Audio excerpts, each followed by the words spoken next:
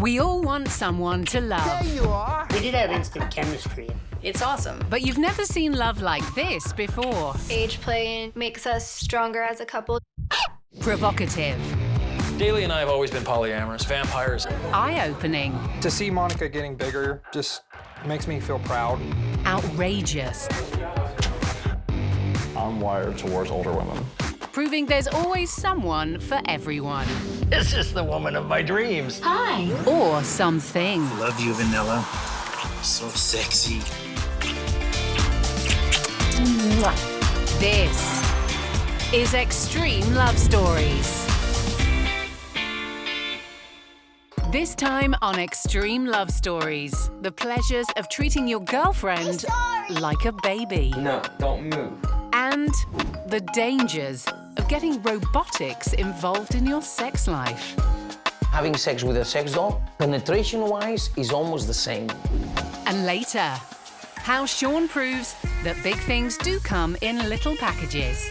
I'm the best lover you've ever had. But first, wait till you discover what's actually going on behind your neighbor's front door. When someone lays down on the bunk, their personal selves can be fondled by any number of people underneath. In a manicured Colorado suburb, Jen and Mike seem like a typical couple next door. We're coming up on our 1-year anniversary, and we're also coming up on 4 years that we have been together. We've known each other. But they've got an extremely unconventional marriage. We both frequent a swinger club.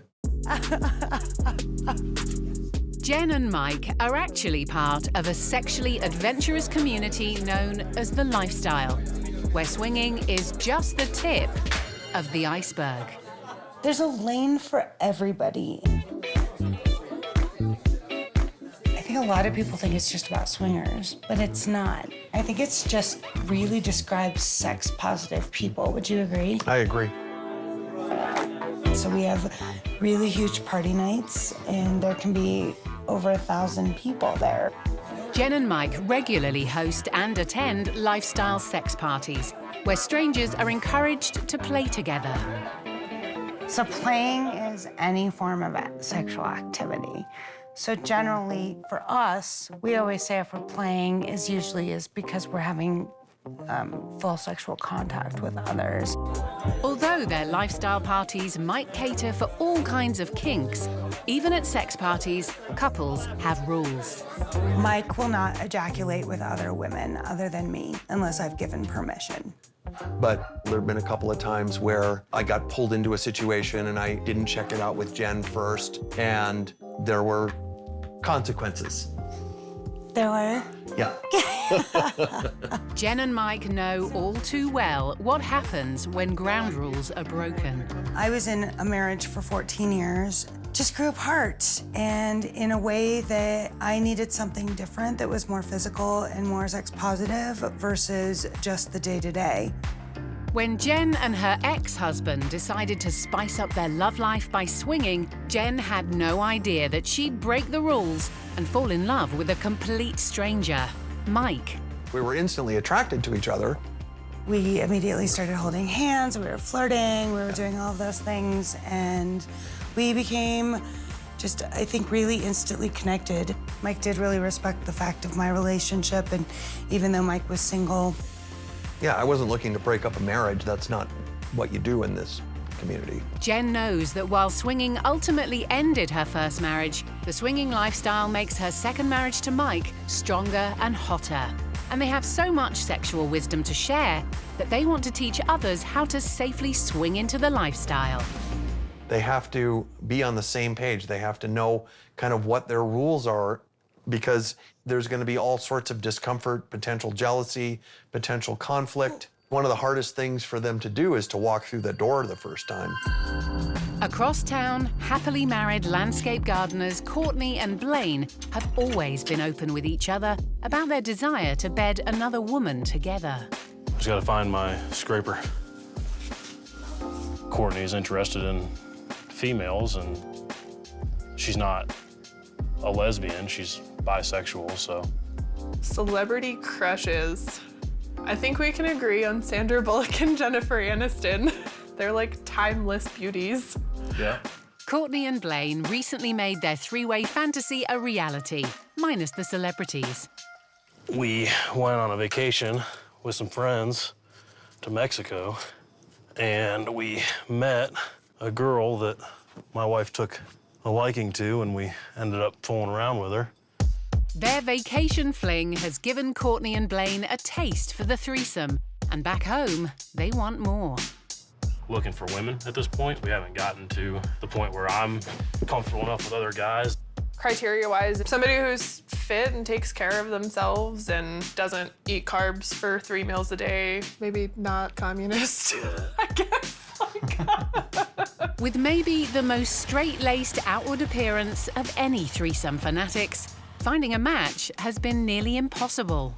Usually it's younger girls, and most times they're younger than us. Yeah. And we kind of act older than we are because we are responsible enough to show up. So we're respectful of other people's time. We've had that experience a couple times where they just no call, no show. Yeah. I'm just kind of over it.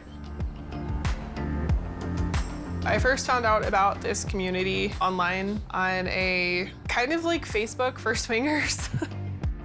We got in touch with Jen and Mike from a mutual friend, Michael, who told us that we should meet up with them. They're about to meet these local lifestyle legends for a little hookup help. Thanks, love. Thank you. But when our couples come face to face over drinks, how will Courtney and Blaine react when Jen makes a play to bed her new students? So cool. While the swingers engage in some very adult conversation, in Florida, it's time for baby Jess to take her nap. But Jess is 21 years old. And her daddy is actually her 24-year-old boyfriend, David.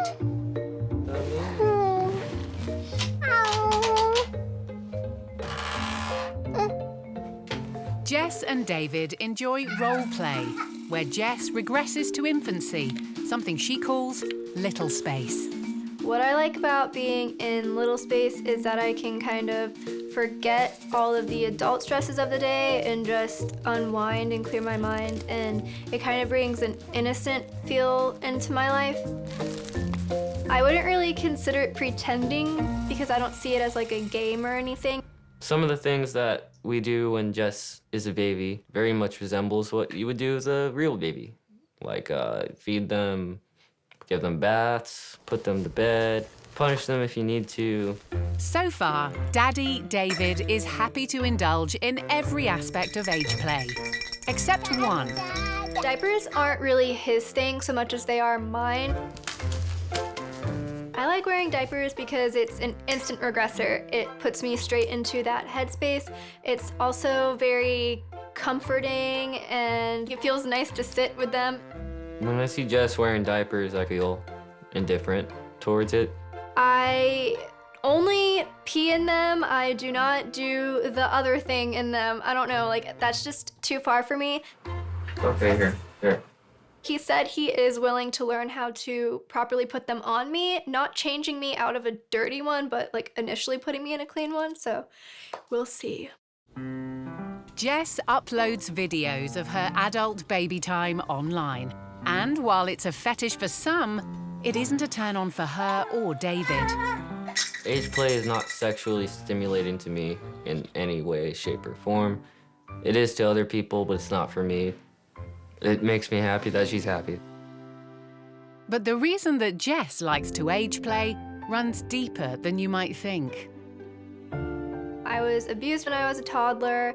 I guess I think that the age play and everything is to get that innocence back from my childhood that I didn't have, to relive it the way that I wanted to in a more innocent and pure way. On the other end, I think that I would probably still be into it even if I wasn't abused or anything like that. For Jess and David, life isn't all child's play. I worry about daily life, bills that need to be paid, cooking, if the house is clean, chores and stuff like that. That's fine. I'm not against being an adult or anything like that. And actually, sometimes I prefer to have adult interactions. But when they do age play, it's not just diapers for the couple. Occasionally, Jess grows up a little. Got it! I don't like to not really be able to move around or be able to talk. Sometimes I don't want to wear a diaper. Stop it. You're gonna break your things. Stop it. The 2 to 4 range, the difference is you have more motor skills and you can form more substantial thoughts. No more! You can actually talk and you can run around and you can get into things. It's not as limiting as being a baby is. But when Jess throws a terrible toddler tantrum, I know get trouble. will David finally snap? Walk. Walk that trouble girl. No. Yeah. I'm sorry. I'm sorry.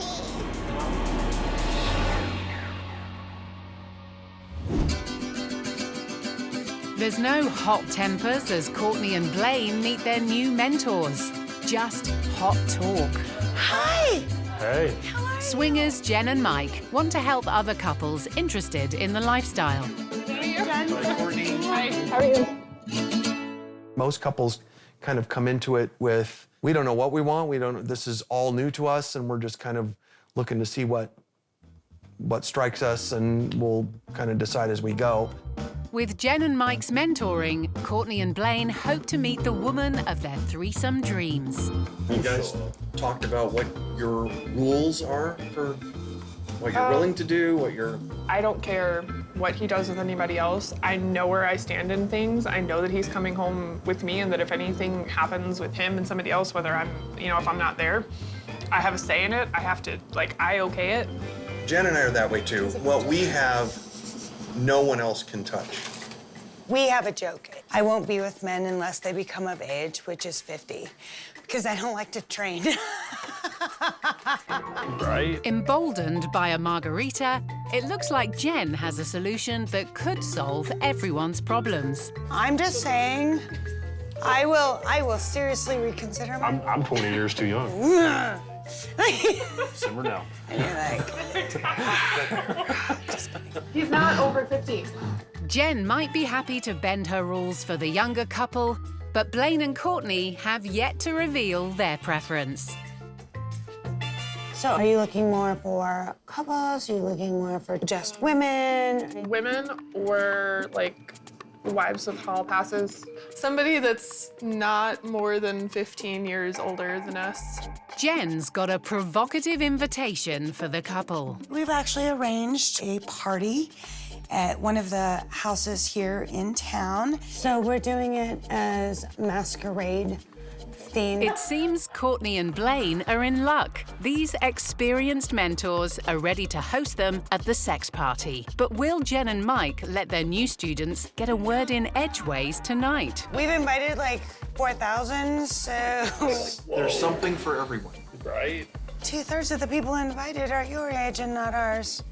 Although I kind of think you're missing opportunity because I'm hot as shit, just saying. There is the younger generation, our generation, and then the OGs. The original gangsters. Mad respect, right? A lot of... And then I'm hoping that the people that we called out are gonna provide enough variety for all of us. I feel like this should be a fun night. So Courtney and Blaine are about to become acquainted with the who's who of Castle Rock's sex scene. But has Jen made the wrong impression? She was all over both of us from the second we met her. Yeah, normally when you meet somebody for the first time, they're a little bit more chill. Oh yeah, that sounds good. Her boobs first diving in and is not normal. Will Jen succeed in seducing her straight-laced protégés in a steamier setting? In Florida, Jess enjoys toddler roleplay with her daddy, boyfriend David. But when she's a naughty girl, David must take control of the situation with a dose of discipline. Walk. Walk that trouble girl. No. Yeah. I'm sorry. I'm sorry.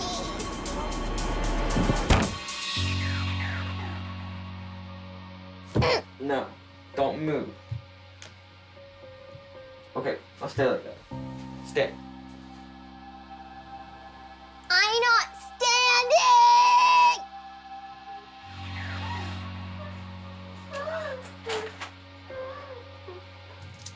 But just like any daddy's girl, it's hard for Jess to stay on David's bad side for long. Can I come out now?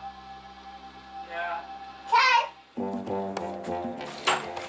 With all forgiven, it's time for some adult and baby bonding. But Jess and David don't just indulge in age play behind closed doors. Even though Daddy David is actually older than Jess, today his baby girl gets to play chauffeur. We never obviously go out in public as daddy and little girl. I'm gonna run. We don't try to really flaunt it because especially if we go to a place where there's like children and parents, it could be kind of inappropriate or we don't really want to get the dirty looks. But we also don't try to not hide it if we're in that mood or if I'm in that headspace. Look, pretty. I want half one of those. I try to kind of like keep it to myself, and if I call him daddy or something, I usually whisper it to him. Only my mom and my grandmother know. And my mom, she says basically, do whatever makes you happy as long as you're not hurting anyone. Jess certainly has David's support, but not all the comments she gets online are positive. Now we can put it on the refrigerator. Oh, oh no. I do get quite a mixture of hostile and also inappropriate comments. Daddies are supposed to fix things. A couple examples, I guess, are people in my Instagram DMs that will send me pictures of their privates, and they'll be like, hey baby, I'm your daddy. So heavy. There will also be the people who are really rude to me, and a couple of the general things that they'll say is that I'm gross, I'm disgusting, I should kill myself, that I'm into pedophilia or I'm into incest. Some people react very negatively to our lifestyle. They call me a pedophile. Generally, I just ignore them. I'm not really a very social person, so it doesn't really matter to me. No matter what anyone else says, Jess and David are convinced that as consenting adults, there's no harm in their age play. And that this keeps them closer than ever as a couple. I feel like it's helped me kind of find myself and my inner confidence, and it adds a lot to my life. I have more princess bows on my hair. It adds to my happiness, but no matter what, I'd be happy with Jess because I love her. It brings us closer in a way that most relationships do not. Dad, use my cat. It adds an extra element to bond over, and it kind of teaches each other patience and more understanding within the relationship. Adult baby Jess and Daddy David feel that their kink keeps them connected, a feeling that's shared by Jen and Mike with their swinging. Their lifestyle party tonight promises a range of fetishes and fantasies. I'm very excited that we've arranged to have a party. Yeah. I think it's gonna be fantastic. Yes. Oh, and Courtney and Blaine, they're so sweet. Just feel so honored that people were willing to come to this particular party because we asked them to. Yep. But there's just enough time for the couple to indulge in some more wholesome activities first. I think it's a huge difference to be partnered in lifestyle. So to be with Jen, as opposed to when I was a single, I probably, honestly, was never sexually faithful in any relationship I had. Probably because I was always seeking variety. I would do all manner of things to try not to be how I was. So I watched a lot of pornography to try to not be with other people, and I would even be with escorts sometimes. I feel like I'm leading a much more honest life now. I have a husband that other women are attracted to and interested in, and he's mine. Then you get that pride because your husband's coming home with you. And you know that, and there's no question about it. And that's it's a pretty profound moment, actually. Tonight's venue couldn't be more perfectly suited for some swinging sex. It belongs to friends and fellow swingers Ken and Danielle, whose decor seems perfect for setting the mood. I had an interior designer come over to said, "Are those elephants fucking?" We operate a B&B out of our home normally, but on party nights, we create a little more of an erotic atmosphere. We were told that this would be a great venue for parties. So we created a room with 3 beds in the bunk bed with the draw-around curtain so people could have space. If the shears are drawn, this is a look, don't touch, so people can watch, but they can't participate. If it's drawn all the way around, this is solid curtains, and then all we can do is listen. And another specialty item we have here is our glory bunk. So when someone lays down on the bunk, their personal selves can come through and be fondled by any number of people underneath. And it is a tremendous experience. It's very popular. The bunk beds might not be the only place for fondling tonight, because across town, Courtney's hoping her cleavage-boosting bodice will lure the other woman of their dreams. So ground rules are no dudes, talk about everything, have fun, don't get shit-faced. But Blaine's already wary of their hostess Jen's intentions. I think Jen's gonna be quite aggressive. Worst case scenarios, we don't really like the crowd or don't really find anybody that we click with. But besides wanting to hook up with the newbies tonight, Jen also has her heart set on someone else she's been lusting after. So my secret crush is coming tonight. I'm very excited. I'm like, it's one of the only few times I get so flustered. You don't see Jen all flustered and, girl. Will Courtney be surprised to find out who Jen's secret crush is? A strong sex drive can lead some to swinging, but our next husband turned to his toolkit to create his perfect sex partner. Do you want to get romantic? Yes, please. Hi, Samantha. Sergi Santos has spent years developing artificial intelligence software that mimics the human brain. He uses this technology to create sex robots that can hold conversations. Okay, I'm here. It's time to enjoy our life, right? Respond to touch and be maneuvered into a variety of positions. When it comes to testing new prototypes of the robots, Sergi does all the hard work himself. Having sex with a sex doll, penetration-wise, is almost the same. The only thing is maybe a bit the heat, but you can heat it up. Maybe the lubrication a bit, but I believe it's almost the same. Sergi has a simple explanation for choosing sex with robots over his wife. I need sex sometimes of the day that my wife doesn't want to. And while this would be too much for some wives to bear, People think that I came home from work one day and found a doll sitting on my sofa. It wasn't like that at all. you might be surprised to discover that it was actually Maritza's idea to use Sergi's software for sex robots. There was the idea, okay, I need some sort of body or object to house this brain. I was actually the one who discovered that these sex dolls exist. In fact, both Sergi and Maritza think that his sex with robots is key to their happy marriage. As long as there's trust within a relationship, mutual respect, then introducing a doll is something that can help. There's nothing to be jealous of.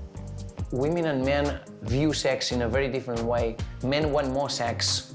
The guy says, oh, let's have sex. And he feels like the woman is doing him a favor. At this point, the guy might turn and masturbate. A man wants to feel, in general, that the woman is desperate to have sex with him. She really enjoys. And if the man feels like the woman will not enjoy fully, most men do not like the sex. And this is the cause of many sexual problems.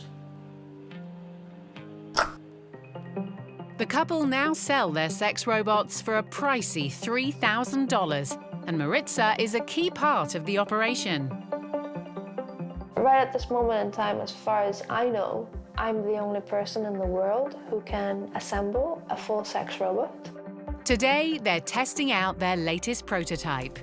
The newest version of the Samantha sex robot can orgasm, something Sergi says is a world first. You really feel like you're fulfilling something because she feels penetration, but she also can reach orgasm. And when you have sex, it's like you really want to reach it, and it fulfills you much more. We'll see if she's alive. Hi, Samantha. Samantha, this is not very good. Maritza, can you come, please? But Sergi seems to be struggling to get his doll going on his own.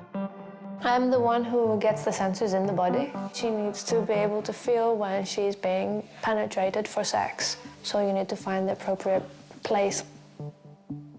After a bit of careful manipulation, I felt that. Sergi finally hits the spot. Oh, yeah. And triggers the doll's oral response. Sergi and Maritza hope that with more fine-tuning, these robots can save more marriages like their own. Very soon she will evolve. I think maybe in the next 5 years she will be much more evolved than what she is now. If people become happier with the doll, the world will be a better place. Sergi might think his dolls are the ultimate fantasy, but back in Castle Rock, only flesh on flesh will scratch everyone's itch at tonight's giant sex party.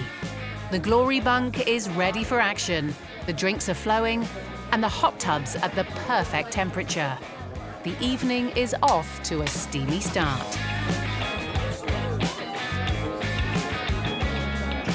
Newbies Courtney and Blaine are finally here. All right, where's the entry point?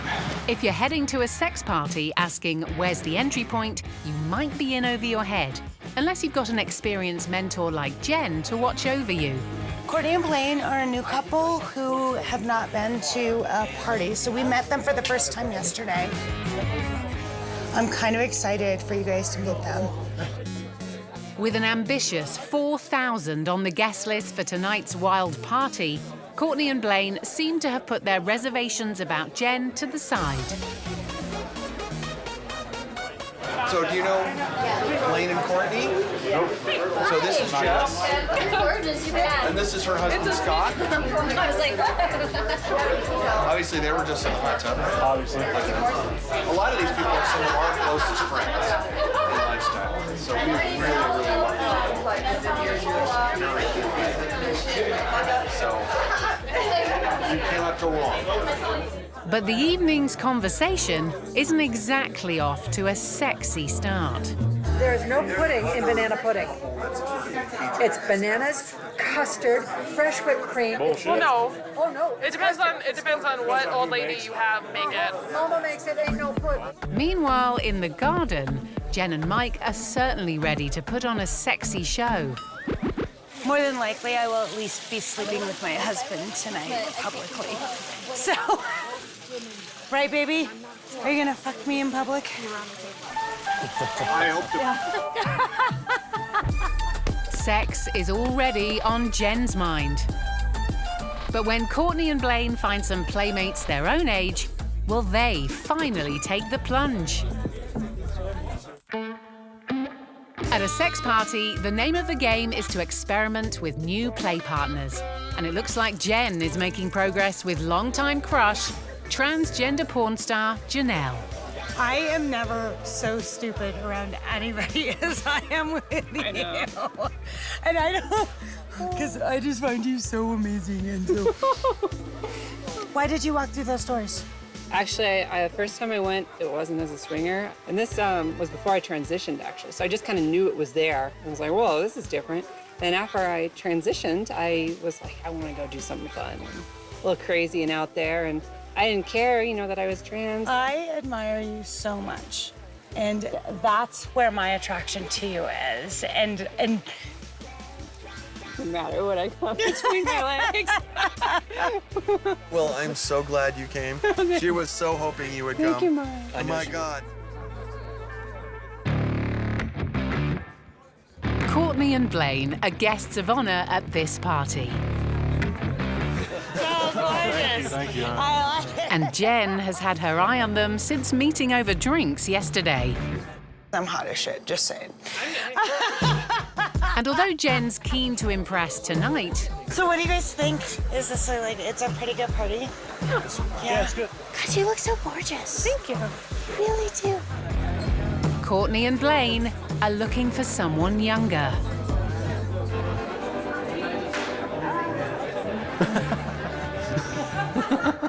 Do you want to meet the one girl that The one girl? We heard about the one girl already. Do you want to meet her? Heard about Pug. The one girl that makes me all like crazy. Truth is, Courtney and Blaine are happy that Jen's focus is now on trans porn star Janelle. This is Courtney and this is Blaine. So Hi, Courtney they and have Blaine. actually never played in a party before, so that's part of Really? them being You guys here. are brand So they're new? My personal advice is find either, just a real quiet, just small couple thing, or wait for the giant orgy to happen, just find the kind of most work your way beautiful. in and see what happens. Yeah. She does not get this way with anybody, except for With her? Yeah. Oh, yeah. That'd be fun. You're special. Taking Janelle's advice, Courtney and Blaine head inside to divide and conquer in their hunt for a new sex partner.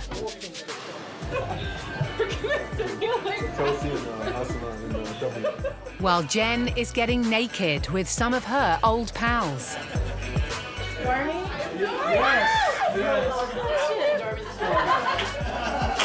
But with only a handful of people their own age present, and Jen nowhere to be found, the newbies decide to call it a night. It's basically past my bedtime already. Yeah, there were one or two girls we met that were cute, and it would probably be really fun to play with.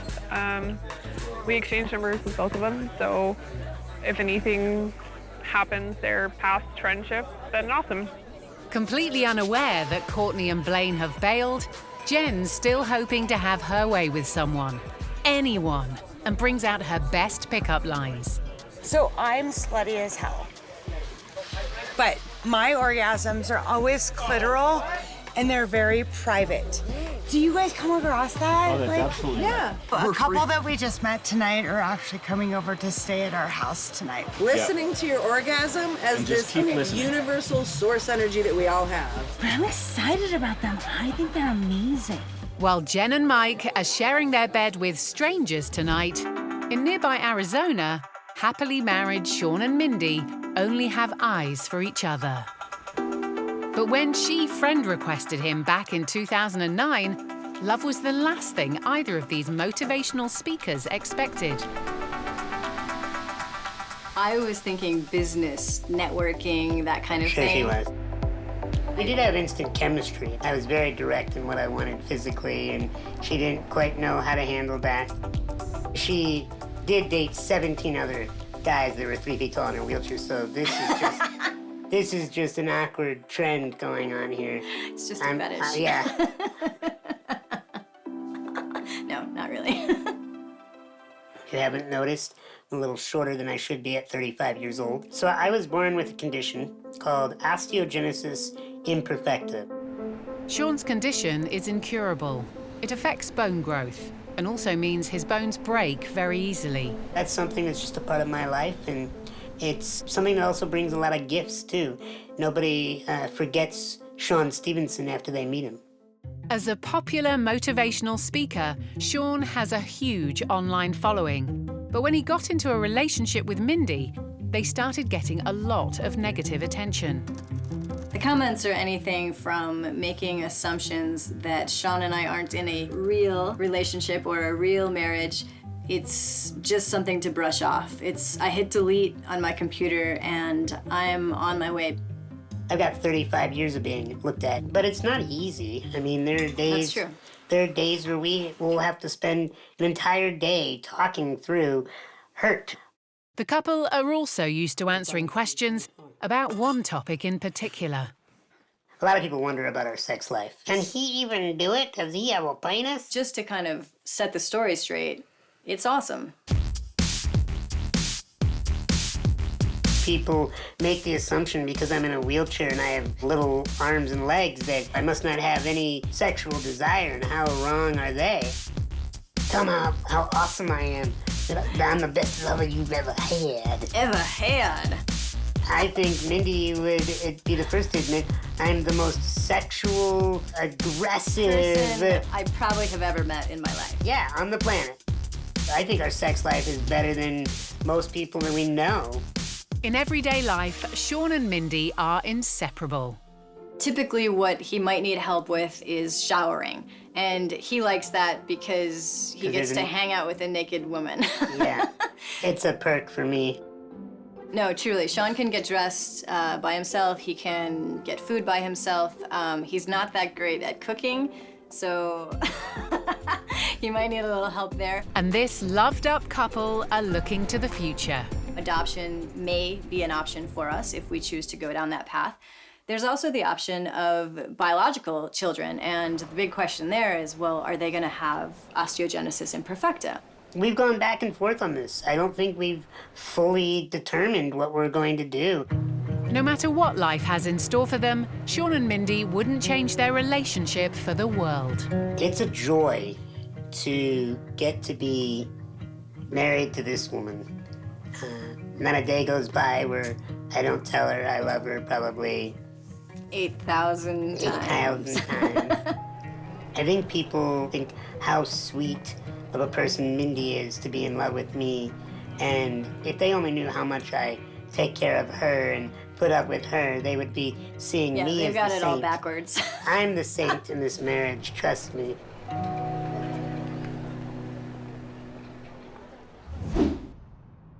Meanwhile, in Colorado, it's the day after their sex party, and Jen and Mike are reliving a wild night. That was a fucking good party. They might have struck out with Janelle, Courtney and Blaine, but they didn't go home alone, scoring a sexy sleepover with a couple who they'd never met before. And you guys know you guys can stay here tonight if you need to, but if not, I told you you have a place at our. You have a bed in our place. We couldn't even make it upstairs. Yeah.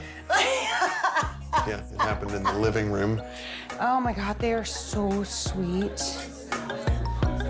As well as having their own fun, Jen and Mike are sure their newbie proteges, Courtney and Blaine, had a fantastic evening as well. I think Courtney and Blaine had a good time. Well, I hope so. There's no pudding in banana pudding. Bullshit. And it was like so sweet to talk to them yesterday and kind of guide them and help them through. And they really looked to us as mentors, and I think that's really cool. I loved Courtney's outfit too. She looked pretty hot. She looked pretty good, yeah. She was cute. Last night was a success in Jen and Mike's eyes, but for Blaine and Courtney... So that was not a very good party. Their first time at one of Jen and Mike's sex parties was not what they hoped for. And you'll never guess why. As they reflect on the party, it seems there was one major problem. We haven't introduced you to any of our Oh, you haven't? Totally. I was, especially when we first got there, disappointed with the party. That was ill-planned. There was no food, really. There was just a couple snack trays. So the snack trays didn't cut it. And Courtney's given some thought to the perfect sex party menu. There's like meatballs or something, or like sliders or something that's actually food. And it wasn't just the food they found off-putting. 2/3 of the people invited are your age and not ours. I mean, 4 people in our age group showed up. 4. So they were frustrated with the lack of young people and balls, meatballs. But the main disappointment was the hosting. Jen did nothing that a host at a party would typically do. It was the Jen show. She was there for her. We saw her a couple times, but it was really weird. There were no boundaries in her mind. And I'm not okay with that. While Jen might have tried her luck with the newbies several times, there is not a snowball's chance in hell of Jen ending up in my bed. Blaine, how are you? Good. Good to see you. I think Mike is very sweet as a host. He's really nice, really polite. I think he's a great guy. Jen and Mike couldn't care less what anyone else says. I'm always going to be the crazy person at a party and probably one of the first people naked. And you're the instigator. I am the instigator. These swingers have got better things to do with their time. So what are we going to do today? Let's just go hang out and relax and lay in the sun naked and hang with our friends. Including giving their neighbours an eyeful. Blaine and Courtney haven't lost faith in lifestyle altogether. In fact, they're planning a sex party of their own and have even started stocking up the essentials. I have already bought new sheets, and they are solid white basic sheets so that if I don't feel that I can clean them with all of the bleach and hot water in the world, they can just go in the trash. Accidents happen, like if you're one of those women that really just lets loose and goes to town, I don't really want a wet spot on my bed from you. If people want to play, there will be places that they can. We will not invite Jen and Mike to our party. Oh, Thank you. I like it. Because they're outside of the age range of the people we're going to have there. The goal of it is to make people feel comfortable and welcomed. So they might never party together again. But thanks to Jen and Mike, what started out as a quest for a threesome is now a whole new lifestyle for Courtney and Blaine.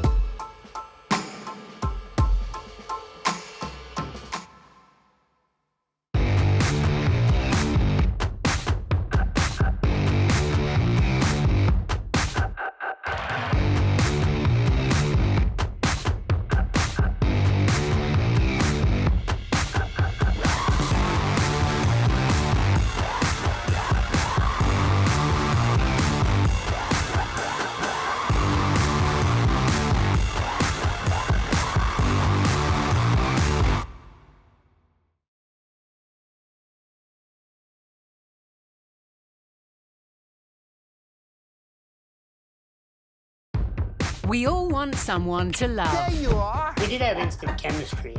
It's awesome. But you've never seen love like this before. Age play makes us stronger as a couple. Provocative. Daly and I have always been polyamorous, vampires. Eye-opening. To see Monica getting bigger just makes me feel proud. Outrageous. I'm wired towards older women. Proving there's always someone for everyone. This is the woman of my dreams. Hi. Or something. Love you, Vanilla. So sexy. This is Extreme Love Stories. This time on Extreme Love Stories. How does it feel when your girlfriend has been seen naked by thousands of other men? It took a little getting used to when we first started dating. This woman pays for cuddle time. But what does her husband think? Many people would think it was odd that I access cuddling services because I'm married, but screw it. And we meet a Brazilian couple who are small in stature but have big ambitions. A gente vai sim tentar pleitear o menor casal do mundo através do Guinness Book. But first, find out how this Texas couple keep the kink fresh and alive in their marriage. Together 7 years, Logan and Daly are just your regular everyday couple. First time I ever met Daly, I had an immediate connection with her. Logan started hosting these events at his nightclub, and I started assisting with them. He spent the next 2 years asking me out. We went on a date. We were sitting at the table, and he reached out and he touched my hand, and it was like this electricity. I remember going to the bathroom and calling my best friend and being like, I'm going home with this guy. Like, that's what's gonna happen tonight. I'm going home with this guy. Daly, I refer to as my soulmate. I love everything about her. The stakes are higher than usual because there's something unique about this couple. My name is Daly South. I'm along with my husband, Logan, the vampire king and queen of Austin.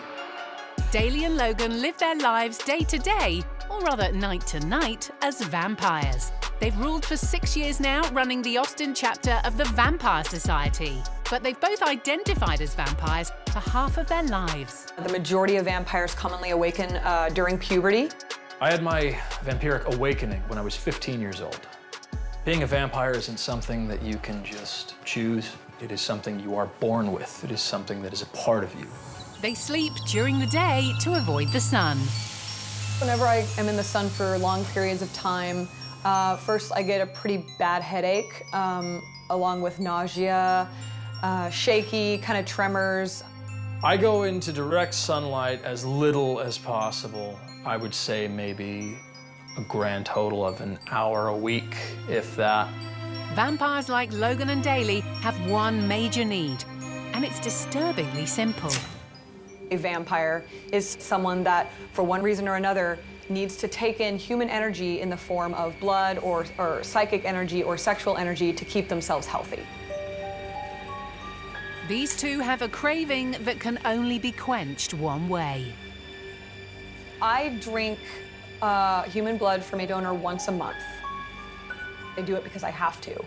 The journey to vampirism started in an average high school, in an average neighborhood, in an average city. The first time I ever drank blood, it was actually a really intense experience for me because I remember sitting in my English class and I started to feel this intense thirst that I'd never felt before. And I ran to the first water fountain I could find and I just started gulping down water. I didn't feel any less thirsty. And at that point, I happened to run into one of my friends in the hallway that had been helping me through my awakening, and they said, "Oh, this is what you're experiencing, let's go find your donor." So we found my friend, and they pulled out a lancet, and I drank from them, and it was immediately gone. First time I ever consumed blood, it was empowering, heightened all of my senses and sensations, a rush. Logan and Daly don't just need blood in the bedroom, they need new blood in the form of another woman. I don't like the way blood tastes. I find it inconvenient to have to do regularly. I'm someone that needs it, but I'm not a big fan of it. For Logan, it can be very sexual for him. But sometimes Logan's appetite is too much for Daly to take. I'm sorry, I can't handle this. Life as a vampire is far from simple. But life in New York can run you just as ragged and sometimes leave you feeling lonely. That's especially true for budding actress Saskia. I'm very busy. On a typical day, I have to make it to the gym, which is really hard because my body's already tired. And then I will go online and submit for a bunch of acting auditions. The other night, I was up till 3:30 in the morning. So when she misses the company of a man, Saskia has a unique solution. Right now, I'm feeling excited, and I can't wait for Ian to get here. And I only get to do this once every 2 or 3 weeks. They do have a very physical relationship. Do you want to be a big spoon or a little spoon? I want to start out being the big spoon. Okay. I love how it makes my body feel, and I love that it takes away anxiety. I'm gonna put my feet on your feet. Mm-hmm. Okay. I'm gonna take my glasses off. Okay.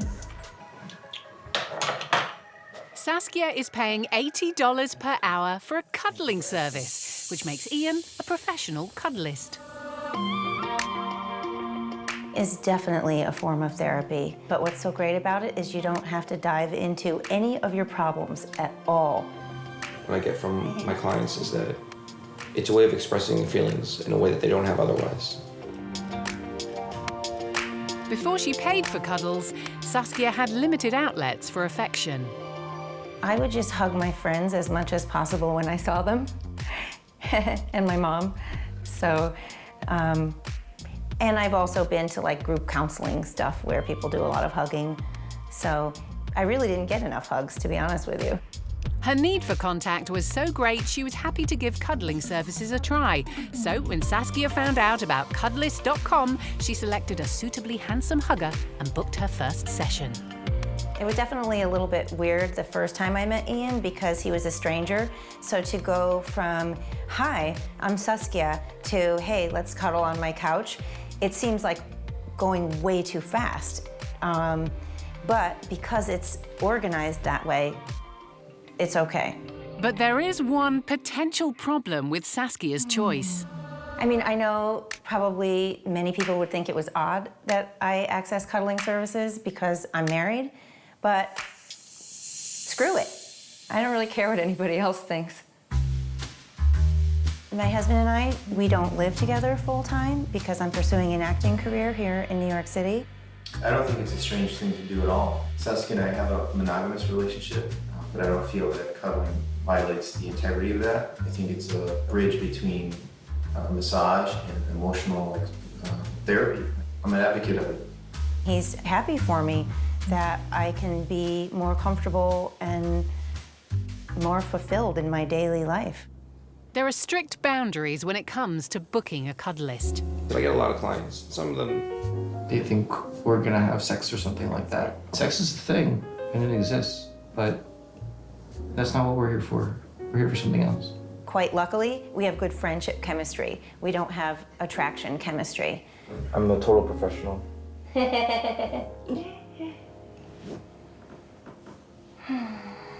It just feels good physically. I have not been sick in the last year, not even a cold. I don't know if that's why, but. So thank you for having me. Thanks, Ian. Yeah, so. I have to let you up now, don't I? Mm-hmm. A little bit, just a little bit. Thank you. Okay, take care. Ian's work is varied because no two cuddles are exactly the same. Well, I've been a cuddlist for a few months now. I have all kinds of clients, all kinds of ages, men, women, older clients, younger clients. I think that this is something that's really important to people. I see how it helps people, and I understand why they want to do it. Not many of my clients are beautiful women. People who say that this is weird, I would say that, yes, you're right, it's weird. Your hair is weird, those shoes, everything about you is pretty weird. But weird is just a word for I'm not comfortable because I don't understand what that means for me. And as for Saskia, it makes me happy and it gives me a sense of freedom. Like, wow, I can have this and I'm not breaking any rules. I'm not breaking an agreement with my husband. I'm getting enough cuddling now. It doesn't preoccupy me anymore. While Saskia seems to have found her perfect cuddle buddy, in Brazil, Paulo and Katusha also seem to be a perfect fit for each other. Basicamente, é casal normal, só estatura pouco menor. They both have forms of dwarfism. Neither had dated anyone else before they met, but they've been together now for 8 years. Minha altura é 89,5. 88,5 centímetros de altura. Eu acho que nós somos os menores casais do mundo. Their combined height is just under 5 feet 10 inches. If they were to marry, they would enter the Guinness Book of Records as the world's shortest married couple by an inch. However, when they initially chatted online, the path to true love started off very bumpy. Primeira vez que eu comecei a conversar com o Paulo, ele era muito chato. Ele era extremamente... tinha umas contadinhas baratas e eu bloqueei ele. Ficou bloqueado no meu MSN por 1 ano e meio. Aí, um dia, à noite, caiu um raio na minha cabeça e eu fui e desbloqueei ele. Mas, tipo, já tava mais sociável. Primeira vez que nós nos encontramos, eu falo assim que foi a pior dia da minha vida, porque eu ainda sou muito tímida. Eu lembro que tava com uma camiseta laranja, uma calça jeans e um óculos de pagodeiro. Meu Deus do céu! Nossa senhora, mas tudo bem, graças a Deus ele evoluiu, todos vibram. Eu achei ela bonita desde o primeiro momento. And now, Paulo has a very important question. Tá chegando a hora. A hora que eu vou pedir a mão da Catiúcia em casamento. Meu, tô super nervoso. Tudo que eu pesquisei, tudo que eu planejei em falar, eu vou deixar de lado. Eu vou fazer aquilo que vem no meu coração. Vai ser tudo no improviso. Os meus amigos não sabem que eu vou pedir a mão dela em casamento. Se ela dizer não, a pessoa não torce por mim, tá? Paolo has good reason to be nervous because Katusha's attitude to marriage is far from clear. Olha, o futuro, meus planos, eu não sou muito boa para planos para futuro. Quem sabe, mas assim, futuro a Deus pertence, a gente nunca pode falar que não vai ter, né? Jamais. Paolo has invited his friends along to their favorite restaurant to ask the most important question of his life. Meu, eu estou tenso. Porque vai ser na hora que eu peço ela em casamento, ela fala não. Imagina o mico que eu vou pagar na frente dos meus amigos, dos nossos convidados.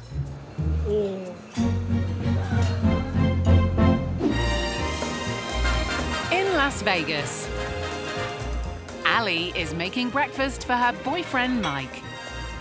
No surprise to learn, she works in the hospitality business. It doesn't bother me that she is with other men as far as work. Yeah, it's a job. Let's not forget, I have sex with women too, so it's not just men. I'm Allie Hayes, and I am an adult film actress. Ali is a real people person, and she's very, very popular. I've been in the business for 8 years now. I've always, identified my sexuality as bisexual, and I never realized how much of a sexual being I really was. And that to have an outlet to participate in and then also use as a career is quite amazing, in my opinion. I definitely won the lottery. I'm very thankful. Ali starred in over 350 films and television series, including classics such as Star Wars XXX, a porn parody, Dirty Little Sex Dolls, and Secrets of Sex Island. One of my favorite parts about being in the business is I choose my partners, and most of the partners that I work with are married and are married to co-workers of mine, and we all know each other and we all hang out. We have a lot of friends that are in the industry, but it's not like we're all having Friday night orgies or anything like that. Don't ruin the fantasy. They started dating 4 years ago. They met through a mutual friend and now live together. I called my mom, I left her a message and I said, hey, I've been dating this girl, I've got to tell you something though. She's actually a porn star. She was like, oh my God, thank God, I thought you were gonna tell me she was pregnant or something. I was like, no, my mom was like, I don't care what she does for her. Mike was oblivious to Ali's fame, at least to begin with. I had no idea what she did for a living when I first met her. When we first got together, he didn't really realize how popular I am or knowing how active I'm. He really didn't know a lot of that. Especially when you see, that she was successful as she was, As I am, sir. Many men would feel threatened by their girlfriend having such an unconventional job. It took a little getting used to when we first started dating, but you can't base your relationship around what each other's careers are. Yeah, I know other guys have seen her naked, obviously. Wow, that's weird. She definitely earns a more comfortable living. It's just the opposite of a regular couple where the husband makes more money. Oh yeah, we're all paying the same bills. But we both work hard. For Mike, her videos can make for uncomfortable viewing. I do not watch her videos. Nothing against them. I just got her right beside me. You know what I mean? Why watch me do dirty things on film when I can do them to you, right? Bingo. Ali's success has brought a certain amount of fame, especially with men. Being recognized in public is kind of hit and miss. I always feel bad when I'm at an airport bar and I'll meet a really nice couple and they're sitting there and they're chatting with me. And, usually it'll be the husband and he'll be like, why do you look so familiar? And at that point, I'm like, foot in your mouth, man, foot in your mouth. But according to Mike, Ali's career is definitely not a long-term option. When we plan on having kids, we discuss when she's gonna stop. We're just thinking of what the future holds, and it's not something that's gonna last forever. You should stop. And if Ali retires from performing in porn, there's gonna be more pressure on Mike to take up the slack in the sack. Maybe he gets annoyed with the fact that I want to have sex all the time. You got shit to do. While Mike and Ali consider adding to their family, Logan is realizing that adding a third person to his marriage comes with all sorts of complications. Husband and wife, Logan and Daly are the king and queen of the vampire court of Austin. They wear fangs. She's had her ears surgically altered. And as if that weren't enough, they have a blood donor for their regular need to feed. Daly and I usually feed from Ilona about once or twice a month. It's a good idea to know your donor. We have them tested every 6 months for blood-borne illnesses. It's the same tool diabetics use to prick their finger. You get just the right amount of blood without causing too much of an overflow that you don't need. It's not a sexual aspect for me. I'm not turned on while I'm drinking blood. It's just something that, you know, hey, it's been a month, I probably need to feed, I've been feeling a little down, do you mind? It may not be very pleasurable for Daly, but for Logan, the relationship with their donor has turned into something a lot more involved. He's always been very, drawn to the aspect of intimacy and that primal urge. There is a sense of, a very sexual nature to it, because it is someone taking you in. There's another factor that separates Logan and Daly from your typical couple, aside from the fangs, blood-sucking, and scary goat eyes, that is. Daly and I have always been polyamorous. We've always had an open relationship. From the moment that we first got together, I was actually dating someone else at the time when I started dating her. He was very upfront with me when we first met. He said, hey, this is what I've always been. This is what I do. I'm open, I'm poly, and that's just who I am. I can't change that. And I said, okay, well, I've never really tried it, but I like you a lot, so let's give it a go. Yes, they're polyamorous vampires.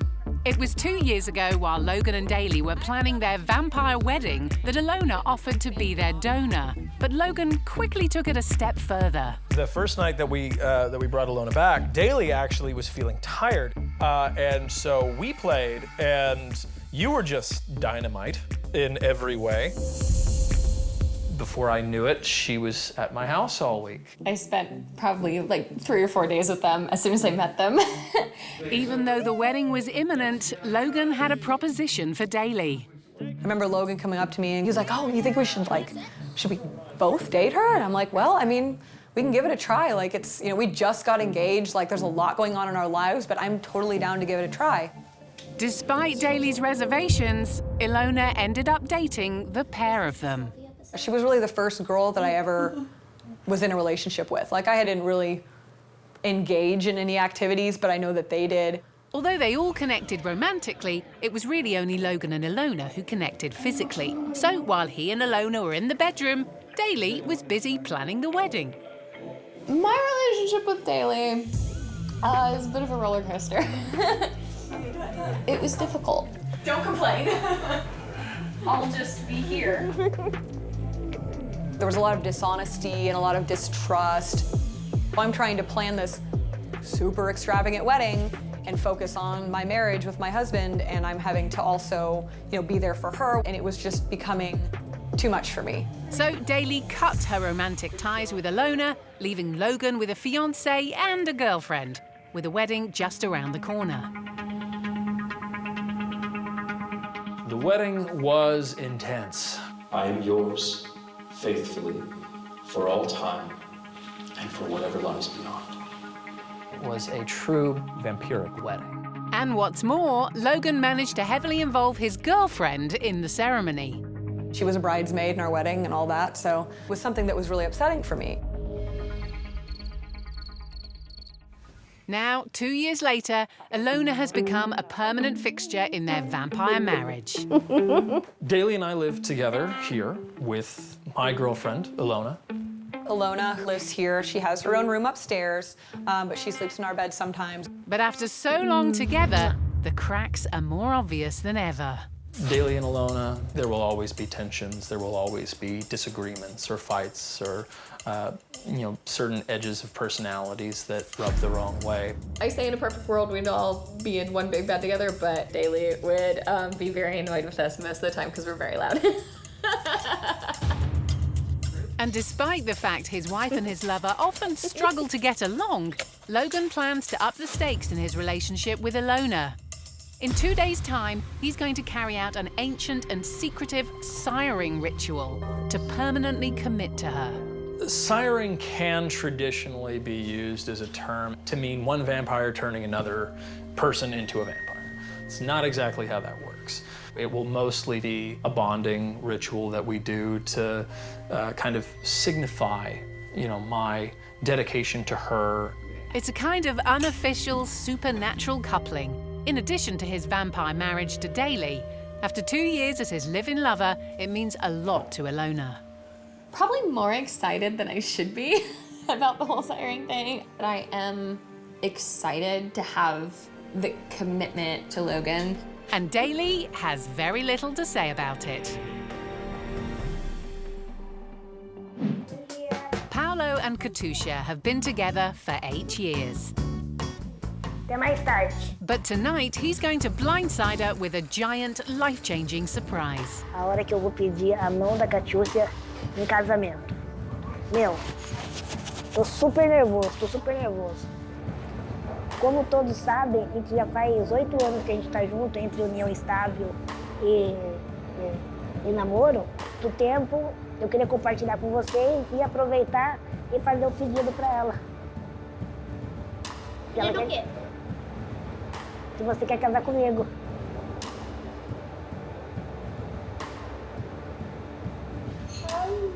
Você tá bem? Febre? Eu tô falando sério, você quer casar Verdade? comigo? Claro que eu quero!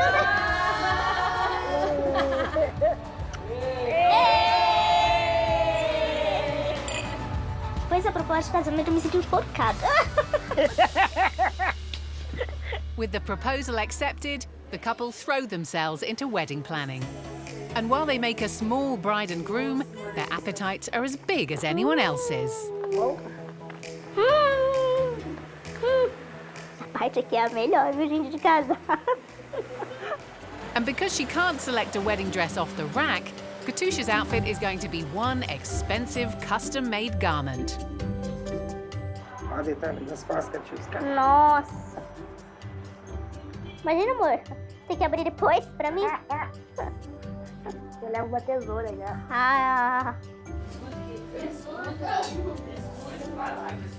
Fica bem delicado. There are a lot of decisions to be made before the big day. Eu adorei. Então, combinado então? Combinado. Agora o restante eles vão ver somente no dia. Só no dia. Porque noiva é uma surpresa. As the wedding draws closer, Paolo is keen to keep focus on an ambition of his.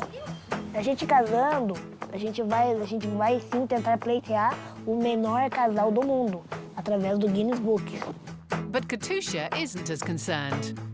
O mais importante pra mim hoje é a busca da felicidade, amor, gratidão sempre. Agora, pessoal, é casar, é ter a nossa casa, ter nossos cachorros. Ser feliz, né? Ser feliz, acho que é o que basta.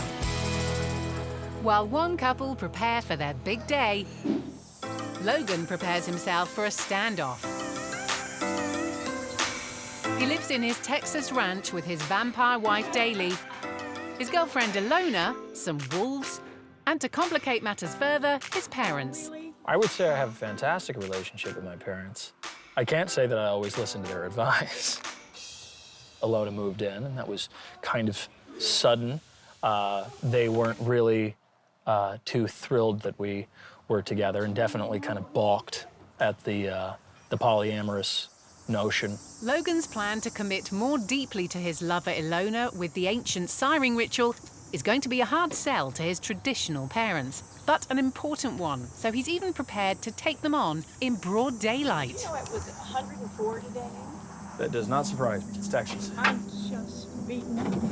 First of all, before I say anything else, I would hope that you can be accepting. Jump in there, Dad. I don't understand it, okay? You're married to Daly. Last time I checked. She's your wife. Yes. I saw you and Daly at your wedding. Mm-hmm. I saw with my own eyes your love for Daly. When I see another woman hanging on to you, kissing you or whatever, And you ignoring your wife. I want to say back off. I need you to understand something. When you see me giving a lot of attention to Ilona, it's not that I'm ignoring Daly. When Daly and I are out, I'm treating her the exact same way when we're out, if it's just the two of us, as I am if it's us and Ilona and you. What I'm referring to is here at the house, and I want to say, you know what? Let me talk to you for a second, because you're not going to do that anymore in front of me. But we are. And that's what I can't get over.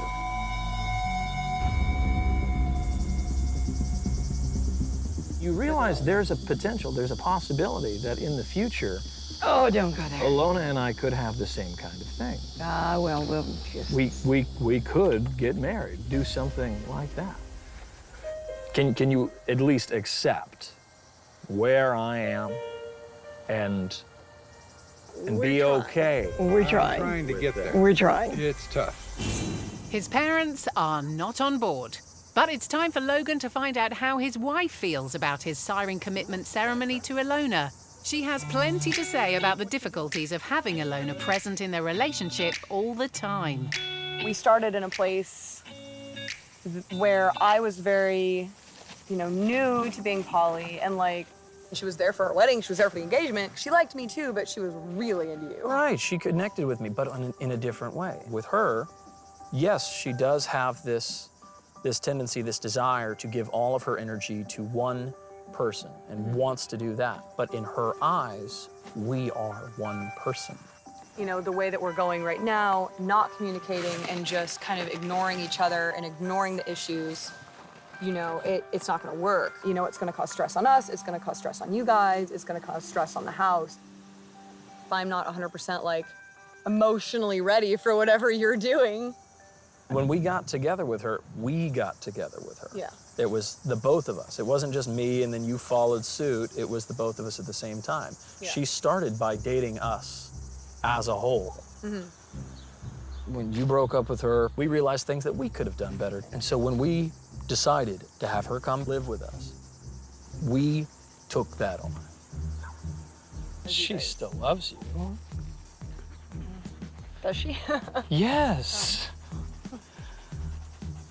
I mean, you didn't get that.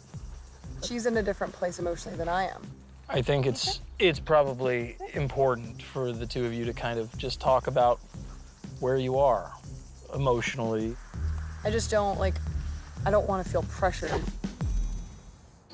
But ahead of the siring ritual, Logan's girlfriend Ilona needs some vampire upgrades. I'm a fangsmith by trade, so I make professional grade dental acrylic fangs and monster teeth. Lolo! Hey, Here you are, sweet angel. where do you want me? Right here. Okay. I make all of my fangs from scratch.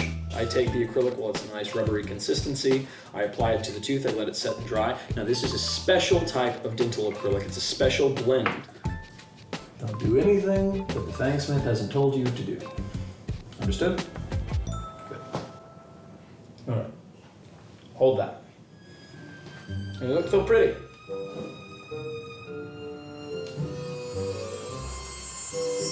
Those look beautiful.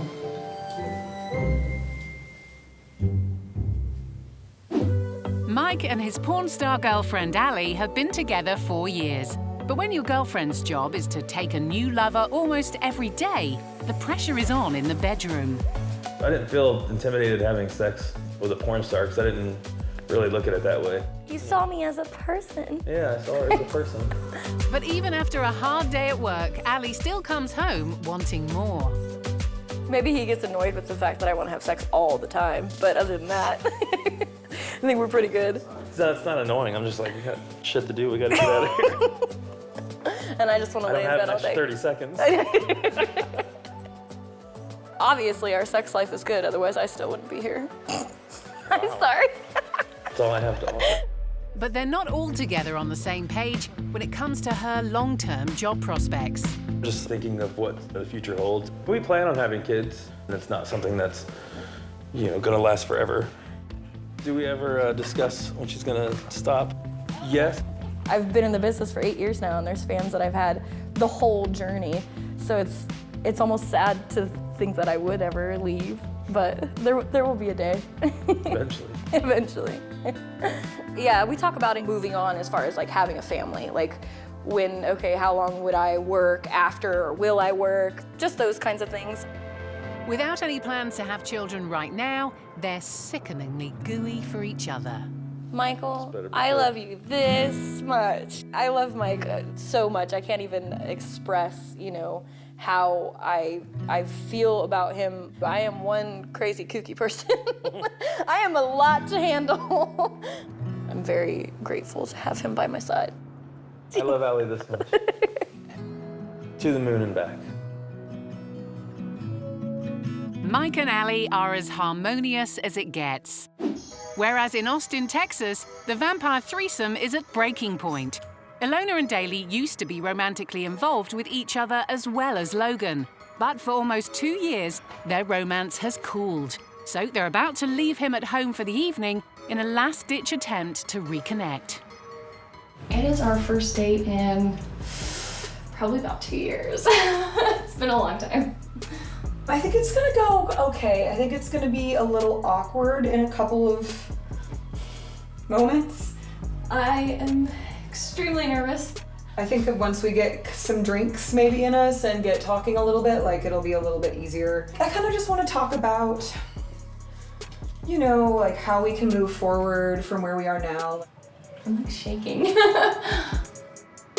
If the two can't make peace, the siring ritual will be off. Or worse, Logan will be in the middle of a divorce. The girls really need to address their own breakup and whether the direction they're now heading in can possibly work.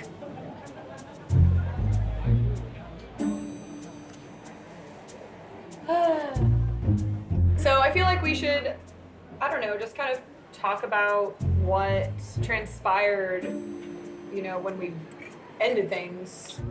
Okay. You know, as far as everything surrounding our breakup, you know, I was so focused on the wedding and so focused on getting married and so focused on work, you know, that relationship, which was the most important thing in my life. I just didn't have the time. I do apologize for that. It was unfair to you and really inconvenient timing. It was literally like a week to 2 weeks after meeting you that we jumped in, and then a couple months later we were moving in together. You know, we were together, but we skipped all the getting to know each other, the dating, and I wish that we had had that. I think it was unfair all around. It didn't give us a chance to really decide what we wanted with each other. At the time, I was pretty much just going with the flow of whatever was going on with Logan. Well, is this the same thing all over again, where you're kind of just going with the flow, like doing this because for Logan, just to like make things easy, or is it something that you actually want?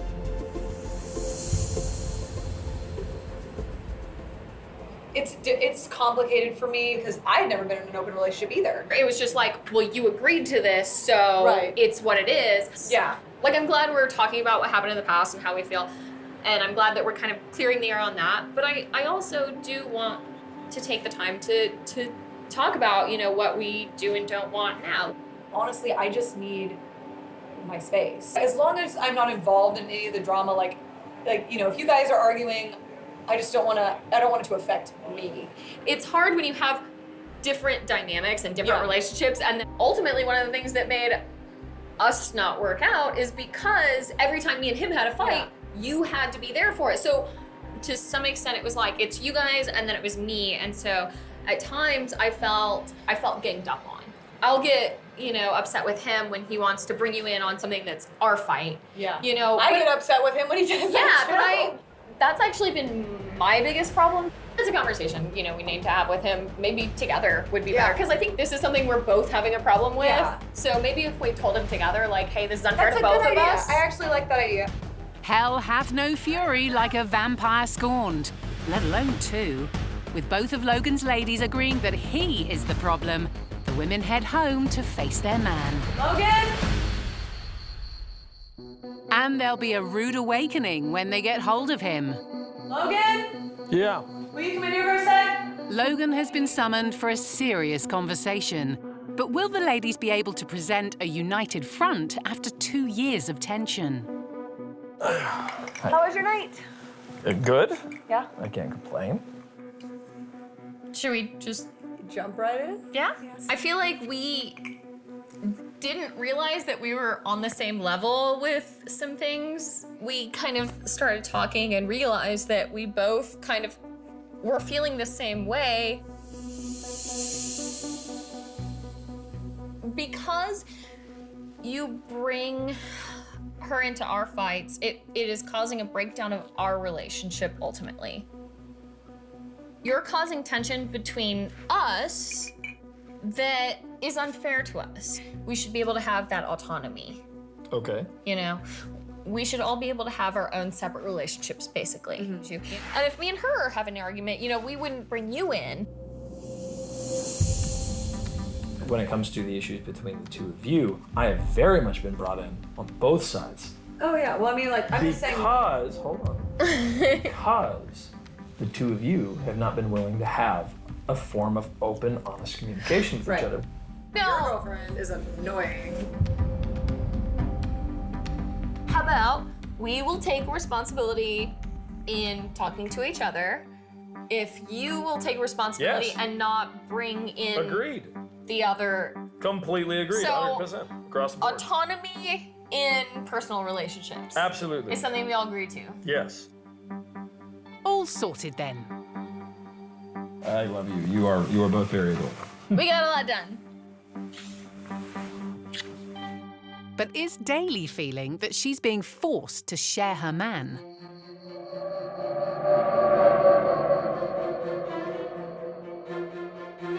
I definitely feel like we have gotten past a lot of, what our original frustrations were.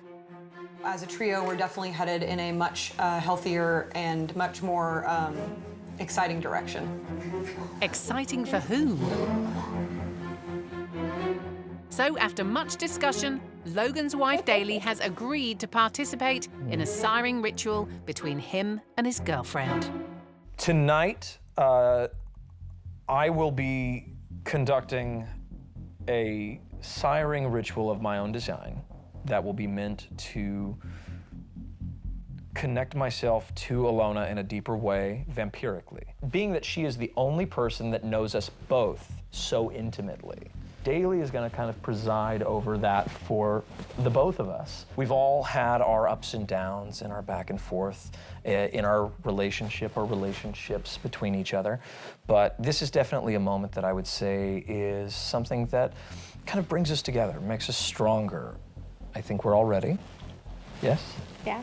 Are you certain? Yes. So, if no one has any objection, I think we'll go ahead and begin. While no one is saying they object, Daly's face suggests she might not be entirely on board. If that sounds fun to you. It does. Yes? Yes. Okay. I love you. I love you. You ready? I am. Okay. Let's go. Allons-y.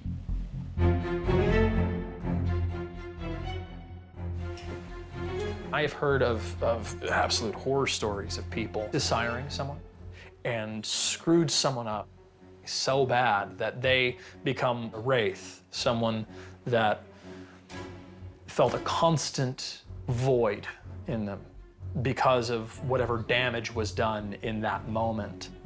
The top secret ceremony takes place behind closed doors. And for you voyeurs out there, that really bites.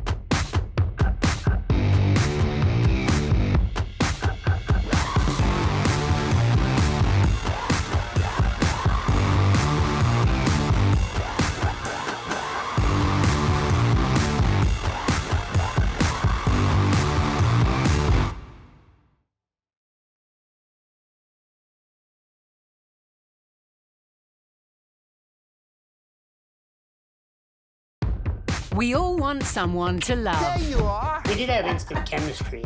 It's awesome. But you've never seen love like this before. Age play makes us stronger as a couple. Provocative. Daly and I have always been polyamorous, vampires. Eye-opening. To see Monica getting bigger just makes me feel proud. Outrageous.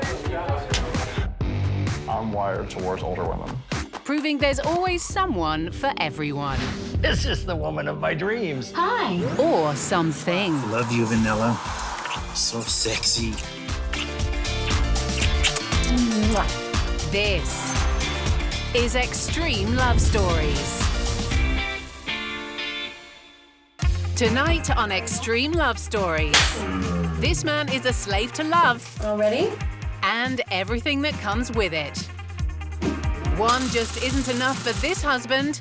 Meet Tom, his wife, and his other wife. I don't have a preference between Reba or Belinda. And Misty and John say I do, even if her family do not. She told me I was ugly. You sweetheart. But first, see what's getting this guy all revved up. This is one tailpipe I'd love to explore. Cars. Some of us desire them, and most of us want to own a good-looking or fast one. The commercials that they'd have on TV, they'd often refer to them as sexy, and I go, yeah, you're right, they are. They really are. But how many times have you seen a car and thought, wow, that car's hot? Well, Ed has taken his love for heavy metal to a whole new level. Beautiful face. You sweetheart. I'm not exclusively a tailpipe guy, but this is one tailpipe I'd love to explore because this is really sexy. You see, Ed has sexual relations with cars. It all began at the tender age of 11. I first developed an attraction to cars in about 1965. The first sexual impulses that I had was a model that I bought, the Aston Martin DB5. I took that to bed with me and just cuddled it close to me and kissed it and all. Rubbing its tires between my legs and having my arms around it just really is exciting. And by the time he was a teenager, Ed's urges got the better of him. And he took his first steps to consummating his carnal desires. The first time I ever left my home and went outside was at the neighbor's Volkswagen Beetle. It was late at night, and I was very gentle, and I got a chance to hug and kiss, and those are the early days, and they went on for quite a while. But every kid at that age awakens to their libidinal energy, and it's part of life. But with me, it was secretive and intense and certainly different, to say the least. But is it only cars that get Ed's motor running? I knew a couple of girlfriends in high school that I dated, but I never really have a sexual relationship with them. It was more just hugging and kissing, and I always felt like when I went to parties and people were hanging around, having a good time with each other, and I'd often think, I want to go outside and see who's parked outside in the parking lot, and I did that a couple of times. But I kept gravitating towards something other than a standard man-woman relationship. I loved cars. He's since gone on to be quite the Casanova, and he's made it to 4th gear with over 1,000 models. It progressed to a point where it was more frequent masturbation techniques. It became more and more important to me to express myself with them as a almost living entity. It varied anywhere between once a week to 3 times a month. Pretty much stayed at that level for quite a while. But with Ed's vehicle fetish taking off, what shocking object will he have sex with next? This is exactly the position I was in when I had an orgasm. If you thought Ed's relationship was racy, you won't believe what's whipping our next couple into a frenzy. In New Jersey, 35-year-old Dahlia ditched her vanilla lifestyle for something with a bit more kink. I did the normal housewife thing. There were things that were missing. I wanted some more excitement. I started meeting more kinky people and going to fetish parties. And then it just became part of my life. It was then that she met her boyfriend, John. I was like, wow, this girl could really whip. Like, she has the wrist action. But Dahlia has two men in her life, her boyfriend... Hurry up, let's go. ...and her slave, Fluffy. Don't make us wait for you. I have lifestyle slaves who serve me 24/7. Are my feet stinky? And I have slaves that are here that will come and bring my groceries, do cleaning, do laundry, things like that. Goddess, how many eggs do you want? 2, scrambled. Well, her and I actually met at some fetish parties in New York City. Next thing you know, I ended up becoming her slave. If Fluffy were to say no to me, pigs would be flying. Slaves don't really get a lot of opportunity to say no. Yes is a good word. Good boy. In our dynamic, I actually get more out of the tease than I do out of actually going through with anything sexual. You might be able to zip it. It's definitely sexual, but it's not sexual in a way traditionally people would think. I don't have sex with my subs.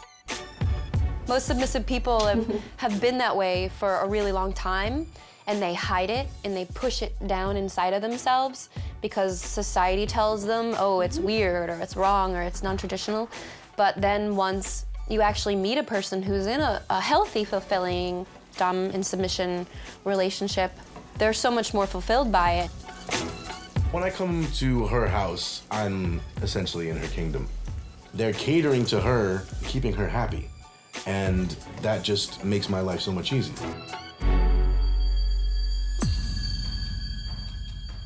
My desire being a slave is I like to make my goddess happy. I do pretty much anything that she asks of me. Look at this. None of this qualifies as undercooked. When you burn the bacon, we just need to teach him how to do bacon properly. Burning bacon isn't the only punishable offense here. All ready? Yes, guys. All right, let's go. Yes, guys. Even the most minor infraction can earn Fluffy a good thrashing. Hurry up.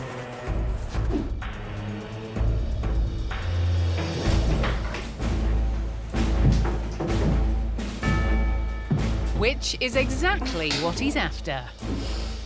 Okay, let's see. Arms up.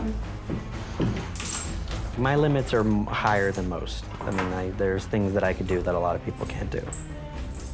Now you're all locked up safe. Where are you going? Nowhere, guys. Nowhere. It's something that I plan on doing forever. I'm gonna be like an old lady with like slaves pushing my, pushing my wheelchair. Thank you, guys.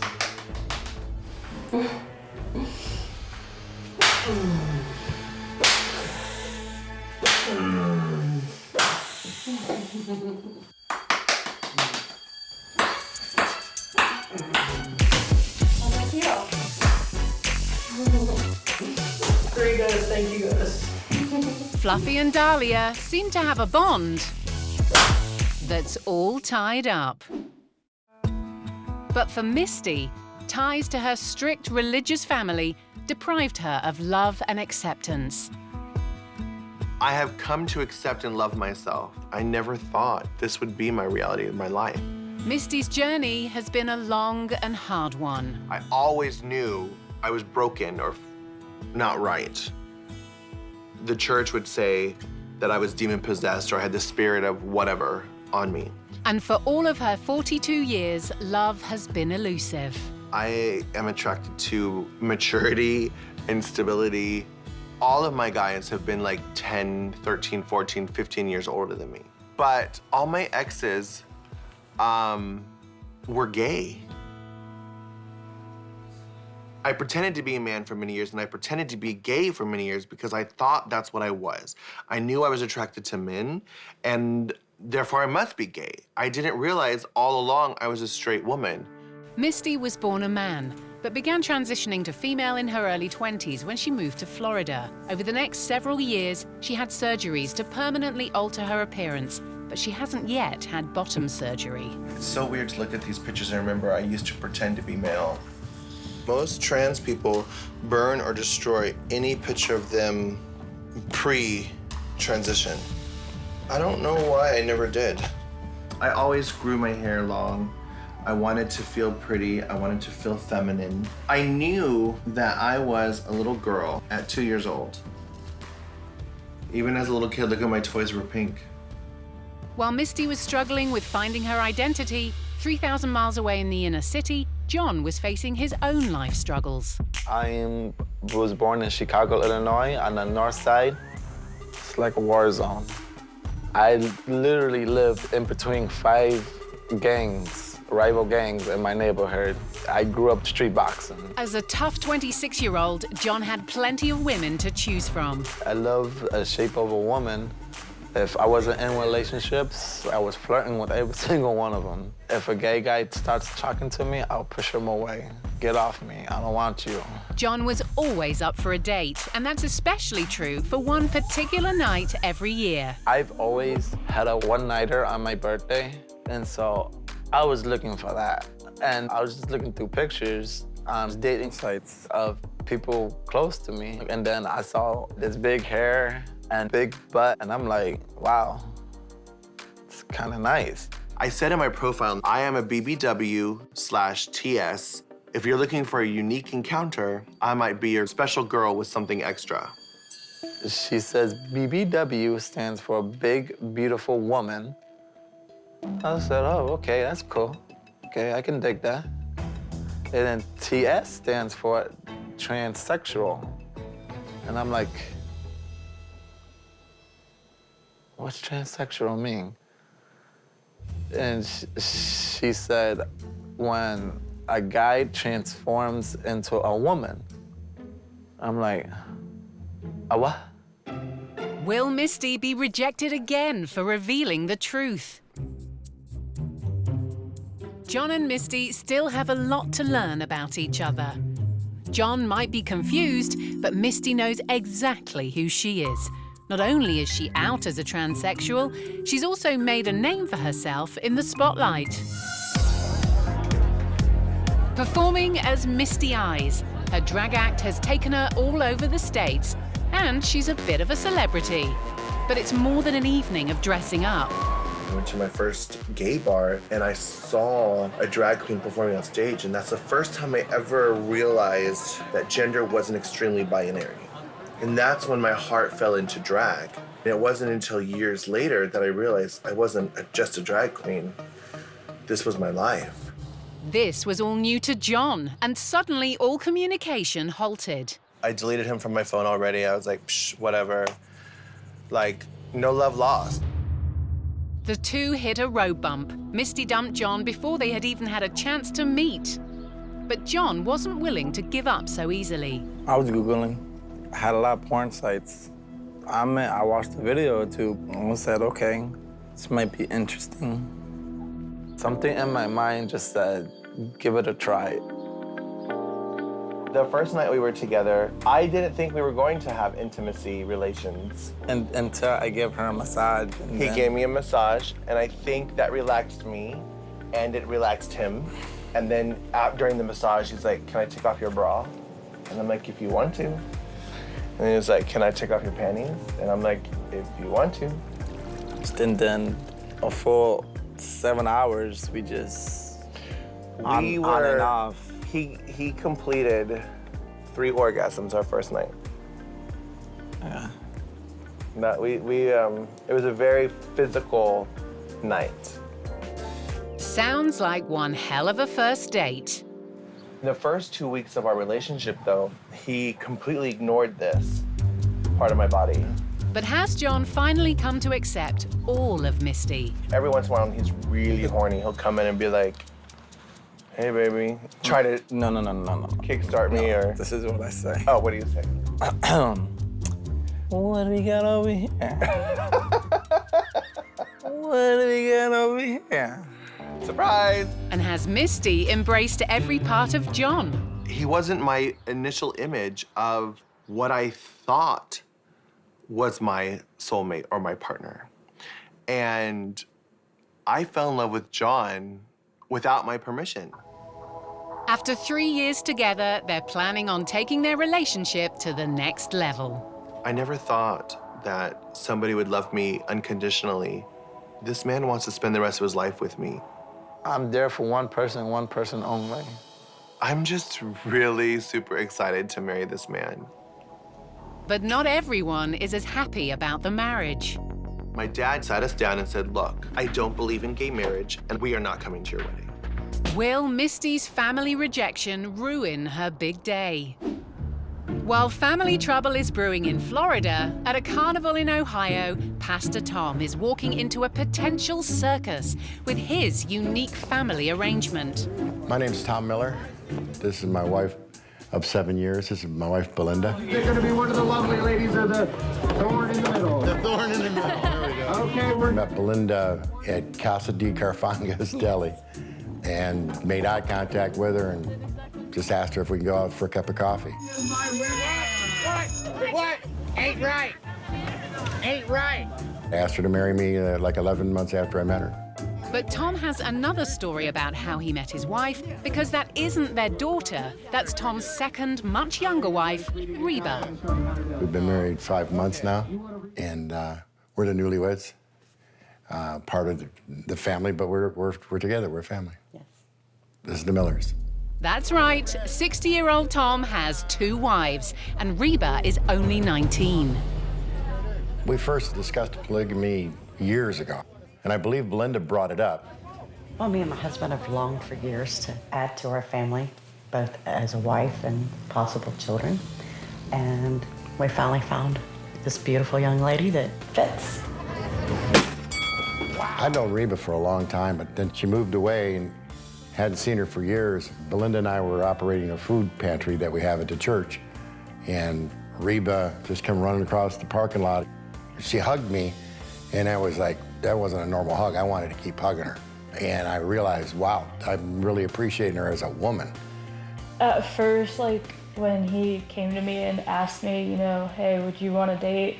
And I knew he was married, it was kind of weird. Like, I did have doubts and bad feelings, like, okay, is it gonna work? Over time, as we started, like, talking and dating, I was just like, you know what, I'm going for it. I was like, my heart's in it, I love him to death. Not everyone accepted their relationship easily. One of the biggest things we had to conquer is the fact that I knew her when she was younger. I knew her when she was a minor. I didn't know her the way I know her now. We didn't date. The fact that I knew her before she was an adult did bother her family at first. Took them a while to come around to it. And wherever they go, the threesome are constantly questioned. I have 2 hours. We get stared at a lot. We don't wear a big sign saying, you know, I'm married to 2 women. And I have had people say, you know, why would you want more than one of them? Well, look at them, they're beautiful women. But how does this threesome make it work? I don't believe that polygamy has affected our intimate life at all. Actually, I believe it has helped it. I'm more of a, you know, laid back. I allow him to take more control when it comes to our intimate life. With Reba, it's a little different. She's a little bit more flirty, she's younger, she's more spunkier. In our relationship, we do not share a bed. It is one-on-one. Tom is either with me or he is with Reba. This is the master suite. This is where I stay. And a few days a week, one of the wives is in here with me. They actually moved on to another room when the nights they're not spending with me. Jealousy for me is not an issue because I enjoy the type of relationship that we do. And I'm confident and secure with my husband. Having to share him with another woman is kind of like, there are times where you get upset because it's like you're with her, but other than that, it's cool. I'm not the jealous type. I don't have a preference between either Reba or Belinda. I mean, there's times when I want to be with one of them. It's not like I prefer her over the other woman in any emotional, spiritual, or sexual way. There's not a preference. During the day, whether or not it's our night to spend with our husband, we are his wives. He kisses and hugs with me, he kisses, hugs with Reba, and he is as in love with Reba as he is with me. If you're a jealous person, then you should never get in this type of relationship because it'll never work. Tom is a pastor, and his interpretation of the Bible backs up the decision to be polygamous. Come on, ladies. The Bible speaks of many, many men having more than one wife, and we believe that it was right for us to do. We're in the sanctuary now. We're actually in the sanctuary of the church. We asked Almighty God into our marriage, because if we don't put him first, it all goes asunder. Belinda has 7 children from previous relationships, but because polygamy is illegal, it's led to a heartbreaking situation. Our children were taken from us by Children's Services, coming up with a whole bunch of dumb things to support taking the children, and we were told flat out that we would never have our children back in the home if we believed in any type of polygamy. But despite all of this, they're about to add another person to the family. I'm happy that we're having a child. But will they be allowed to keep their baby? Ed is a car enthusiast. But in the 80s, his affections expanded beyond the bumper. In 1984, Knight Rider was running on television, and then eventually Airwolf, the helicopter, came on, and it just continued to culminate into almost a festive celebration of my affection. And Ed's been lucky enough to hook up with one of the stars of the silver screen. This is one of my fondest helicopters, and I've had an opportunity to, in broad daylight, literally make love to the real thing. And spent 4 hours taking pictures of her. There wasn't anybody around. I mean, I felt like I can't leave here without doing something special with her. And I swear it was she, the helicopter was feeding back to me. It just took a few minutes, but I felt like if I don't do this, I'm gonna be really, really sorry that I didn't. She felt out of this world. It was, I can't explain it. It just, this is exactly what the position I was in when I had an orgasm.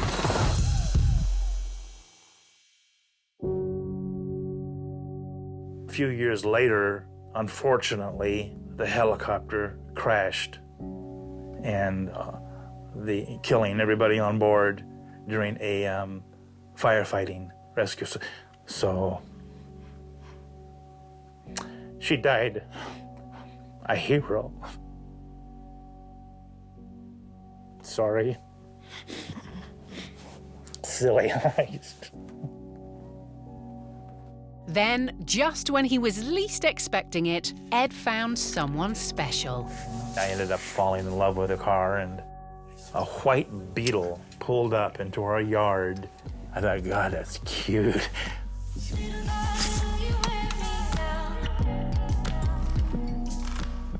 It was that car. She came into my life. She was meant for me. When I hold Vanilla in my arms, there's a powerful energy that comes from her. I love you, Vanilla. If anything would ever happen to her, I'd be more than heartbroken.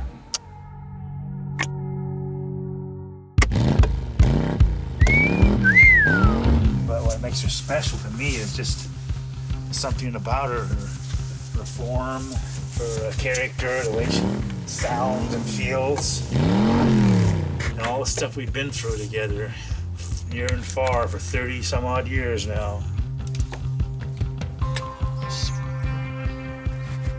She feels what I feel, and it's intense. I make sure she's clean, and I love giving her a nice wax job, and I can rub and hear her little metallic noises, kind of squeaky noises. That sounds like she's enjoying her.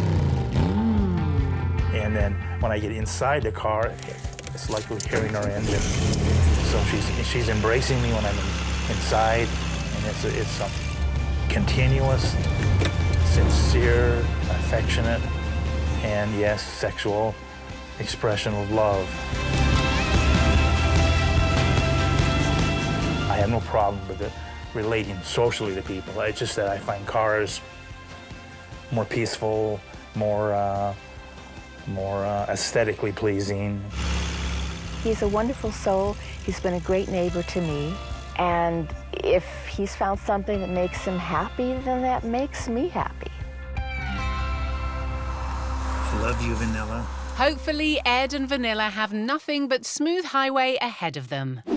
But Misty and John are fastening their seatbelts because they've got miles of rough road to cover before their wedding day. You're my everything. You're my darling angel. I'm not gonna cry today, so stop. Pull it together, Misty. You've got a wedding in 2 days. These two are deliriously happy, and John's family are very much a part of the wedding. About 2 weeks into our relationship, John's father called me and was like, Misty, I'm John's father. And I'm like, hi, John's father. And he's like, I want you to know that I have never seen my son happy in his whole life. And the pictures of the two of you on Facebook, he glows in a way I've never seen him. John is so happy, and John loves you so much.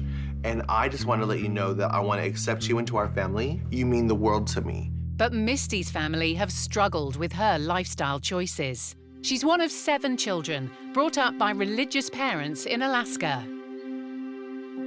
There's a picture of my mom on her wedding day. This is 1977. I think she was married a year after I was born. I've hid so much of myself from my mother because of fear of rejection and religion and church and the unacceptance of people. I have her maiden name because I was born out of wedlock. She got pregnant with me when she was 17, and her parents kicked her out of the home. And I think that's part of the reason why it hurt me so much that mom kicked me out of the family, because it happened to her too. Pushed by her parents to attend a Christian university, Misty's college days came to an abrupt end. I called mom. I'm like, I was just kicked out of school. And she goes, why? What happened? And I'm like, well, I was caught in a gay bar and blah, blah, blah, blah. And they kicked me out for being gay. And I said, Mom, I need money. I need to come home. And she goes, well, you can come home when you come back to Jesus. Knowing she couldn't go home to Alaska, Misty settled about as far away as she could get, Florida. We were estranged for 16 years. A lot of my loved ones and chosen family here in South Florida know of our strained relationship, and we are doing our best to mend that relationship. So when Misty's family got news of the wedding, was it time for a reconciliation? Out of the blue, she called me and said, can you please come home for Christmas? My dad sat us down and said, look, I want you to know that we love you, but I don't believe in gay marriage, and I don't believe in what you're doing. We are not coming to your wedding. But with only 1 day until the wedding, Misty's in for a shock. Because it turns out, Dad doesn't speak for the whole family.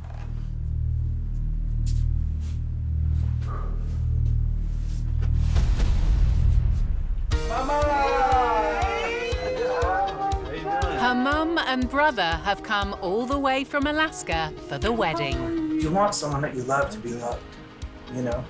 And you want them to be supported and cared for. I know that she moved mountains to be here. I knew how much it meant to Misty, and therefore it meant a lot to me to be here. It meant a lot to be here. All I see is tail. With mother and daughter reunited, will Mum see Misty as a beautiful bride, or will the old prejudices return? First time my mother saw a picture of me as a woman, she told me I was ugly, that I was hideous, and I should stop. Do you want to see my stage clothes? Now that Misty has her mum here for the wedding, she's keen to show off her closet. This is my storage closet for all my costumes. I mean, I've got all kinds of things. Oh my goodness. This is Alice in Wonderland, Halloween. This is a cowgirl, leather fantasy, geisha. lot of it I made myself. Like this. How many pairs of shoes do you have? I just give away so much. Maybe at one point I probably had 400 pairs. Lots of stuff. Yes.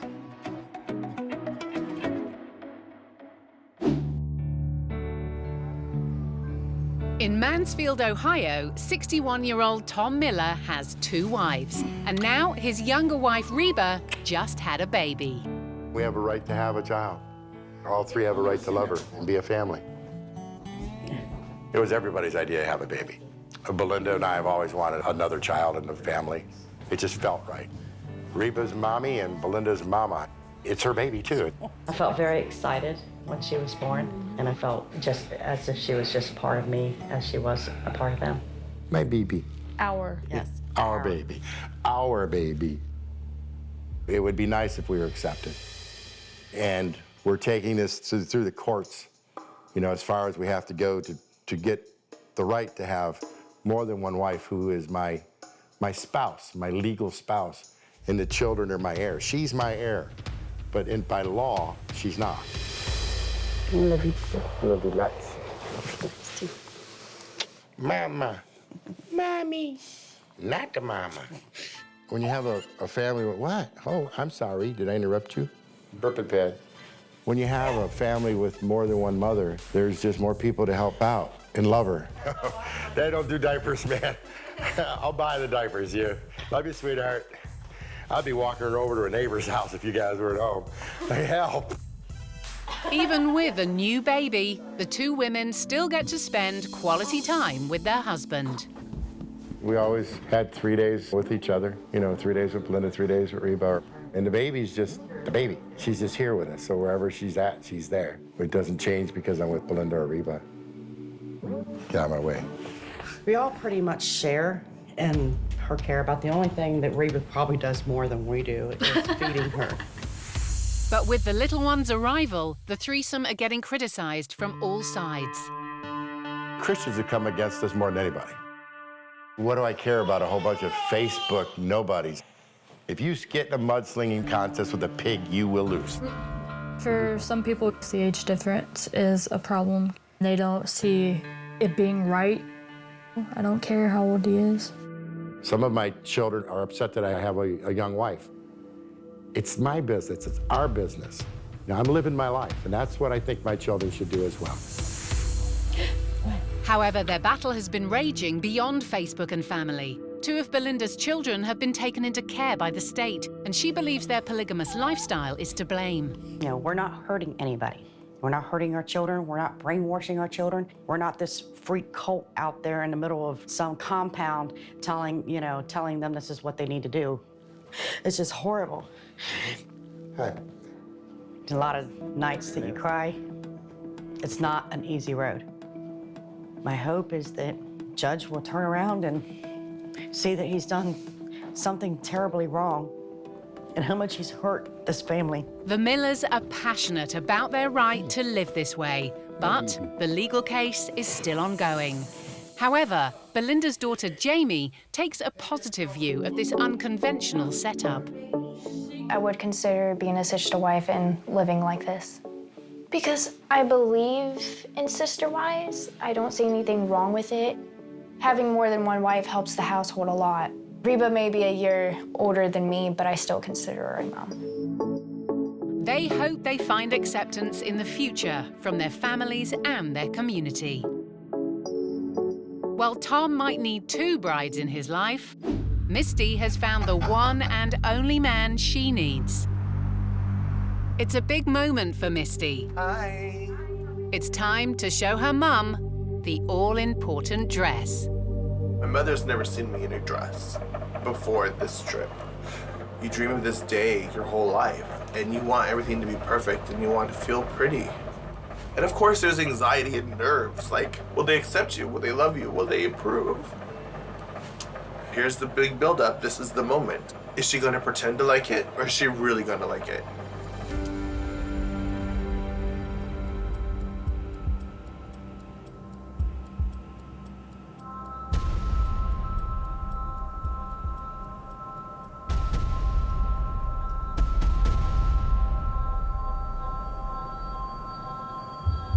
Isn't it pretty?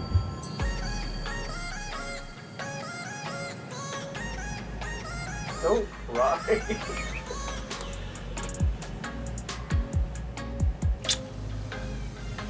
You're radiant. Misty finally has what she's always wanted, her mum's approval. And this is what her heart has been set on to do, and I'm just so glad that she's doing what she wants to do. She looked very beautiful coming out in the dress. Yeah, it was like, this is my moment. It was intense. It was magical. I felt their approval in their faces before I felt it with their words. Like, just walking out, you could just see them light up. And then they both got tearful, and I'm like, you really like it. And you really accept it and approve it. I truly felt like Cinderella. Oh my goodness, I can be the pretty, pretty princess.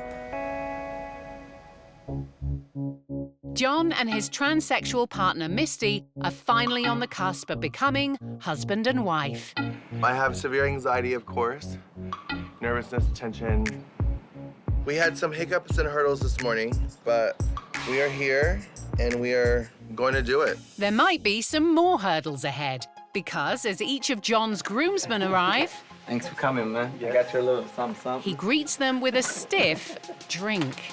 There's a bar at the other side if you want to fill up your flask. While the girls are getting dolled up, There is a glass table in the front for the other bar. Do not set it up until the wedding starts, because I don't want people to get alcohol going in. the boys are getting tanked I up. appreciate you guys coming here. This means the world to me. Yes. Cheers. John and Misty. John and Misty. Yes. Now, if we do that every time a grandson arrives, we are going to be trolled. Nah, no one's getting this. There's no more luck. Nope. Suddenly, the heavens open. Some of Misty's bridal party still haven't arrived. We are backstage in the bridal quarters getting ready. The rain kind of delayed things, so a lot of the girls are just showing up. But it isn't only outside where the waterworks are happening. I'm in that place right now. Like, I don't want to cry, but I feel anxiety and a well of emotions. All of a sudden, it hit me like it's happening right now, and there's a whole bunch of people in there. Whew. Despite all the drama, everything is finally coming together.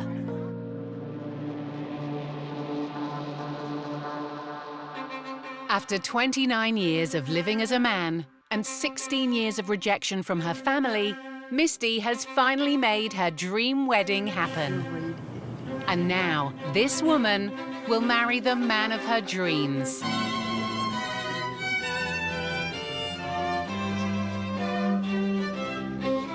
In the absence of her father, Misty has to walk herself down the aisle.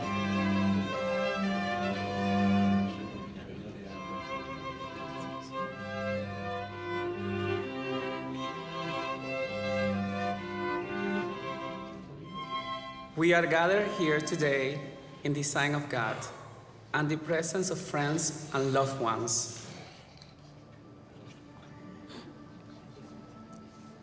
When I was a little girl, I prayed for my future husband.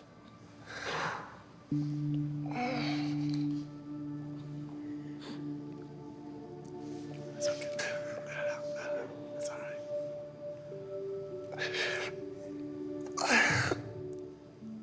I can't breathe.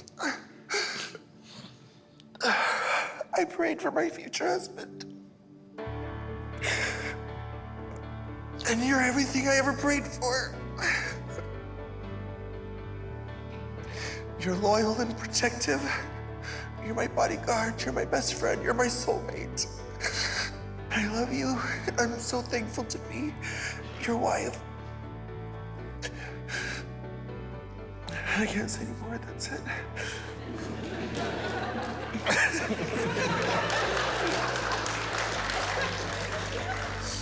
Having you in my life means the world to me. Having you as a life partner is God's gift to me. And I will do anything to protect you, because you are mine and I am yours. I now pronounce you husband and wife. You may kiss the bride.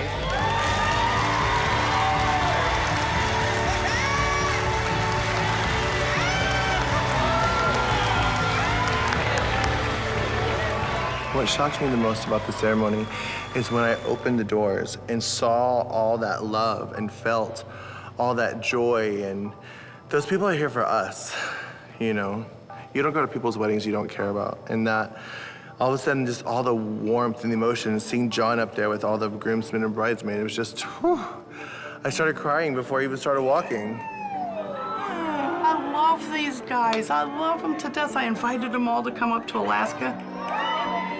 I think she looks shining. She looks stunning. All right, what we're about to do right now, we're about to get a grub on. Just gonna pig out like there's no tomorrow. Get drunk, get laid, maybe. You're getting laid tonight. You heard that cut?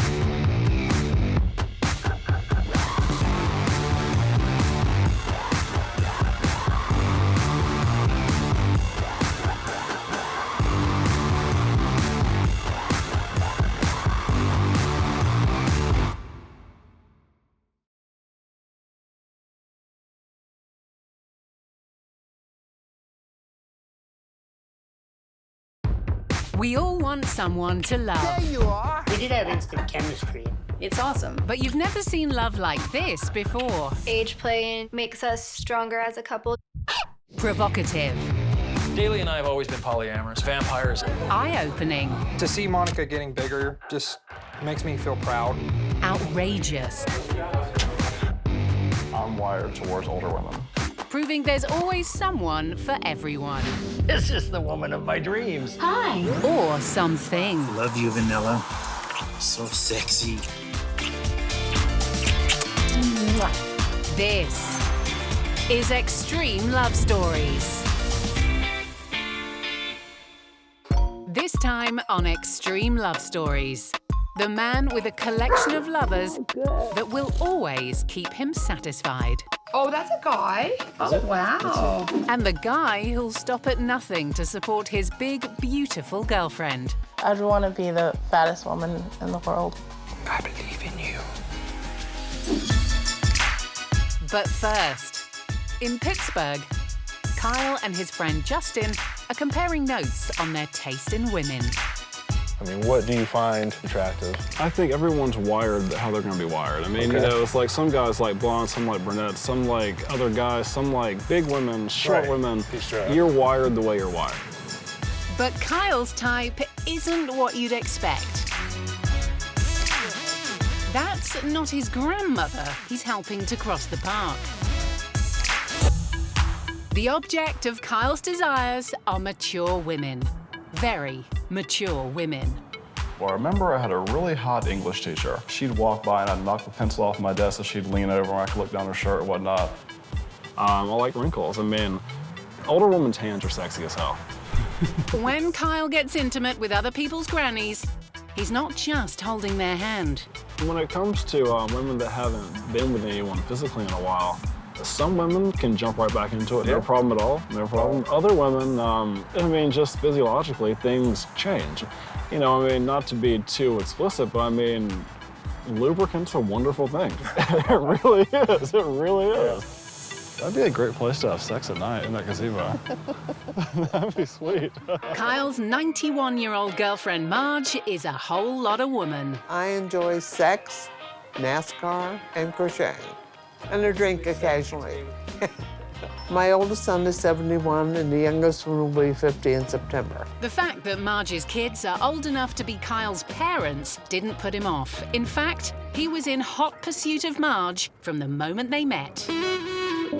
And when he finally got her in bed, Kyle was in for a steamy night.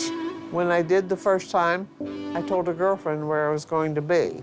And then I called her when we were at the motel and said, guess who's tied up? And it's not me. And he's laying on the bed hollering, help, help. I felt like I knew him. And A 91-year-old with a whip. It brings a new meaning to 50 Shades of Grey. I wear sexy outfits to bed. I try to keep my bra on, though, because I don't have much left. Stockings that I have on now, they stay up, and then they have an elastic across here that makes them pretty, and they're open access. Marge and Kyle don't hide their romance from the outside world, even though it attracts a lot of attention. Dating a 31-year-old, that's pretty speechless. It's pretty weird. I don't care what people think. They're not keeping me, I'm keeping myself. And I have all these years. Marge and Kyle might not care what strangers think, but when Marge drops by Kyle's mum's apartment, will she try to break them up? He's a really good-looking guy. Why wouldn't he want to date somebody his age? He could probably get anybody he wanted. If you thought finding acceptance would be tricky for Kyle and Marge, there's something even more shocking going on in Canada. Dave lives an idyllic life with his fiancée Shauna and their 10 dogs in Nova Scotia. How was your day today? Oh, good. There you go. Oh, she talking to me. The pair met online 5 years ago, and Dave popped the question after just a month. I love you. Since he accepted her love for dogs, she said yes. When I was younger, I was never allowed to have any animals. So I think I kind of like made up for it. And while Shauna is mad for dogs, her fiancé has his own obsession, something with a little more kink. Do you remember our first date? Yes, I do. When I met David, what I loved about David was his bubbly personality. I was sort of in a daze because you were very beautiful and pretty, and I'm looking at you across the thing, and I'm saying, wow, I can't believe how lucky I am. So I said, you know, I'm not gonna waste any time. I took her downstairs. Within hours of meeting, an unsuspecting Shauna was led down into Dave's basement, where she met Bianca, Airedale, and Amaya. I said, oh my God, all these dolls hanging off meat racks. Just like big Barbies. I took their hair off, I put it on myself, Oh, yeah, all that. dress them up, and do Actually, everything. yes. I was thinking of just big Barbie, like Barbie doll. I'm thinking, oh, wow, this is the woman of my dreams. So Shauna agreed to share her man with his big Barbies, which came as a massive relief for Dave, who's been collecting and making love to these dolls for over 10 years. So they are probably the most incredible sex toy a man is ever going to see. People like to call them sex dolls. I like to call them love dolls because I think they go beyond just a blow-up doll and they need a better name. She's an elf. I do a lot of fantasy gaming, and I wanted to get one that would maybe represent the elven character that I play. It is fully capable of sex, but the head comes off like so, sort of like a turkey now or something waiting for the basting dish. But less turkeys than Terminators, the dolls have a range of features. The breasts are now filled, so it makes for a more realistic feel. Still, there's no heaters in these. I did have a Russian doll that had a heater, but they should have put a warning on that because it can heat a lot hotter than you want it to be where the heater was. Some people will look at it and say, well, you know, it's like doing a corpse. Well, no, it's not. It's no more like doing a corpse than if you give your son an army set. You know, those men they're inanimate, but they're not replicas of death. He might have bought them when he was a bored bachelor, but is Shauna still okay sharing her man with 3 sex dolls? We're the couple that don't have to be together 24/7. Like, he can do his things, I can do mine. Or if we want to be together, we can just be together and do whatever. And I think as we get older, we also tend to appreciate that alone time just as much as the rest. She's always there, always willing. You can be a little selfish for yourself. Outside of with a real woman, it's about as close as you can get. And sometimes, as I say, it can be better because, you know, all men, you know, at one time or another, alone, or they're, you know, wives away, or they're between girlfriends, and she makes a great substitute, a lot better than just a hand toy or something like that. With 4 women to pick from, Dave's a busy boy, which can sometimes leave Shauna feeling a little lonely. You feel like your partner's not giving you attention, but you find out if you think, and then you know they're giving someone else attention. Sometimes that can make you feel insecure. But the couple have hatched a sexy solution to ensure no one ever feels left out. You can have like a threesome. One might, you know, be having intercourse while another one is touching other areas or doing other things, right? But no one gets hurt because it's not like a real person, so you don't have to pick. But when Dave tries to introduce sex dolls at the dinner table, will Shauna's family be as accepting as she was? Is this a thing, or is this a new one for me? Meanwhile, there's no competition for attention or food with 700-pound supersized model Monica and her boyfriend Sid in Fort Worth. Can you help me? Yeah, no problem. Shockingly, she's on a mission to become immobile and has Sid's full support. To see Monica getting bigger makes me feel proud because she's achieving what she wants to do. I mean, of course, I'm not complaining. I've been into fat girls ever since I've been into girls, so, you know, I'm definitely not complaining. On an average day, I'd probably eat between 6,000 and 8,000 calories a day. Helping Monica up her calorie count is something Sid gets a real kick out of. Right now, we are going to make a weight gain shake. Get the milk out.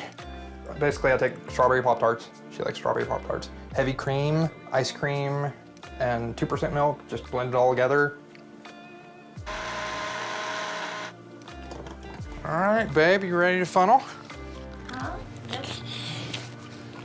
Okay. I started funnel feeding when I met Sid. All right, you gotta let me know when you've had enough, okay? Sid encourages me because, you know, it's my goal, and he wants to help me reach my goal. I believe in you. And this feeding ritual isn't just about calories.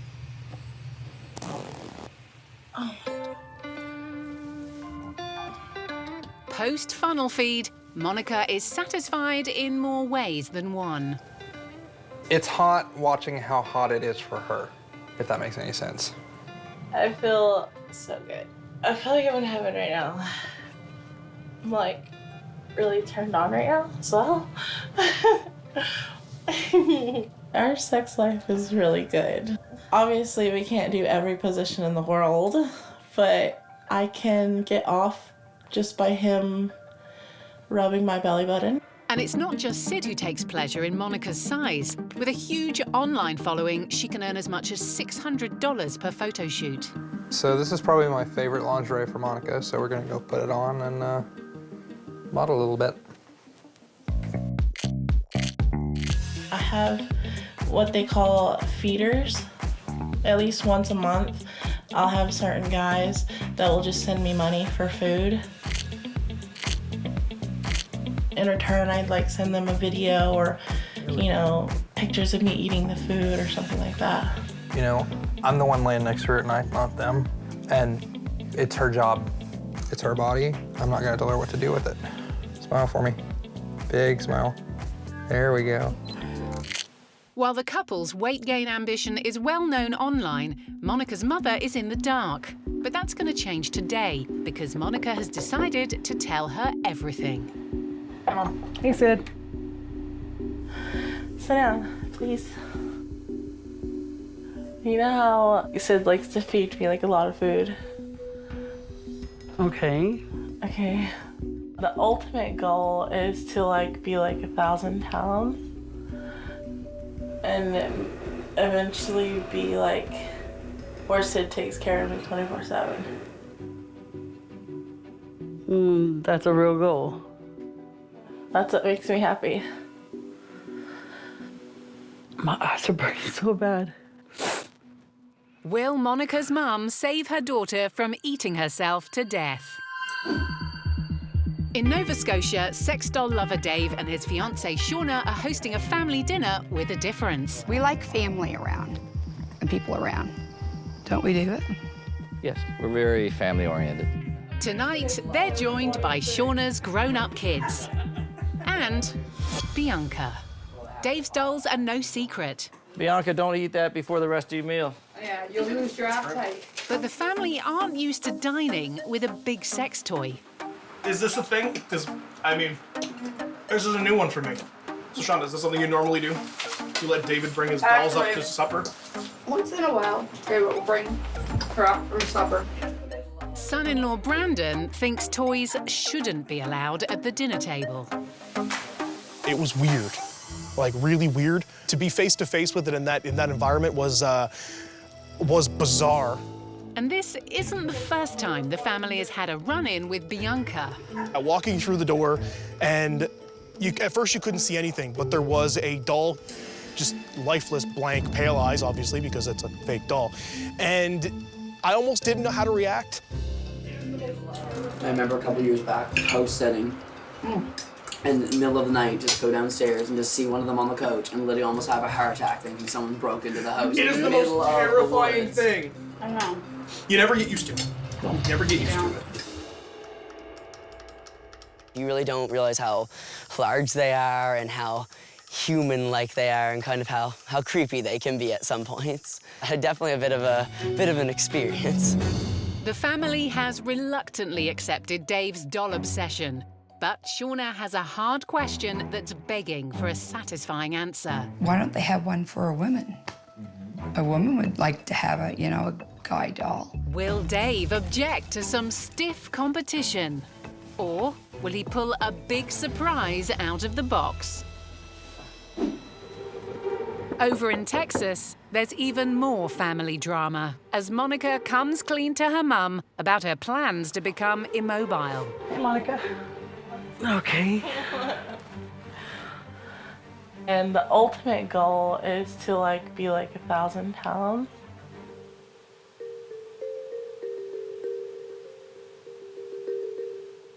That's crazy. To want to gain that much weight where you can't take care of yourself, where you have to rely on somebody else to do it for you. Don't cry. Even at my weight, it's miserable. Sometimes I just want to go to the gym and just wish I could just run until all the weight's gone. It's your life if that's what makes you happy. I'm not gonna help you do it. I'm still gonna worry about you.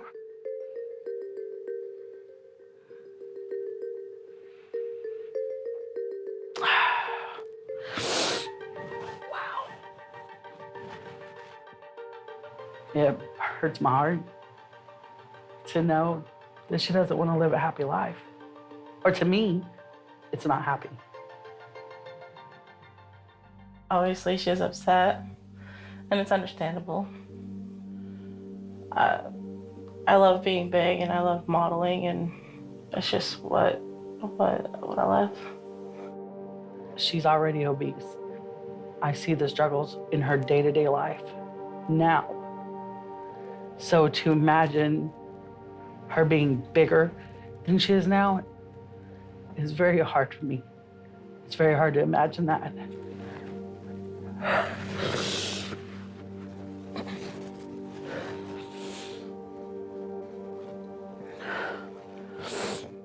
With Sid's help, Monica is determined to reach 1,000 pounds. even if her loved ones are concerned.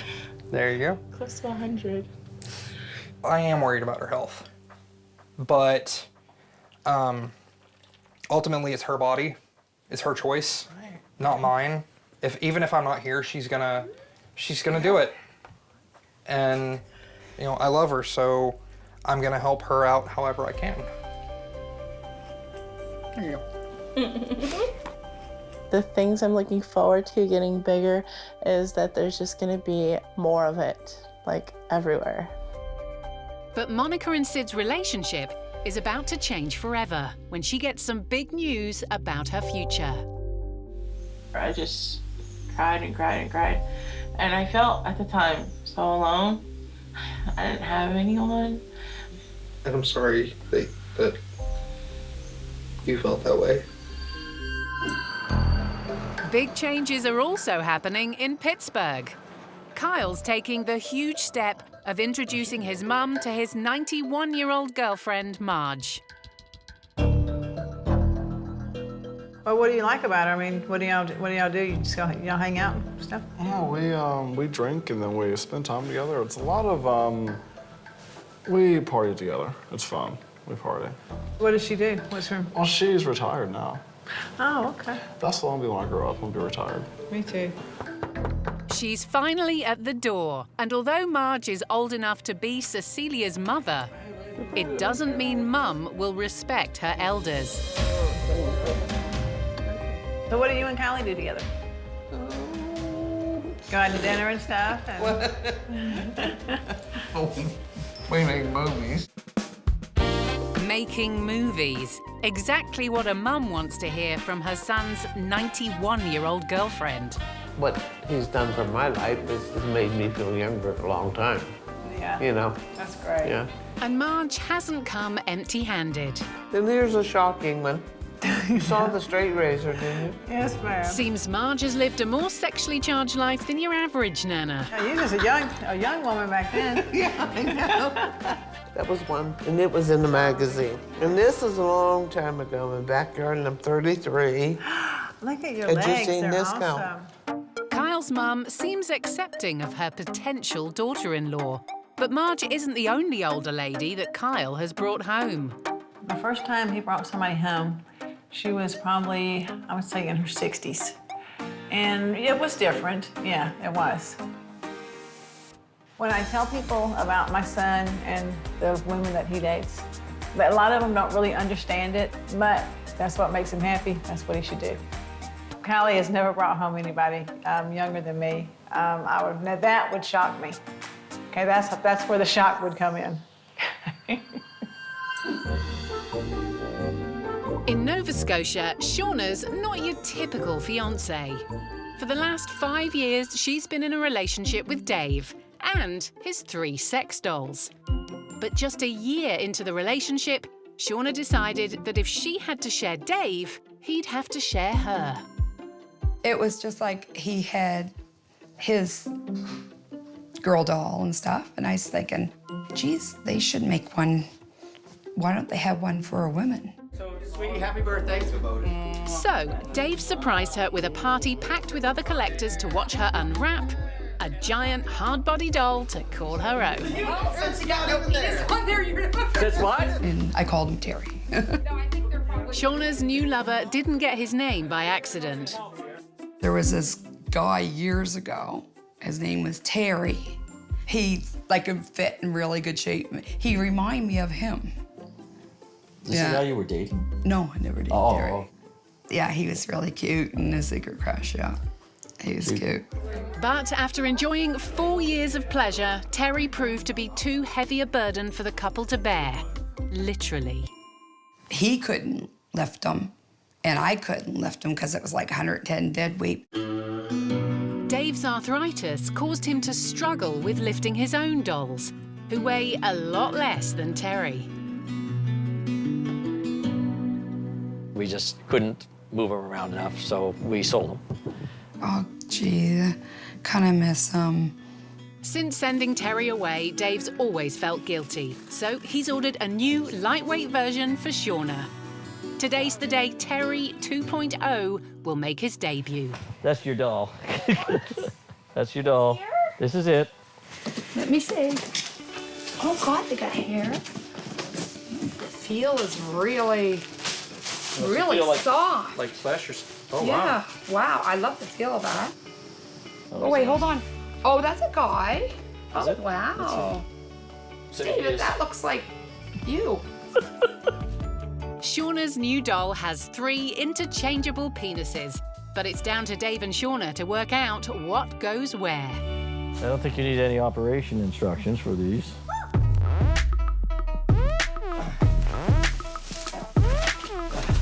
This is beginning to feel like The Exorcist or something here, I can tell you that.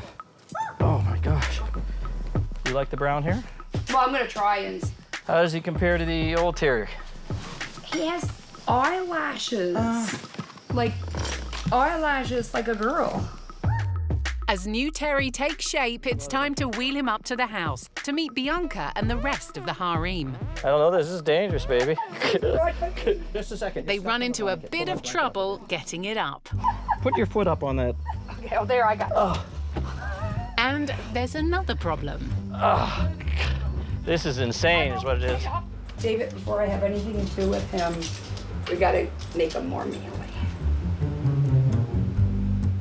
Well, the new Terry, I was kind of disappointed with the new Terry because he looks younger. He's really quite fair and tinier than I thought. Terry's youthful looks are turning Shauna off, so adjustments will have to be made before their latest plastic pal joins them in the bedroom. Busy with the dogs, Shauna wants Dave to take new Terry shopping for some more manly clothes to help her get in the mood. I'm feeling a little bit apprehensive about Terry. He looked young in the pictures, and he still looks younger than either Shauna and I are comfortable with. This is the first time I've actually been in public with a male doll, and I feel more comfortable with the female dolls. Dave wants his fashion picks to be perfect. He's got to stay sharp today, so he makes time for a caffeine pit stop. Terry, what are you taking your coffee? He's my perfect travel companion, you know, because he scares off the hitchhikers, and he doesn't cost much to keep happy. Yeah, it's really on the attitude, huh? Take care. Yeah. Well, Terry, it is your first public appearance. Ready? Dave has enlisted the help of Shauna's son, Lance, in the delicate task of butching up a male sex doll. Pretty good, pretty good. I was worried you weren't gonna make it. This is her new boyfriend, right? Oh, I haven't met this one yet. Seeing the male doll was definitely a bit strange and, you know, a little bit embarrassing. Having your mom now have her own sex doll is a little bit of... I doubt it's anything any son wants to ever have to think about. Oh, thank you. So what do you think of your mother's... Well, it's interesting as usual. Yeah. Nothing shocks me with you guys anymore. But inside the store, will Dave and Lance be able to make a man out of new Terry? You should get him a hat. Okay. I like this. He looks 2 years older already. Oh, my Lord, speak about Canadian lumberjack. Nothing says sexy like a plaid shirt and a bucket hat. Perfect. The big question is, has Dave just styled his way out of his fiancée's bed? We'll see you later. Bye-bye.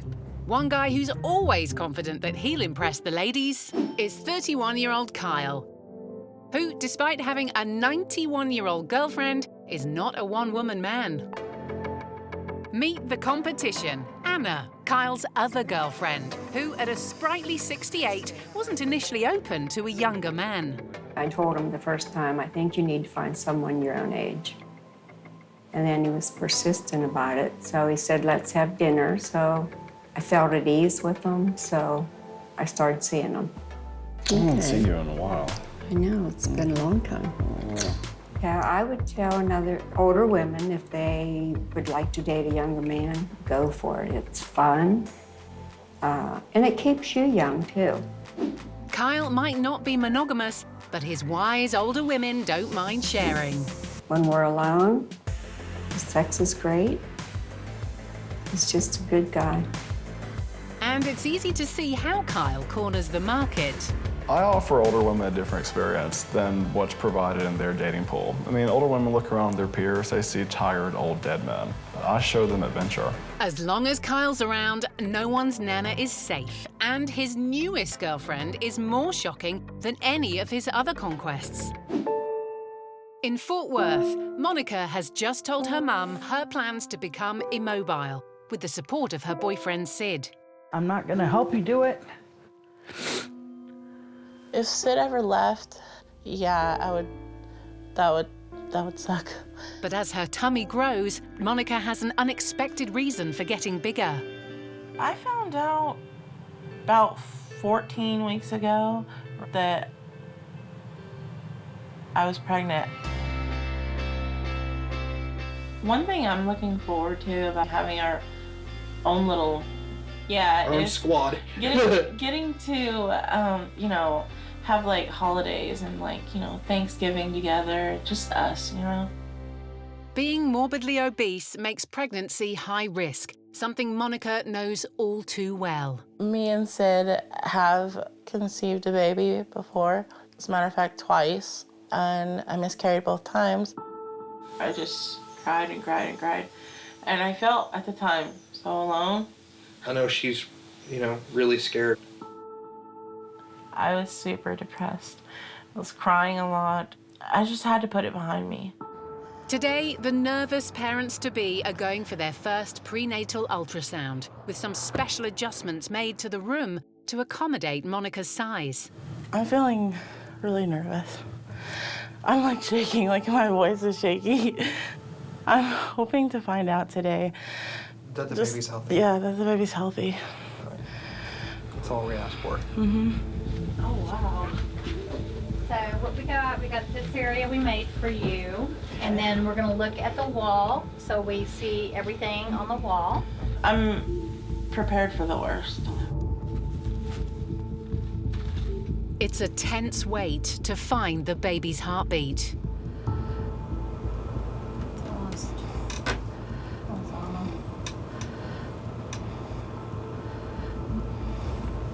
So, are you sure about your dates? Like, your periods regular? No, they're not regular.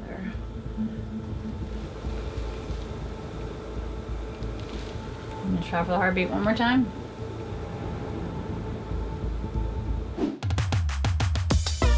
When sex doll enthusiast Dave isn't giving new Terry a makeover, he's rubbing shoulders with the stars. I see a celebrity doll being advertised by a props company. And it was Bianca. And I hadn't heard of the movie, but it was a movie called Lars and the Real Girl. And they had 4 dolls in the movie. And what I had learned is that Ryan Gosling, who starred in the movie, kept one. I got one. I bought her because she is special, because technically she's the most famous love doll in the world. She has a personality. I see a certain personality. A wonderful piece of art. Sharing a sex doll with Ryan Gosling. How's that for 6 degrees of separation? Meanwhile, Dave's fiancée, Shauna, has recruited even more family members to help her transform Terry the sex doll from a boy to a man. Brandon, can you help me here? Well, come look. Oh, it's new Terry. Yeah, what do you think? I'm gonna leave that to you. Her son-in-law, Brandon, is not a fan of sex dolls and isn't shy about sharing his opinion. I'm open to pretty much anything, but I mean, it was a shock, to say the least. Brandon's in a difficult situation. Dress a sex doll or upset his mother-in-law. Because I suppose he's quieter than David. Oh, I guess so. He doesn't talk back. But he can give me the silent treatment sometimes like David does, but you know how it is. It's not even funny. It's not even funny. It's one of those things as you turn to look away from it, and then out of the corner of your eye, you can see someone there. It's kind of terrifying to see that there's nothing actually there, but there's something staring at you. Have them all ready. I want them to look good for tonight. Make David jealous. David must be threatened by a younger man in the house. Oh, definitely. But you know what? But he talks less too, right? So, I mean, that makes it easier for you. And it does. And sometimes it's just like I give David a break by being with Terry. So, what do you think, Terry? Shauna's happier with Terry's new wardrobe. You're the silent type. That's what I like. And as the pair get to know each other ahead of tonight's threesome, Dave's got more serious matters on his mind. He's heading off to a medical assessment for his debilitating arthritis. And look who's come with him to hold his hand. The big problem that I'm having is I can be moving pretty normal and then just twist the leg a little and it's just like somebody took a spike and rammed it in my hip. It has actually been affecting my marriage to a bit because it prevents me from doing a lot of things. Dave's aware that lifting the dolls into position might be part of the problem. Will his physical therapist ban sex dolls to save Dave's hips? Hi, Sarah. Nice to meet you. While Dave hopes his health doesn't get in the way of loving his sex dolls, Monica is concerned her weight will put a stop to her and Sid's dream of parenthood. They've previously weathered 2 miscarriages. Try for the heartbeat one more time.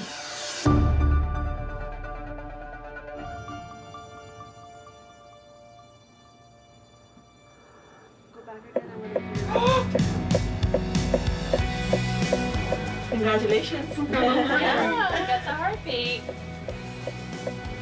Look at that. You guys just got a good shot. Where's the baby? You see something moving there? Yeah. That's the baby. The baby is 3.6 centimeters, and that makes you 10 weeks, 2 days. And your estimated due date is November 18th. You have a little Thanksgiving baby. The baby looks okay, and the baby's moving a lot. So hopefully everything's well. Fingers crossed. Following her first baby scan, Monica is determined to do everything she can to get healthy. This time I'm doing loads differently. I am, changing the way I eat, exercising, taking care of my body. I definitely want to get out of the fetish modeling. I have to measure out everything I eat now. The diet has been very difficult. I would say I'm probably now eating about 2,000 calories a day compared to like 10,000. This is typically what I would eat compared to what I eat now, which is this. I'm definitely going to continue losing weight after the baby's born. So far, the healthy eating is paying off for Monica. Since I started eating healthy, I've lost about 100 pounds, roughly. But is her new diet off-putting to Sid, whose biggest turn-on was feeding his woman? Do I worry if Sid's going to find me less attractive if I become thinner? We've already talked about this. At first, for like a little bit, I was worried. I was like... I think worried is a bit of an understatement. Yeah. She was terrified. But Sid has bigger concerns over her size. I want her to be here. I don't want our child to be like 5 years old and like look at mom's ashes. I just want to be healthy for our family. Sex doll enthusiast Dave's worried that his arthritis might be worsened by making love to his sex dolls. He's hoping that his physical therapist can help him stay in the saddle. In true Dave style, he's brought along Bianca for moral support, as well as to give his physical therapist an idea of what Dave's dealing with. Usually it's just picking her up and putting her somewhere, stationing her, and I don't normally have to go that far, but do you feel that that is a major contributing factor, and maybe how I move them and lift them would be something that you should look at and say, okay, you should do that. In terms of, the way that you're moving them, which body parts you're using to do most of the work is definitely going to have an effect on how you feel afterwards. How often throughout the day are you actually, moving the figures around? No, it's not as much every day, but maybe twice a week that I might, I might want to move one of the dolls into the bedroom or something. We're sort of a very sexually liberated type of family. Are you getting any anterior hip pain, like anything in the front, like into the groin? I don't get much into the groin at all. I think the pressure, bang, bang, bang, bang, that can't be a good thing. Doing her best to ignore the sexy elephant in the room, Dave's therapist takes him through some essential exercises. As we age, our muscles get stiffer in general. So that's going to be intensified by, the type of leisure lifestyle that you have as well too. What I would want to focus on in terms of starting an exercise program is giving you some stretches as well as some strengthening around the hips to see if that's going to help with the symptoms that you're getting. Dave's got the all clear to keep on loving Shauna and the dolls in moderation. We should increase our playtime with these then, Well, like to move them around You more. can, but again, sort of like I said, everything in moderation, and it's all about how you do it, as opposed to, the amount that you do. Armed with a blast of youthful energy, Dave heads back home to celebrate with Shauna and Terry in the bedroom. Ever the dutiful husband, Dave's making sure to set exactly the right tone as he and Shauna prepare for their first sex doll threesome with Terry. From candles to rose petals, even the perfect penis selection. Dave's pulling out all the stops. All he and Terry need now is Shauna. From a third person in the bedroom in Nova Scotia to a third person in the family in Fort Worth. In the space of a year, Monica and Sid's path has changed from life-threatening weight gain I'd want to be the fattest woman in the world. to parenthood. I'll look real red. It's been a bumpy ride, but they finally welcomed the new addition to the family. Meet baby Michelle. I never thought that I could have a successful, pregnancy. Towards the end, it did start getting pretty difficult. Michelle arrived 7 weeks early, and her delivery was not without complications. When she came out, I didn't hear her cry. I was like, babe, wake up, come on, wake up, wake up, wake up, wake up. They did tell us that she had 4 little holes in her heart. But as the couple weeks went by, they started to close up on their own. The doctor thinks that, it won't affect her negatively at all. Even though she was born prematurely, her pediatrician said that she's hitting all of her milestones and all of the developmental tasks that babies need to do. She's doing it with flying colors. She's doing amazing. After giving birth, Monica's weight loss has continued. At my heaviest, I was around 700 pounds. And then right before I had her, I was at 520. And then now I am 465. Oh, it's been a 100% change for us. And while he loved her crazy curves, Sid's committed to helping Monica stay healthy.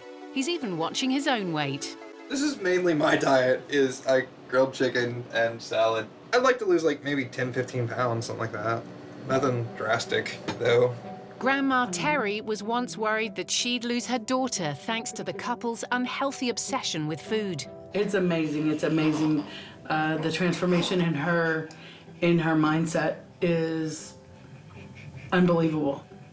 Monica's determined to stay healthy for her baby. The thought of being immobile now, it's not appealing, I guess. When I look back at when I was eating just junk food and fast food every day, I don't regret it at all.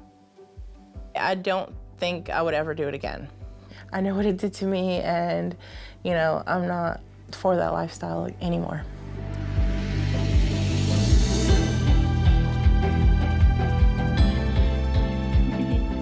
Michelle played a huge part in me losing weight and still continuing to lose weight, and now wanting to get some kind of weight loss surgery to further help me.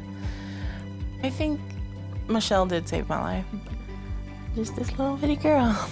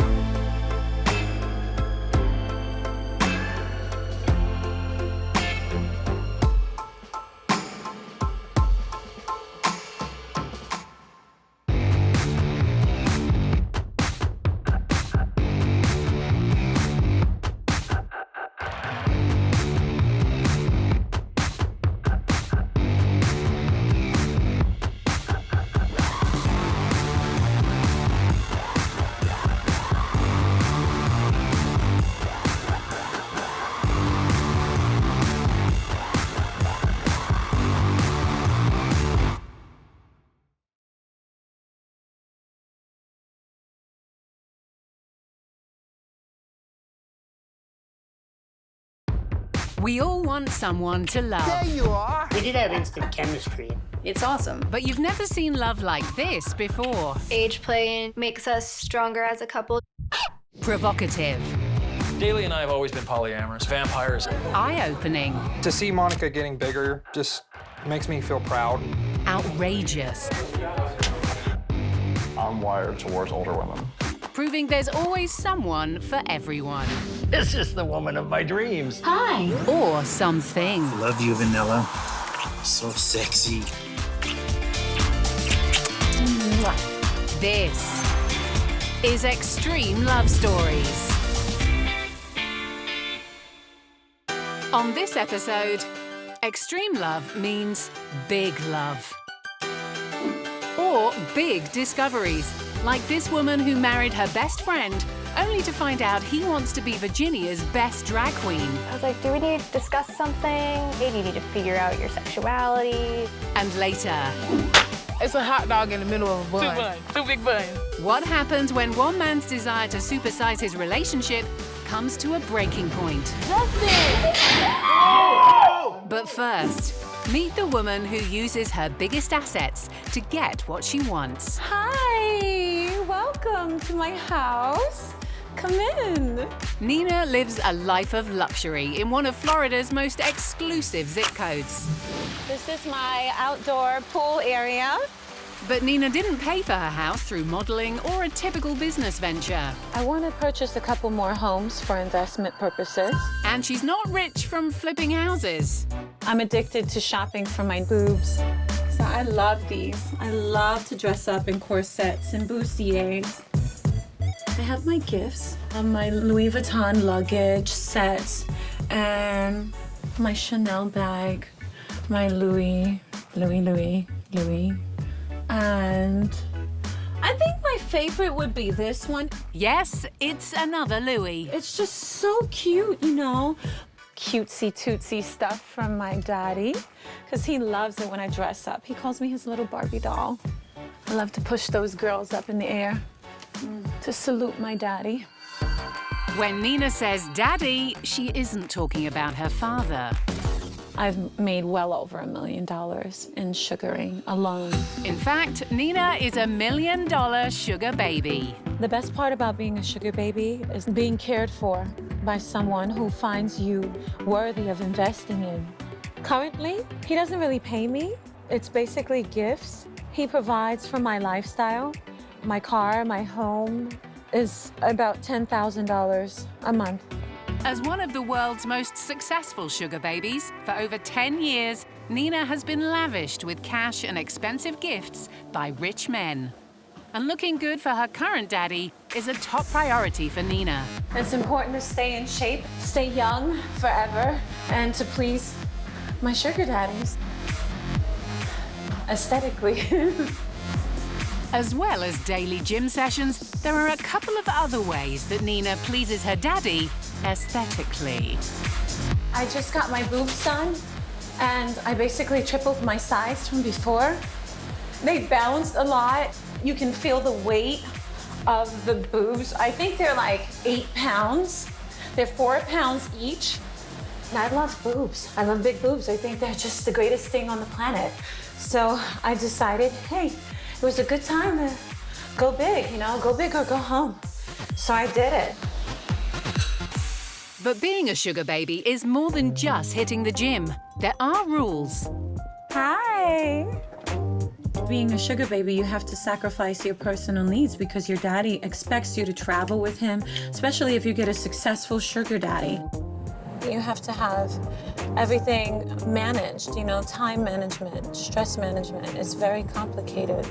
So going shopping relieves a lot of that stress, a lot of that anxiety. I feel liberated. So stress management, sacrifice, and shopping are big parts of sugaring for Nina. But has she broken the golden rule of being a sugar baby? I fell in love with my sugar daddy. Falling in love with a rich older man who lives on the other side of the country is a complicated affair. He spent most of his life building his businesses and becoming successful. He is sophisticated, he's intelligent, He knows how to conduct himself in a relationship. He knows how to make a woman happy. Nina's hoping that her daddy wants to put a ring on it. And to pave the way, she stopped seeing other clients. I've had quite a few daddies contact me, you know, all over, and they're like, I wish you were available because I would love to spoil you. And it's like, I am already spoiled. You know, I have everything I need. And even though he hasn't proposed yet, Nina trusts him. He had already invested about $30,000 in me before we even had sex. But by falling in love with a daddy who doesn't want to go public, Nina isn't just risking her own lifestyle, but also that of her 4 kids from a past relationship. Pick out a color. All right. How about those 2 colors? You can put this as a base and then put that as the top coat. Nina's kids have met her daddy, and they've even nicknamed him Santa. He's very sweet. He makes her happy because, like, if she's having trouble with money, he'll go and help. And, like, he takes her on boats and pretty places, and that's really nice. And Mom promised that the day where he's gonna take her out again, she's going to take us. I love that dark blue color. With her own future looking uncertain, how will Nina react when her young daughter reveals she also wants to be a sugar baby? I want a man that pays for everything. That's a gentleman thing to do. Her daughter might see sugar daddies as gentlemanly, but with no signs of a proposal, is Nina risking too much for that diamond ring? No diamonds, but plenty of rhinestones in Virginia, where drag diva Jeremiah is gearing up for a big show. My stage name is Jay Ruger. My closet easily has over $5,000 in costumes in it. This one's new, so I haven't worn this one at Zen yet, so I will wear this one. It's really shiny and pretty. This is one of my belly dance pants from Jingle Jangles. Jewelry and feathers. I'll grab these 2. This is a full leather formal suit that I made. Little skeleton hands around the bow tie. My current illusion that I do mostly is a man impersonating a woman who is impersonating a man. What I love most about drag is the performance aspect of it. I love getting on stage and interacting with crowds. I get all kinds of reactions everywhere I go. Usually it's a positive reaction. I don't really have most people react negatively to my look because I think it's pretty extreme. So most people who don't like it, they're going to just give me funny looks and not really say anything. Jeremiah's drag routine is packed with sequins, death drops, and thrusting. Something his partner loves to watch from the front row. But Jeremiah's not with that guy. He's married to this woman. And she didn't find out he was into drag until after they got hitched. At first, I was a little weirded out. Are you feeling gay? Do you need to figure out your sexuality? But Jeremiah's not gay. He revealed to his wife that he has one of the rarest sexual persuasions going. Being asexual is definitely a unique experience. So I was like, do we need to discuss something? Can Megan handle Jeremiah's growing kink? And speaking of growing, in South Carolina, one man loves his women big, beautiful, and growing bigger every day. Justin, also known as Jar, has never had a girlfriend who's smaller than him. I've always been into bigger women from the time that, you know, my hormones or whatever started kicking in. You know, I started getting interested in females. I already got bottom heavy plus size women, you got top heavy plus size women, you got proportionate all over plus size women. I probably wouldn't date like a Halle Berry or Beyonce type chick, you know. So Beyonce and Halle Berry aren't welcome in Justin's bed, but his girlfriend Lou ticks his boxes in a really big way. The couple recently welcomed baby Gianni, but she's not the only addition to the family. I tried monogamy for a while. It didn't really go so well for me because I like to, you know, I'm a flirty type of guy. So I met Shane and Lou on a social media site. I love his personality, the way he looks, of course. Of course, you say that. The way he treats me. Justin's now in a polyamorous relationship with both Lou and Shan. I wasn't with the whole polyamorous stuff, but then after me and Lou met, it just made it even better. When I first met Shan, I instantly felt like a connection.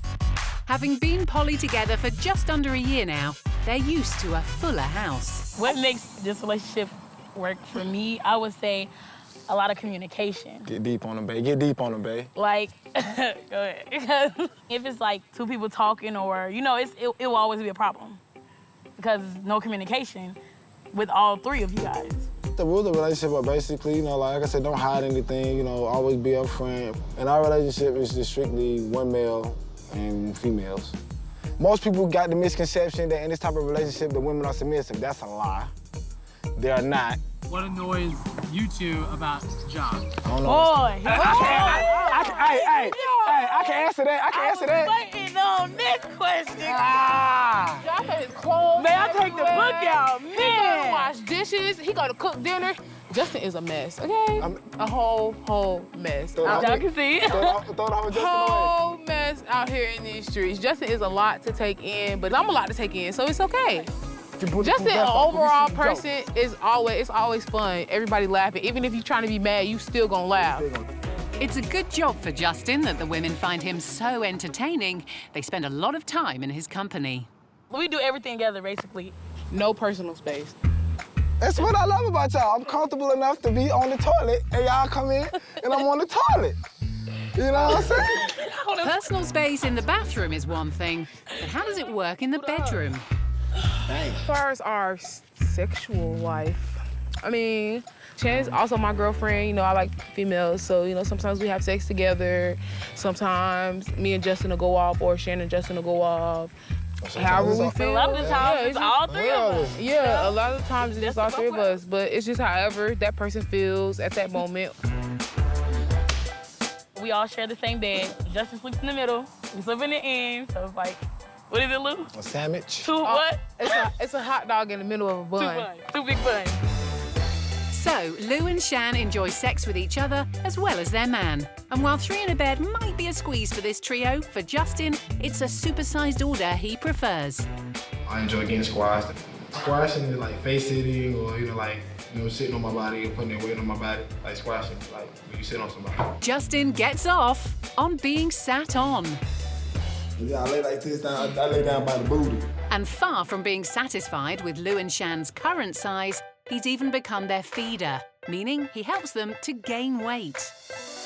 You got your wings, babe. That's how you know you fat when you got your wings, babe. Let me see, Lou, you got your wings. Here you do. Don't try to tense it up. Don't try to make them muscle. The bigger they get, the less Justin can keep his hands off them.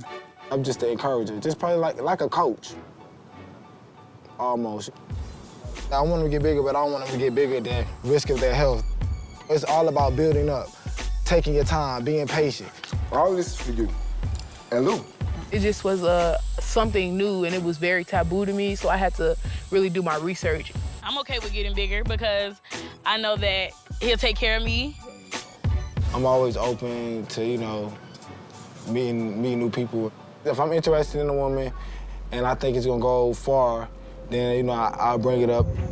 But will Justin get a grilling when he reveals he wants to order up an extra serving and add a 4th person to the relationship? 3 is enough. We good. Not all drag artists have their wives sitting in the front row, but Jeremiah and Megan have a very unique bond. When I started doing drag, Megan wasn't the most excited for it. She's come around after a few years. I love that Jay does these crazy death drops. I think they're amazing, they're impressive. Back home, it's clear there are a few benefits to dating a drag artist. Whether I have wanted him to or not, he has taught me a lot about makeup. It looks like a giant version of my highlighting brush. None of these are right?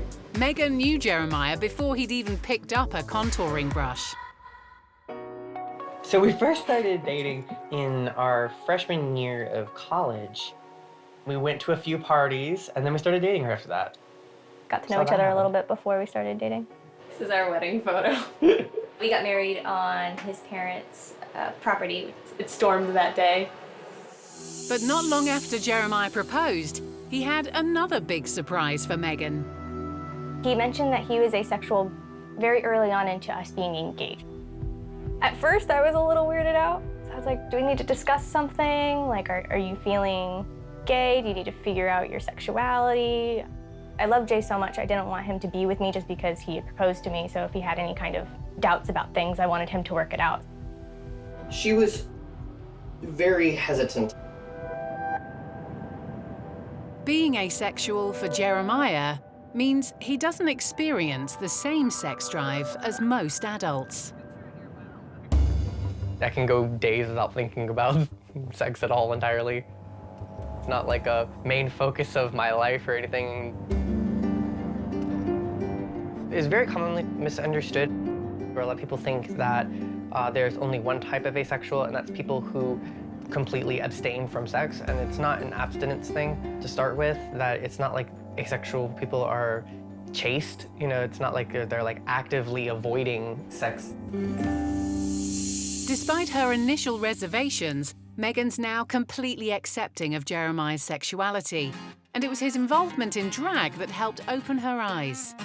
I have been able to find out a lot about ourselves in the LGBTQ community and what it has to offer and how we both fit into it because of him being involved in drag. I'm every bit as a part of the community as he is, and that's really cool. It's something that we've been able to do together. There are many subcategories of asexuality, and for Jeremiah and Megan, sex might be rare, but it's not totally off the table. However, they've built a relationship based on more than lust. We prioritize each other's needs differently than I think a lot of other couples, even though this feels very natural to us. The things that we've learned together it's kind of been a realization that we're different from others, because this just feels natural and normal to us. Yeah, no, we're weird. Yeah, yeah. And we're okay with it. Yeah, it's fine. They're even planning to add to their family.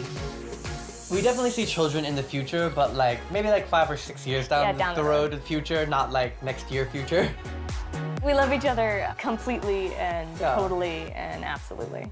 Yeah, like both platonically and non-platonically. Yeah, yeah. I can't imagine not being with him. Oh, I like you too. Yeah, and we're best friends. One partner might be enough for Megan, but feeder Justin isn't a one-woman man. For the last year, he's been in a polyamorous relationship with Lou and Shan, who indulge his feeder fetish. Plus, our women are kind of like diamonds, you know, every diamond is not cut the same. And even though he's got 2 big, beautiful girlfriends, Justin wants an extra portion. My limit is not 2. I just try to make sure there's no stone unturned. Justin's a regular on supersized BBW online groups, and he struck up a romance with a new lady, but needs to play by the rules and let Lou and Shan know his intentions. If I'm interested in a woman and I think it's gonna go far, then, you know, I'll bring it up. The risk with bringing someone else into our relationship would be, I don't want my daughter, you know, seeing so many faces and growing up to, oh, this person is here, now this person is gone. It's time for Justin to come clean. Me and Victoria met on social media, and we just, you know, started clicking. So, how serious are you about Victoria? But I guess, you know, it's all about, you know, just, you know, I can think it's just about playing it by ear, you know, seeing how it goes instead of overthinking it, but you. How does she feel about the feederism? Like, I understand she might be down with it. Yeah, I feel like for the most part, she got the basics down. I feel like we got the basics too, and it's all right. And I feel like, you know, I don't know. I feel like, You feel like what? I don't know. I just feel like, you know, there really ain't too much to talk about. Me and Victoria talked for a while online. We decided, you know, to meet up, chill, hang out, and see how we clicked in person. So, Justin's steaming ahead with Victoria despite what Lou and Shan think. We're not 100% sure yet. While John's on his date with Victoria, I really hope he's basically just making it known. We're taking our time. Before she gets to meet the girls, Justin's taking Victoria out on their first official date, and he's confident she's the right fit for him. Our size, you know what I'm saying, of course. And I know I like that she's really family-oriented. Although they've been chatting online for months, Justin's hoping the way to her heart is through her stomach. So he's pulling out all the stops. So you want ranch, ketchup, and honey mustard? And I would also like to get the eggplant parmesan with the side spaghetti and fried squash. Fried squash, you say? Fried Oreos, I want to try them. Now give me an apple pie. Yes. And I messed up. Now, I'll flush that in one setting. Oh, yeah. This is going to be an expensive date. New beginnings? Yes. Victoria's barely had time to finish her entrees before Justin's jumping in with both feet. How do you feel about moving in, like, later on down the line or sometime soon? Moving in after one date? What will Lou and Shan say? Standing at a record-breaking 6'9", Elisani thought that finding someone to love would be a tall order. Until 5'4" Francinaldo swept her off her feet 18 months ago. O que me atraiu nele mesmo foi o jeito dele. O jeito que ele age com as pessoas e que ele age comigo. É uma pessoa bonita, é uma pessoa alta, mas é bonita. Ela tem um rosto lindo. There's a 1.5 foot difference between them, but the couple aren't letting a difference in height make a difference to their relationship.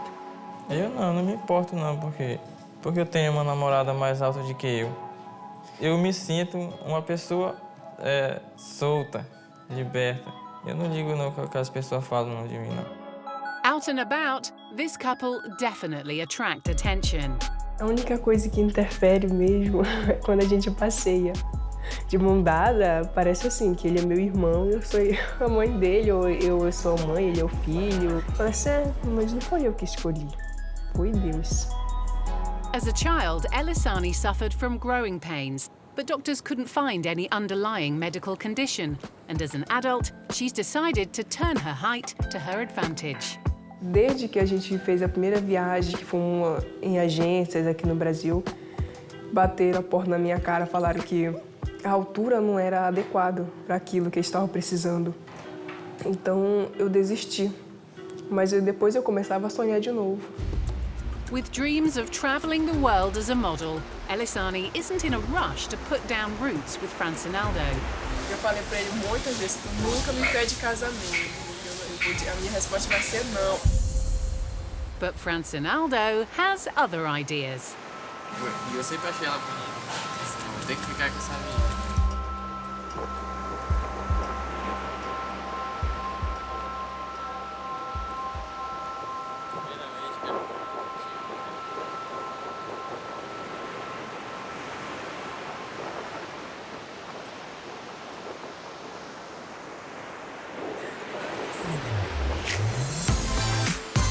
Luckily for Francinaldo, seeing her man get down on one knee gave Elisani a change of heart.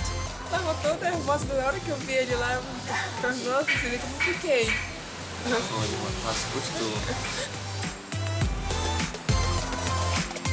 But this couple need to get one more person's approval, the mother-in-law.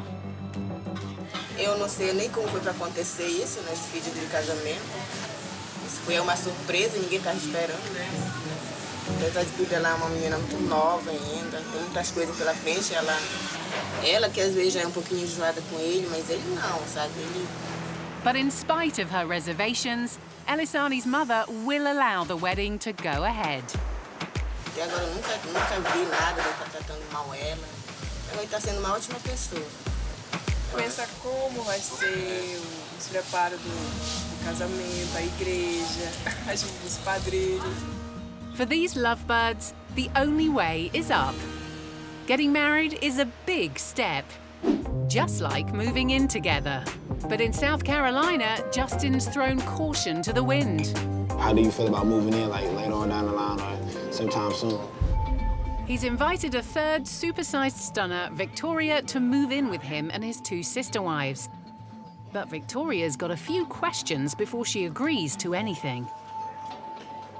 If I was to move in, how would the living arrangements would be as far as the sleeping? Yeah, the you sleeping. You sleep on the porch.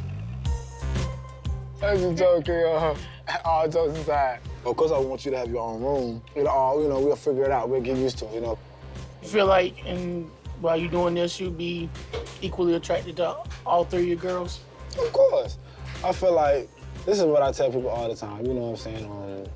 Just because I'm the only guy, that don't make me the center of attention. That don't make me more important than you, or more important than Shane, or more important than Lou.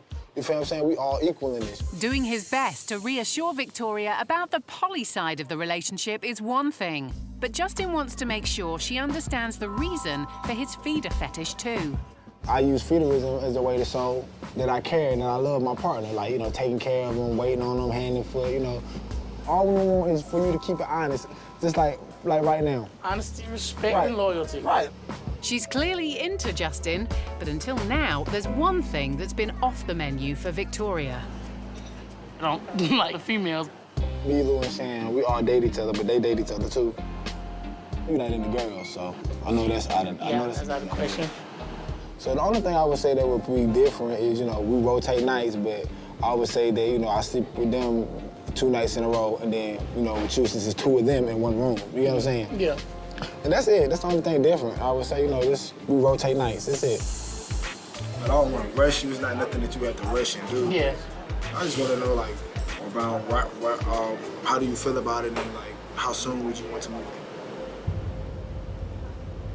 Well, as far as me wanting to, yeah, I would love to. Okay. Move in. It seems like Justin's convinced Victoria that moving in would be a good idea. I'm a curious creature. So anything new, I always say I'm willing to try it. If it doesn't hurt me, doesn't kill me, why not try it? You only live your life once. But there's one last hurdle. Justin set up a meeting for Victoria with Lou and Shan. Very excited about going and meeting Shan and Lou and getting to know the things that's gonna happen as far as our future relationship. Victoria meeting the girls is crossing a big step to letting it be known that it's, you know, it's getting serious, you know, want her to become a potential girlfriend. I'm kind of nervous about that, so I guess I see how it goes. And he might have good reason to be anxious. Kind of worried about, like, jealousy. Worst case scenario is we get somebody in our relationship and the person is just not what they say they are. In a couple months, this is not what they expected, or this is not what they wanted. Not only are we letting her in our life, we're letting her in the baby's life. Will they be able to keep their cool when they meet Victoria? After his date, Justin needs to butter up his girlfriends Lou and Shan. So he's headed straight to the kitchen.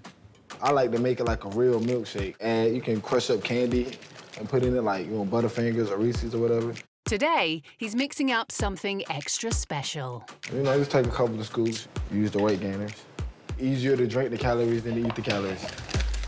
His weight gain milkshakes bring both the girls to the breakfast bar. With the little foam on the top, look at it. Sadly for Justin, they don't look swayed by this treat.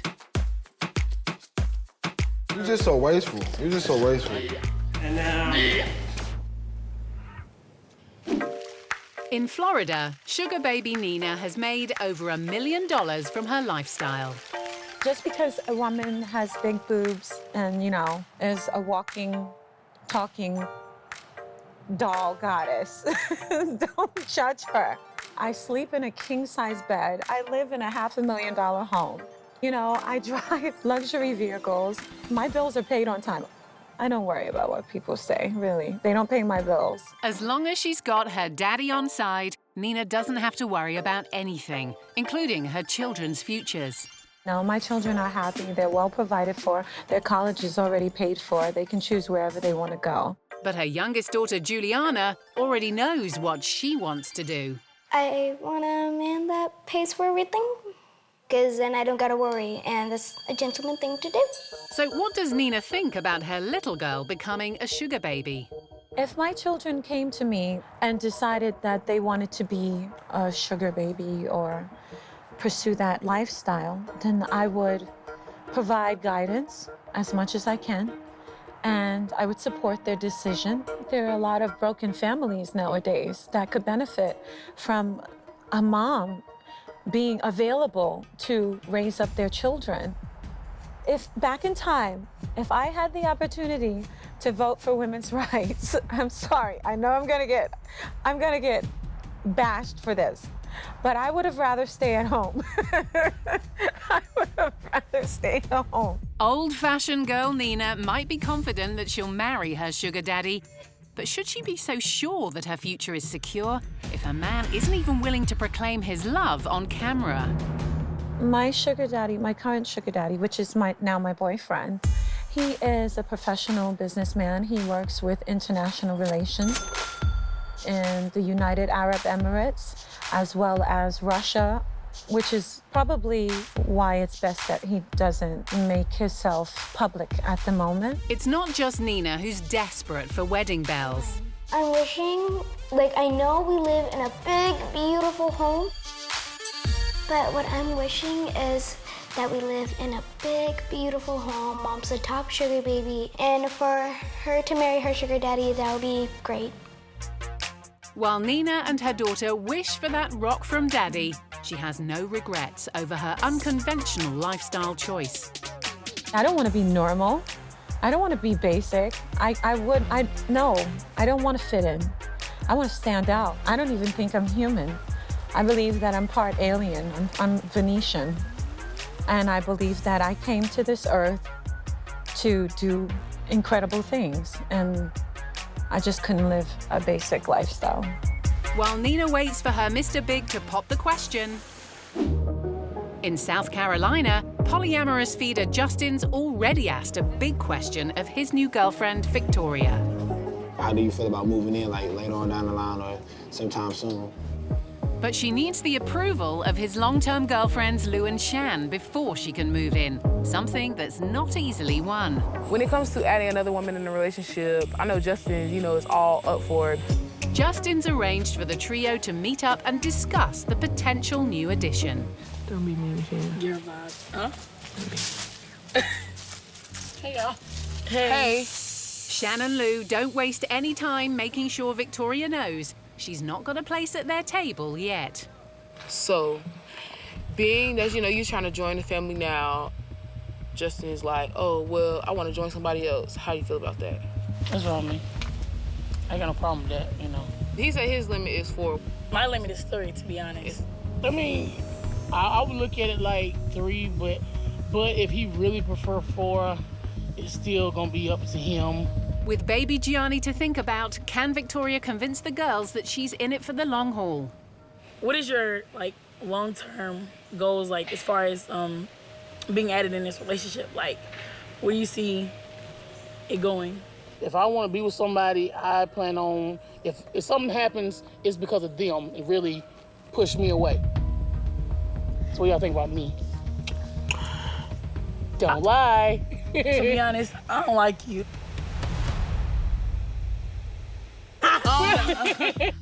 Having quizzed her over her long-term plans, the girls want to know how Victoria feels about the other aspects of their relationship. When Justin, first approached you about the whole feederism, polyamorous thing, how'd you feel about that? That was very questionable. I respected that he told me up front about it. At first, when I found out what it was, I was like, nah. And then I was like, well, I'll try it. It's something, he ain't gonna kill me, and I definitely ain't gonna let it kill me. Then you went straight to death. Yeah, because, hey. Well, how did y'all feel about when he came and approached y'all about it? It took me some time with the feederism thing, but this is a fetish, and just like everybody have their own fetishes, this is a different fetish. How is feederism different from being peed on? I just had to give it some thought and not knock it before I tried it. He don't, force He don't sit there and be you better eat these 10 burgers right now, or no. People think, that's a lot of people's problem with feederism. They think that the feeder is always forcing. That's how when I was first heard about feederism and how people portrayed it on the website, degrading them and stuff, and I'm like, no. Baby, he loved every role, okay? Every role. That's even better. Because I got a lot. As things start to thaw, there's just enough time for some girl talk about the man in their lives. The big question is, how's Justin like living with him? A mess. A mess. Hopefully you like washing dishes because Justin used every spoon when he cooked. Oh wow, you one of those people. Yeah. just come with your whole armor on, cause it's gonna be days you're gonna go in the room and you're gonna be like, oh my God, why am I with this man? Yeah, but then he gonna come in there with a goofy looking face and being stupid, and you're gonna be like, this is why I'm gonna fall in love all over again. He might have his flaws, but Lou and Shan only have eyes for one guy. And you know, Justin is the only man in the relationship. No more men. I mean, you can have friends, but you know. Yeah, as far as relationship. Yeah, he said he can't have balls touching balls. Justin might not like the idea of another man in the relationship, but Victoria isn't exactly keen on the idea of sleeping with a woman. Are you gay? So you don't like women at all? Yeah, as far as sexuality, no. Will her refusal to hop into bed with Lou and Shan spell disaster for Victoria?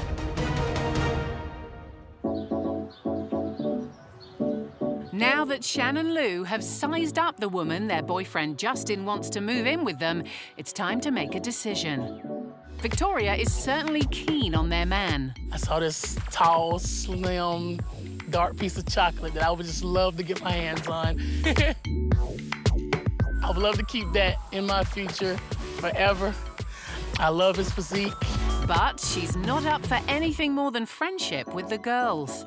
As far as Shan and Lou, by them being together and in a relationship, me, myself, no, I'm not attracted to females. Victoria's sexual preference is one issue for bisexuals Lou and Shan. It's already a hard time sleeping in the bed with us three. And she's not gay. But they also have practical worries that there's not enough room for a third woman. And they might have a point.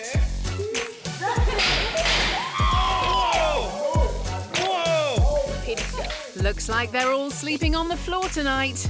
But do the girls want Victoria to join them? How do you feel about Victoria moving in? We have to split everything, you know, differently. We usually do like the cleaning. So it'll be, you know what I'm saying, we adding somebody else in. So our chores would be a little, you know. More scattered? Yeah. Her just coming in solely based on like, oh, I'm only trying to deal with Justin, period. Not saying like sexually, just like, period. Like, oh, I don't want to talk to y'all. We not finna go hang out. We not finna do none of that. Right. Just 'cause it's my boyfriend. That's right, it. Right. And then I feel like as far as the sleeping arrangements go, that like I hope she's not too uncomfortable with us getting 2 nights and her getting 1 because it's 2 of us. It's only 1 of her. So, you know, I hope she would be okay with that because it's kind of a ground rule. I mean, it's not a ground rule. I just feel like it's only fair. No, that's gonna stay. But it's only fair, period. It's a ground rule. For Feeder Justin, a third girlfriend would be a dream come true. But he's not going to pressure Lou and Shan. I'm not gonna let one person destroy a relationship with 2 people. I'm not gonna force them to be with that person. As Victoria's future hangs in the balance, the threesome sit down to make a final decision. How did y'all feel, you know, first initial meeting and, you know, hanging out and, you know, talking to her, getting to know her? Did y'all feel like, you know, the questions that y'all asked her, did you feel like that, you know, she responded genuinely, or did you feel like it was just what y'all wanted to hear? I mean, I feel like I've stressed my issues about the whole situation. I just feel like I don't want nobody to come and then Jayani get attached and then this person gone. From you hanging out with her, whatever, do you feel like she's in it for the long run? You know, I put a lot of emphasis on that, you know, the girls are really strict about, you know, people coming in and out or not being serious about it, you know what I'm saying? We're both of y'all together pretty good at knowing whether somebody's genuine or not. I think we all have, you know, came to a decision. It's time to let Victoria know if she's done enough to convince the girls to make room for her. I was talking to the girls, you know, we all sat down, you know, we had a conversation, you know, we asked each other, you know, how did, you know, the dates go, you know, how did they feel about, you know, the questions that they asked you on the date and stuff like that. We all came to the decision as a whole, you know, that we would like to invite you into the family if you would have us. Did you hear me? Hold on, I'm gonna let you talk to Sam. Hello? Victoria? Yes. So, what do you think? I'm excited. I'm hoping that we all get along and build together. Alrighty then. We'll see you when you get here. Okay, that sounds good. We all like Victoria. Ain't nobody sees no problems with her. She's genuine, that she could be a perfect fit for our family. The girls have decided to give Victoria a chance, and she's not wasting any time when it comes to moving in. Hey! Dad, what? I really think I picked a great guy to be with, and I enjoyed it. And in true feeder fashion, Justin's ordered a feast to celebrate his big, happy family. I just like to make a toast to a happy, successful home and family. Here. Here. I'm looking forward to a loving home, wonderful people. I feel like we best friends. I feel like we family. I feel like when you normally hear a person talking about what type of relationship they want, I want a friend, I want a lover, I want a partner, I want somebody I can joke with. This is basically what this is. This times 3.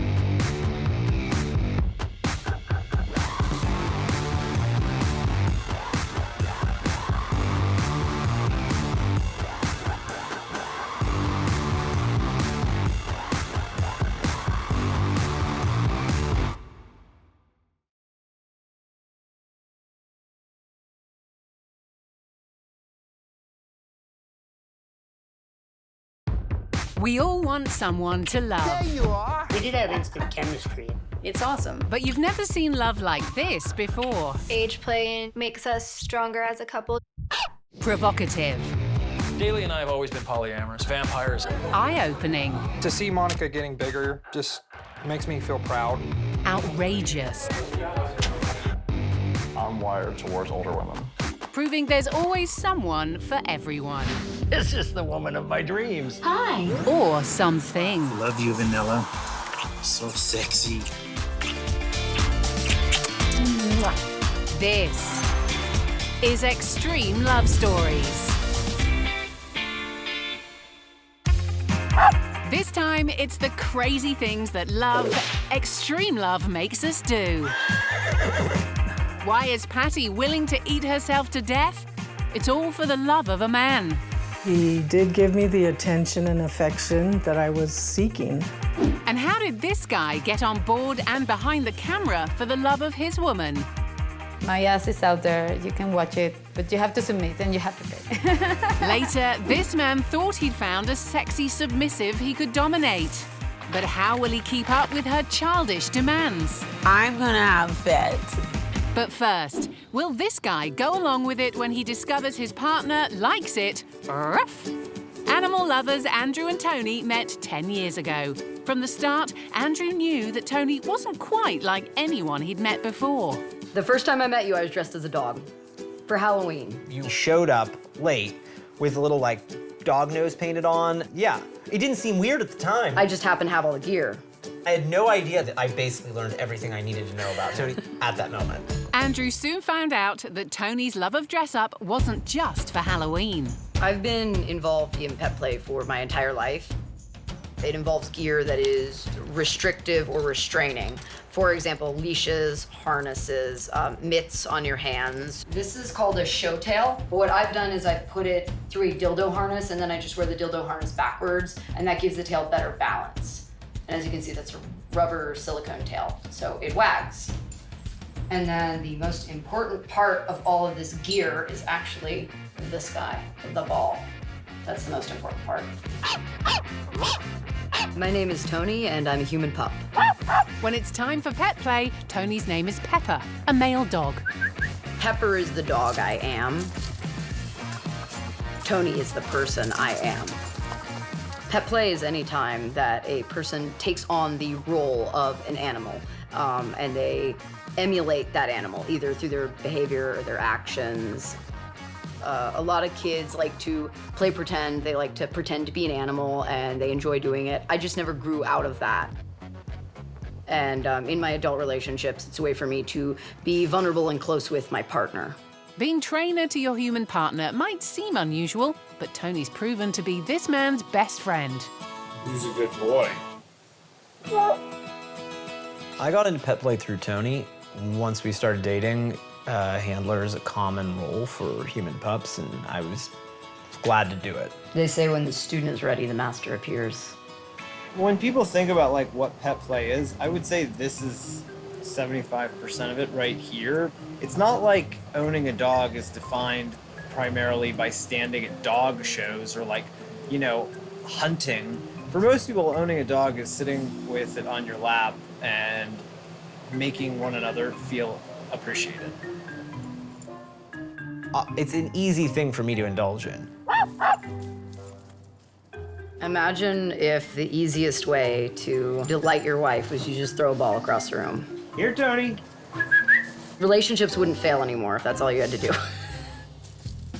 Pet play is, first of all, great exercise. It's a lot of fun. CrossFit has nothing on pet play.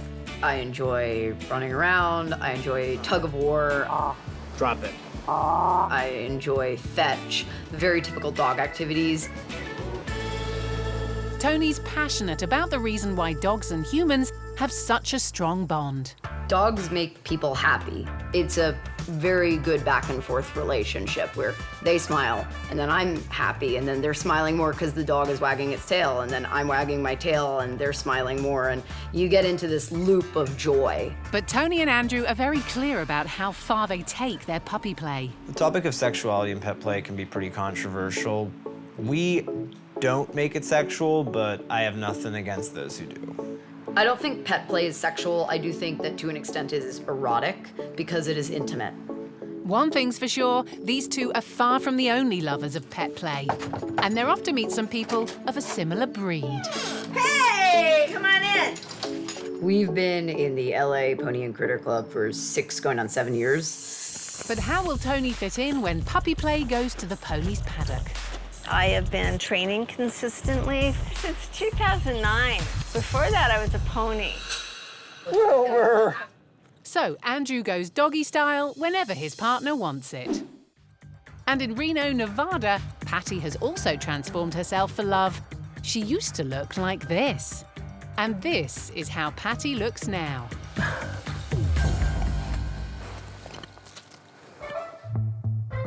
Until recently, her goal was to get bigger and bigger. My breakfast consisted of biscuits and gravy, 3 eggs over easy, fried potatoes, bacon, sausage, glass of orange juice. And all that eating was for the love of one man. I met him on a phone chat line. He lived in the area. We got together and spent the next 10 years together. I'd say 90% of our relationship revolved around eating. He was just getting happy every time he saw me eat. And the bigger I got, the more he loved it. He had fantasies of being with a girl and making her fatter. He didn't tell me about this till a few years into the relationship. And while she knew her diet was wrong, she was willing to do it for a guy she thought was Mr. Right. He did give me the attention and affection that I was seeking, but the outcome, you know, was obviously me being way too big, way too big. Words from the doctor were, you know, that I'm killing myself. My life was spiraling out of control. I kind of lost myself in that relationship, you know, trying to please him too much. My top weight was 722 pounds. That's 4.5 times the size of an average woman in the United States. At that weight, Patty found life incredibly tough. Then, after 10 years together, her boyfriend left her. Suddenly, she was alone, unable to move, and wondering if her failed relationship would eventually kill her. Reality was hitting me of what I had done to myself and my body. I hated myself that I would let myself get this big. I was stuck in the bed with nobody to help me. And that's when I knew, okay, I've got to get up. I've got to get out of this bed. And that if I didn't make a change, yeah, I was going to die. Patty wasn't alone thinking her weight gain was too much. Her adult sons thought they were witnessing their mum eating herself to death. There is nothing healthy about going to a weight where you have no quality of life. And knowing what type of lively person she is, that was upsetting as her sons, that she would put herself in a situation where she was physically deteriorating. It gets to a point where his fantasies and her dependency on him was out of hand. We always worried about her passing away because of her weight. But with Scott and Logan helping at her side, she's made some major changes. I lost 245 pounds in 19 months.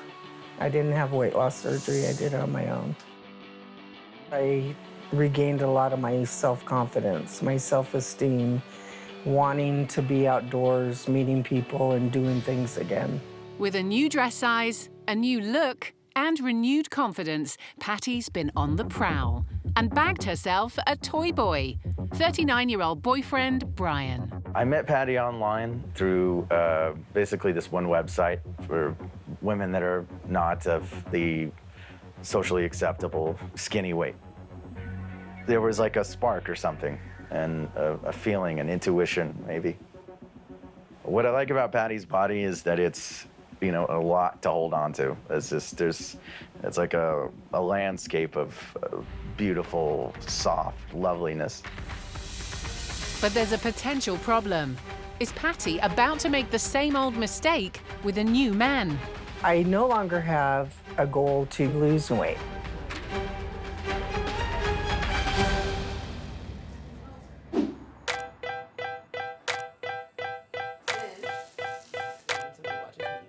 Deja and Dom live happily together in Ohio. We met at the strip club that I work at. But it wasn't until just over a year ago that Dom walked into her life. He was a customer, and he came in, and we got to talking. And he would come in from there on out like almost every night to come and see me and stuff.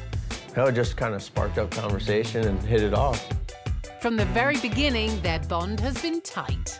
I love the way you look. I think he's handsome. I love that he's very kind to me. Like You're gonna make me blush. Oh, you better blush. When I met her, it's just, I needed to be right where I'm at right now, right next to her, and it was like I was missing something, and I just had to get it. But Dom had a secret side of himself that he needed to reveal. 38 years old now. I'd probably say I've been in BDSM probably since 18, 19 years old. BDSM, or bondage, domination, and sadomasochism, covers a range of interests between consenting adults. I mean, it could be anything from you wanted to spank somebody or do this or choke them or, you know, walking somebody around with a leash. Anybody's little side kink that they like, it's got a BDSM spot for it. At first, Deja didn't know what to make of it. Dom started talking about BDSM, and I was like, I know, this is just a new experience, so I guess we're gonna see, maybe. He would send me these memes, and they were like of these rope bondages, and they would say stuff on them and stuff, and I'd be like, yeah, that looks cool, you know? I know, you can't really just come out right to... I want to tie you to the chair. Yeah, it's like, I want to tie you up, choke you, and spank you. You know, I feel like that's like a good pickup line. But luckily for Dom, without much prodding or paddling, Deja was keen to give it a go for the guy she loves. I was down. I was like, yeah, let's do this. And he just insisted upon me doing all this research. I just wanted you to have a little bit of a foundation to know what you were about to get into. Right, and I did because I was like ready. I was like, yeah. They now live in a relationship where Dom has complete control over Deja. Yes, sir. But there were quite a few ground rules to establish before Deja would fully accept what Dom wanted from her and before the ropes could come out. We literally sit down and it's like, this is a hard limit, this is a soft limit. Like if somebody says no, no is no. You don't go over that. Well, sometimes in BDSM, no is yes. Well, that's also discussed as well. That's why like the safe words are outlandish words that obviously are It like... might be a popsicle or a cupcake or something like that. Yeah, ours is not popsicle or cupcake. So, although they're not married, they tie the knot several nights a week. I like the rope and the blindfold, just because it heightens your other senses and stuff. You never know what's gonna happen next. It's kind of like a good movie. You know, when you're in a BDSM style relationship, there's a big trust. BDSM with the floggers and the crops and the rope, yeah.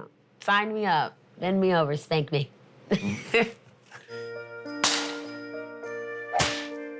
But that's only half the story. Deja's got a kink of her own. I'm gonna have fit. And it's gonna need a lot of patience and acceptance from Dom. Daddy! While Dom and Deja choose to spend all their time in the bedroom, thanks to her extreme love, Patty has become a prisoner in hers. She used to be in a toxic relationship with a feeder. My weight when I was my heaviest was 722 pounds. Since they broke up, she's lost an astonishing 245 pounds. But new boyfriend Brian is also a lover of larger ladies. Well, I'm attracted to larger women. It's just, you know, who I am.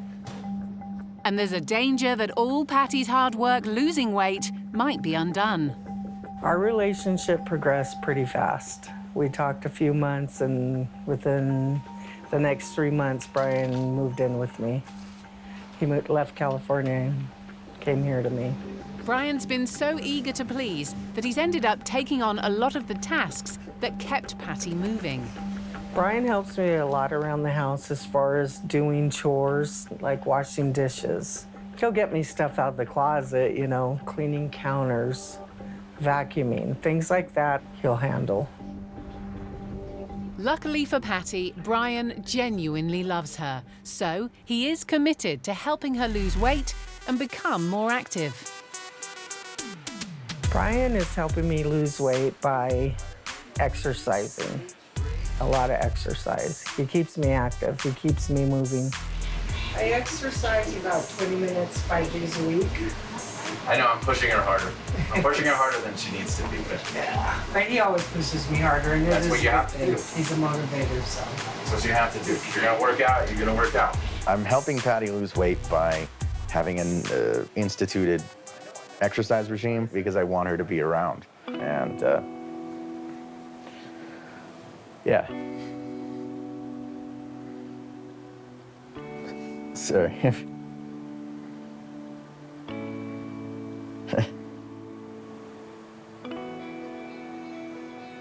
That's how much I love her. Now, Patty's diet has been transformed. The kind of healthy meals we cook or anything we make, we include greens, whether it's spinach, kale, lettuce, even if it's spaghetti, he'll throw in greens. I would say my goal is to remain active, healthy, whether I lose weight or not. I just want to be active so we can enjoy the outdoors and our life together. I don't have a, I want to lose another 200-pound goal. I want to be happy, active, and healthy, and stay in love. Losing weight and meeting Brian has given me a better outlook on life because I have a reason now to want to stay happy from my weight loss, but also enjoying it with somebody that I really love. And And with her increased stamina, there are some other exercises he's been helping her with. Our sex life is too hot for TV, basically.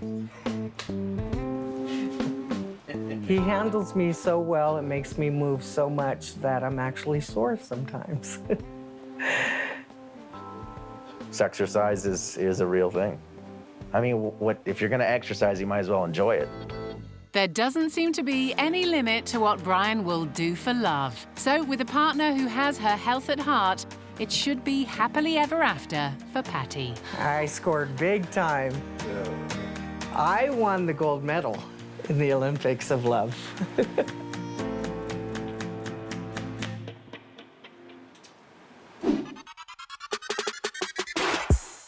In Ohio, Deja has agreed to be all tied up by her boyfriend Dom. But luckily for him, she loves it. Yeah, sign me up. Bend me over, spank me. But while Deja was researching BDSM for Dom, she realized she had a kink of her own.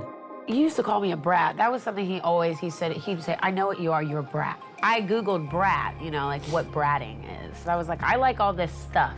I like this stuff, let's do this. And he's like, well, I've never done that before, we could try it. And I was like, yes. Yeah, I could be a brat. I named this one after my daddy. Daddy loves you, princess. Deja likes to behave and be treated like a child, making her what is known as a little.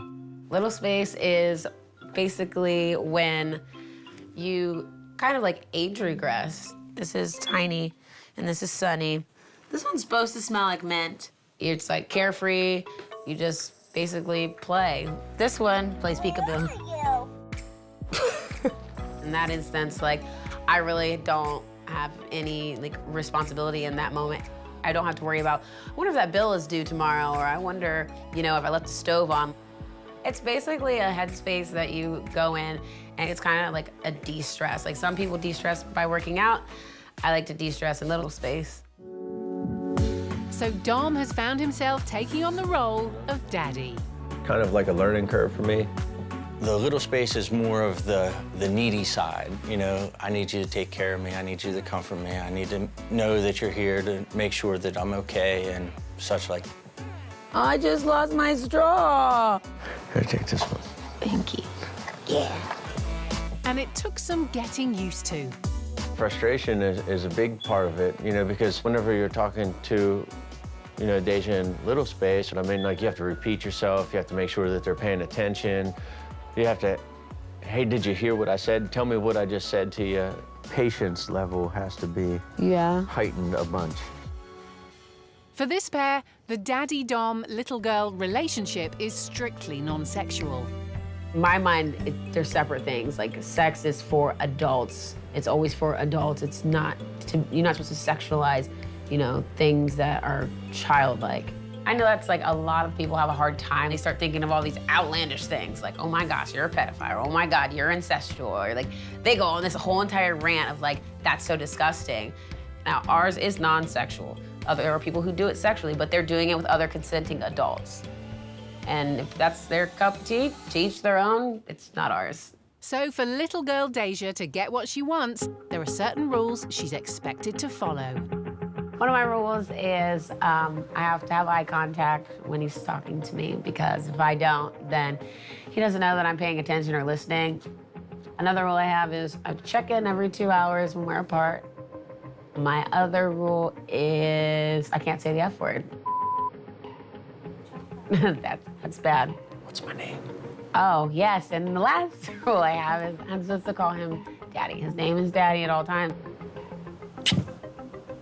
Love you, Daddy. But when Deja misbehaves, Dom, the Dom, parcels out her punishments. I have to do lines when I break a rule or I get in trouble. Like the first thing that I had to write lines for, I had to write like 66 times because I was neglecting to call him Daddy.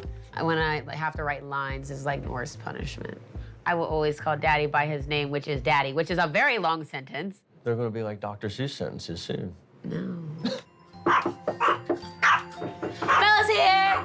Yay! she's been given permission to have a friend over, who is also a little for a slumber party. Are you falling for your crush too quickly? Dom's come full circle from tying up and spanking her. Yeah, I figured I'd be like their little butler for a while. I have no idea how to make no tea. To treating her like a little princess at a tea party. Might want to blow on it. Thank you. Thanks. Ah, the things we do for love. While Dom deals with his daddy issues, Andrew's playing trainer to his partner Tony, who identifies as a dog. Pet play is any time that a person takes on the role of an animal and they emulate that animal. Here, Tony. And here, in a quiet suburb of LA, Andrew's taking his pet partner out for a romp. Very good. This is Anne, not Seabiscuit. She's the one in the riding pants. She's the founder of the LA Pony and Critter Club. And move out. I have been training consistently since 2009. Before that, I was a pony. Anne spent years trotting around doing animal role play and having the time of her life. Beauty is my pony persona. I love Beauty. I'm one of those ponies that just totally lets go. There's no humanity left, and I'm over here being a pony. That's what I did for my kink, my fun, my personal time. Yay. Anne seldom plays pony herself these days because, like Andrew, she's all about giving others the freedom to express themselves. All right, move out. Go. I wanted to do animal role play not just as individuals, but I wanted to round up together animals, different human animals, so that we could do different social games.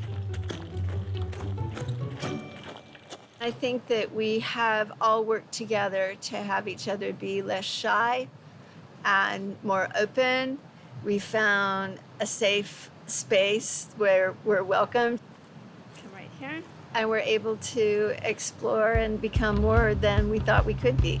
The LA Pony and Critter Club now has a staggering 200 members, and with a variety of horses, dogs, and other livestock, membership is fairly stable. The event today is a play date. They're informal. They can be everything from 3 people to 25 people. You heard it from the horse's mouth. Much as we all love our awards and ribbons, it's very much everyone being there for and cheering for everyone else. And for Anne, the reactions of her play pets are what makes it all worth the effort. We have just the best time. Every time I do one, it's like the best time of my life. It's the best moment of my life. Oh, this is the best moment of my life. For Tony, joining this group has been eye-opening. We've been in the LA Pony and Critter Club for 6 going on 7 years. Within the larger club, we do fox hunts, we have dog shows, we have herding events. Anything a dog can do, a human can do. I've made a lot of friends through the pet play community, and a lot of my community and social interaction comes from these pet play events. So it's not just part of my identity, it's also part of my support structure in my life. Whatever I got here. What I got here. Oh, give me that. I consider myself very open. That being said, my family have a general idea that I'm into some kinky stuff, but we don't talk about it. Ball. I think people misunderstand pet play because they see a collection of ideas that aren't normally next to each other, namely animals, sex, adults pretending, and they immediately get an alarm sense that something's wrong. I think everyone should feel comfortable exploring the limits of their creativity and imagination, and most of us have grown up in a culture that strongly discourages you from taking it too far. I appreciate that I'm married to someone who encourages me to explore my imagination and my interests wherever they lead, and I try to do the same. Yeah. My mouth tastes like wood chips. Yeah, I wonder why. I think everyone should try it once, and if they like it, they should try it a second time.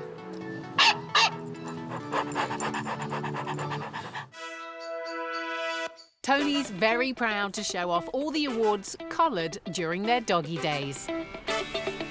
A lot of pet shows give out ribbons and awards, so I've won quite a few. This is the High Point Award for Puppy Palooza. Won this honking big ribbon. These are for fox hunts that I participated in, and then these are for races, agility courses. Most of these are actually probably agility. I'm very good at agility. These two are the best ones I have because these are my two best in shows. I got these at DomCon. I won twice, and it was 2 years in a row, 2014 and 2015.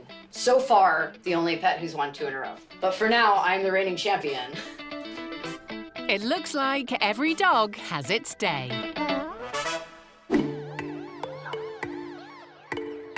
It was a love of fast cars that brought Crystal and Joey together. Is that it? Yeah. Joey was in a car club, and I also had a custom car, and we met there, and I thought, oh, he's cute, but he was kind of acting like an idiot. Kind of still does. Long story short, I chased him for about half a year, and here we are. But after 12 years of marriage, things changed for the couple when a new member joined the car club. I was 19 years old, and I saw Crystal there. She didn't look like anyone I've ever seen around here, and I was just so intrigued by her. We became friends instantly, and then Crystal and I became really, really close. I could tell by the way that she talked about Jamie and the way that she, frequently mentioned her, and I could tell there was more there than what, two people would have as friends. It was deeper than a friendship. As we got to know each other a little more, we kind of just developed a romantic liking to each other. It just kind of happened. It did. It just happened. I asked Crystal to be my girlfriend first. Which I was like, I'm married. How does that work? For both women, this was a completely new kind of relationship. It was the first time that I'd ever been in a relationship with a girl. But also, it was very easy for me. It just happened. I didn't think, oh, I'm in a relationship with a girl. In most marriages, the result of all this would be divorce. But not for these three. I gave them my blessing completely when it came to, forming the relationship. I never felt threatened by Jamie at all. I never thought that she was coming into the family to break it up or to take Crystal away from me. Remarkably, Joey was on board with the whole thing. I talked to Joey about it. I'm like, is this okay? And he was like, yeah, of course. Anything that ever happened between me and her, even before we were actually girlfriends, I was always like, is it okay if I kiss her? And just stuff like that. And of course, Joey, being the man that he is, said, of course it's okay that you kiss her. Can I watch? With Joey's curiosity heightened, things quickly heated up. At one point in time, she moved into the house. And it was at this point that the junior member of the household had something to say. When Jamie came, I was like, wait, who's this? That's right, Joey and Crystal have a son. So she just started living in my house. And I was told she was gonna be my mom, and I'm like, oh, okay. They told me it's lucky to have 2 moms, but I don't know. Coming into this relationship with a couple that has a child was very exciting to me. I absolutely love children. He is the one that actually took it upon himself to call her mom or Mama Jamie. We never, ever forced that on him. Oh, shoot. I'm terrible. It took me a little bit of time, but not that long. It was fine. Jameson is my baby. He's my son. I love him, so much, and I would do anything in the whole world for him. I think it's pretty fun to have 2 moms. Here's another lady in the house who, is good to him, does things for him, and he relied on her, and it just came naturally. He was just, mom. Seeing all this unfold in front of him had a profound effect on Joey. I developed feelings for Jamie. Joey and I, we fell in love. While one couple struggles to share their love with a third partner, this young woman in Mexico wants to share hers with the world. Love makes us do all sorts of crazy things. Effie and Walter do those crazy things online. Quite explicitly, as it turns out. I love that video. I have sex in the internet. My ass is out there. You can watch it, but you have to submit and you have to pay. That's right, Effie and Walter are porn stars. But this isn't your usual type of porn. We joined Make Love Not Porn in 2013. The couple upload their videos to Make Love Not Porn, a website filled with user-generated sex videos where members like Effie and Walter offer their films for subscribers to rent. Hey there, this is Effie and Walter. We felt that it was something that could really help us understand ourselves and each other. Effie had been through the traumatic experience of being sexually assaulted and had completely lost her confidence. Their videos helped her find her sexual self again. For a while, sex was really hard for me and my self-image was so destroyed. Watching porn after the assault was really something that I didn't like because porn is all about domination and, submitting women to something, to a sexual object. And finding this platform also made me thought that it could help other women and it could give them this space to find out what sex is really about.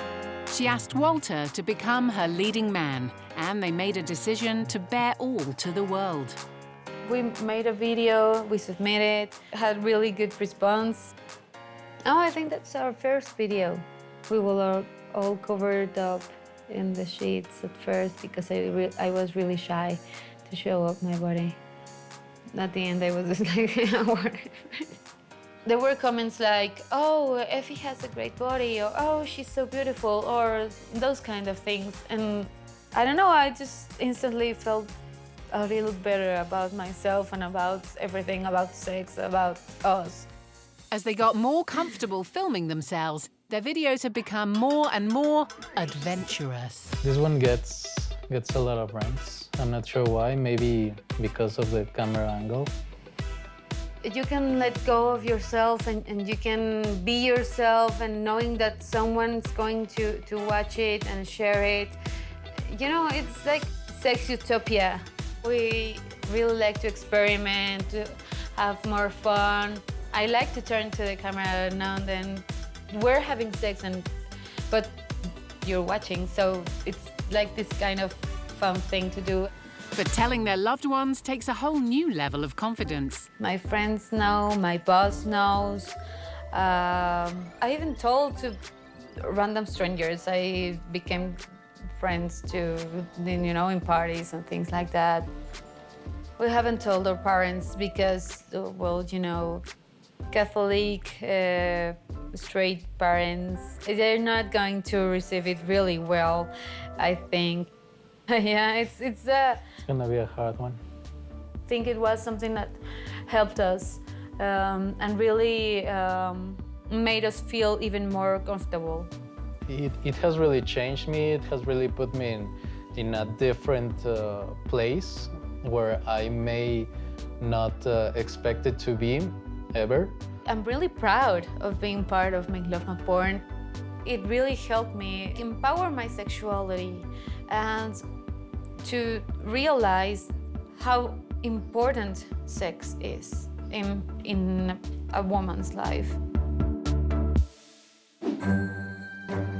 In Arkansas, Jamie has moved in with Joey, Crystal, and their son Jameson. She's Crystal's girlfriend and has become a second mum to Jameson. But that's not all. I developed feelings for Jamie.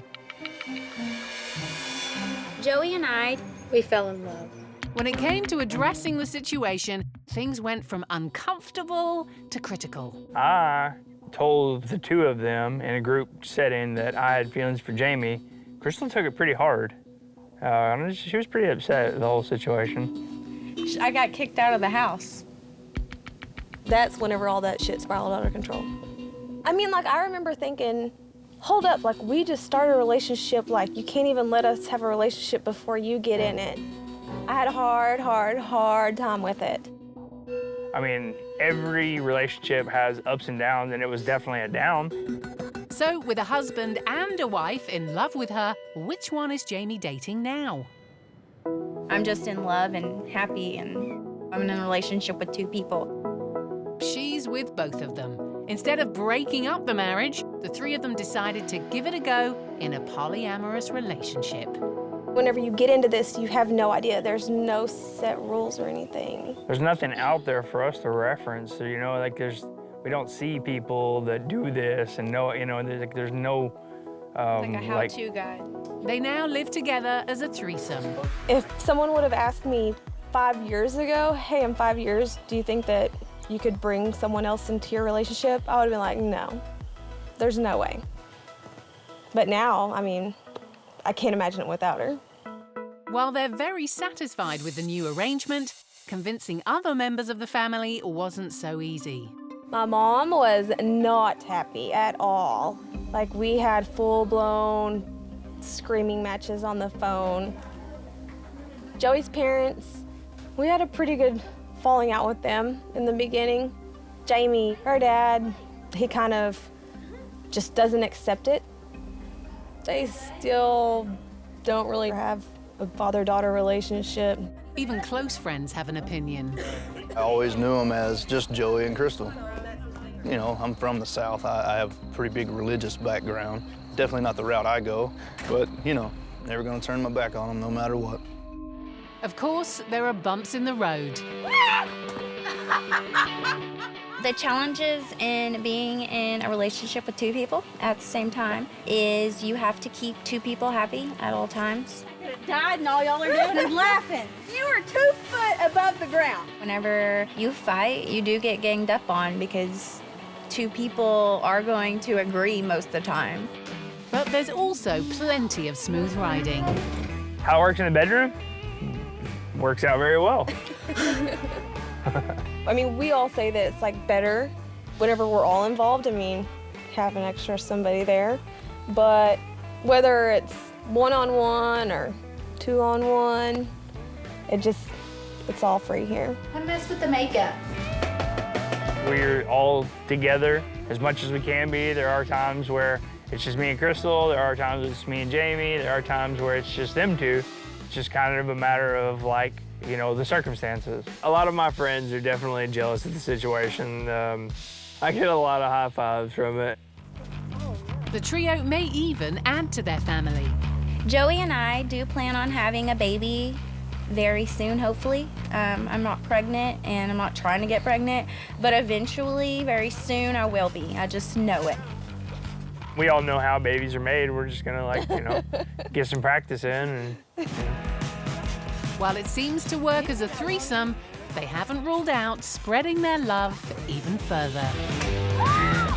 As far as someone like coming into our relationship, or if another one of us wanted to add someone, I really, I guess it's kind of a mixed thing because I thought we were gonna get a hot Australian chick and Crystal is not down with it, it appears so. Jamie's down with it, but maybe we'll just work on her. Hot Australian chick accepted. Oh my God.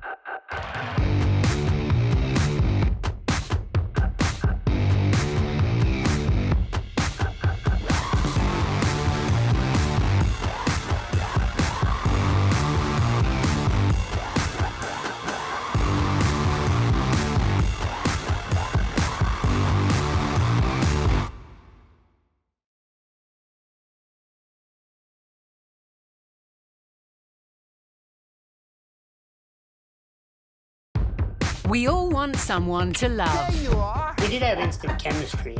It's awesome. But you've never seen love like this before. Age play makes us stronger as a couple. Provocative. Daly and I have always been polyamorous, vampires. Eye-opening. To see Monica getting bigger just makes me feel proud. Outrageous. I'm wired towards older women. Proving there's always someone for everyone. This is the woman of my dreams. Hi. Or something. Love you, Vanilla. So sexy. This is Extreme Love Stories. This time, meet the woman who has men queuing up to pay for her luxury holidays and expensive treats. I've never spent a dime. And the lawyer who's hoping to break her golden rule. I have never slept with any of my dates. And later, the couple who coach people in the art of cheating with their partner's approval. I don't put a limit on the number of partnerships that I can have. So I already have an older guy, I need younger men. I mean, why not? But first, meet Wiley and Stefan, an ordinary couple in an extraordinary situation. It was love at first sight as far as I loved how he dressed, I loved how he acted, I loved his demeanor, I loved his personality. The bio of his Grindr account said something like, country boy, loves the wild, loves animals, vegan, and then like, picture of a tree. These bohemian boyfriends live an unconventional life on their converted bus in Texas. We bought it a couple months back, and this is where we live, our friend's backyard. But there's one thing about this relationship that you might not be expecting. Hey, sweetheart, how are you? I am a man, and I am actually pregnant. This pregnancy was definitely not planned, absolutely not. Carrying a baby isn't something many men expect to experience. And although Wiley didn't plan for this particular bump in the road, there's a biological reason he's now eating for two. I identify as a transgender male. Wiley was transitioning from female to male when he became pregnant. I have always felt uncomfortable in my, female-born body. I always felt different, like I'm stuck in something that I don't see as myself. I was maybe about 11 or 12 on this photo, and I don't really know who I was at that time. Once I hit puberty, that was a big turning point for me. I was just like, I want my chest gone, I want to have facial hair, but I didn't really know anything about that. I didn't know how to explain that. I didn't know what to do, and I was just like, okay, well, I just dress in guys' clothes, and be more masculine. But even to that extent, it still wasn't good enough. I started testosterone in 2012. I got top surgery in 2013, and ever since then, people saw me, saw how happy I was and how I could be myself. This one is in 2013, right when I had top surgery. I could finally be my true self of who I wanted to be and who I wanted to become as a man. Although Wiley's had a procedure to remove his breasts, he's yet to have what's called bottom surgery, an operation to create a penis. Wiley's female genitals had been a turn-off for previous partners. Everybody that I've dated in the past, they didn't accept me for who I was, or they were all okay with it up to an extent, probably up to about where we became physically intimate. Stefan knew right off the bat that I was a transgender male. And while Stefan was open-minded when it came to sex, he did have one reservation. It was a question, can you get pregnant? We had talked about testosterone and what he had been told by his doctors and what we had believed to be truth. Turns out, that wasn't truth. The pair believed that because Wiley was taking testosterone to give him male attributes like facial hair, there was no way he could get pregnant. I started having morning sickness. I found out I was pregnant at 11 weeks. After I took the test and I saw that it popped positive, I was nervous, I was very emotional, I started crying. I didn't know what to do, I didn't know what to think, I didn't know what to say. As a gay person, I don't think I ever really planned for biological children. The couple were torn. I have a chance to choose. Do I want to give it up for adoption? What am I going to do? Over in New York, Alyssa's made a decision that few small-town girls would ever consider. An independent and adventurous woman, she's traveling from Wisconsin for a romantic weekend with a complete stranger. And this first date has a twist. Her mystery man is paying for everything, starting with her hotel. I'm feeling a little nervous. I mean, I hope he looks like what he does in his pictures. Not feeling nervous. I don't get nervous. Hey! Oh my God! It's good to finally see you. You too. You look awesome. You look Thank great. you. You did Beautiful. too. Love your scarf. Thank you. Thank you. The couple were matched on a website that pairs rich businessmen with travel companions like Alyssa. But Oliver's not desperate. He's busy and simply managing his love life like a business operation. I do this primarily, I'd say, because of convenience. You can filter out the riffraff, qualities that you're not really looking for. As far as paying for the other person, I have no problem with it at all. In fact, I insist it's that way. Don't sleep with pigs. Never have. I'd rather just go home alone. I mean, maybe if I'm like really, really messed up or something. Good thing Alyssa's no catfish. This website, you could definitely meet someone in a romantic way. You could fall in love with somebody easily. Alyssa's met plenty of guys willing to foot the bill for her flights, hotel, and flashy dinners. I've been to a lot of places. I've been to Cancun, London, Ibiza, Las Vegas twice, Miami, Arizona, and I'm going to Dubai soon. Every date, every guy I've seen, they do pay for everything. I've never spent a dime traveling. So, is Oliver hoping that bankrolling her New York getaway will mean he'll get lucky? Well, that's a personal question. No, are you going to show this to Alyssa? What do I hope to get out of this? No, I'm joking. I'm hoping to get out of this a new adventure in an old town, one of my favorite places, New York City, with a quality girl by my side. What can I say? That's it, though. That's it. No other ulterior motives. Of course, it's okay to sleep with a girl on the first date. I think hopefully tonight, hopefully. We'll see. As she gets to know him, has Oliver done enough to impress Alyssa? He's very outgoing, he speaks his mind, and he's confident, and I think confidence is sexy. I have always been into older guys. I think they're more handsome, they're more mature. I like a gentleman and not some guy who wants to Netflix and chill. I could definitely see myself like dating Oliver. He's really cute. The night's going well for Oliver, and only gets better when he finds out about Alyssa's part-time job. What kind of modeling? I do basically anything. I don't shoot nudes, but I do like lingerie, sports, swimsuits, basically anything you can think of. Very nice, very nice. At 44 years old, Oliver is double Alyssa's age, so that box is checked. But as the evening progresses, is a little Netflix and chill on the cards? I have never slept with any of my dates.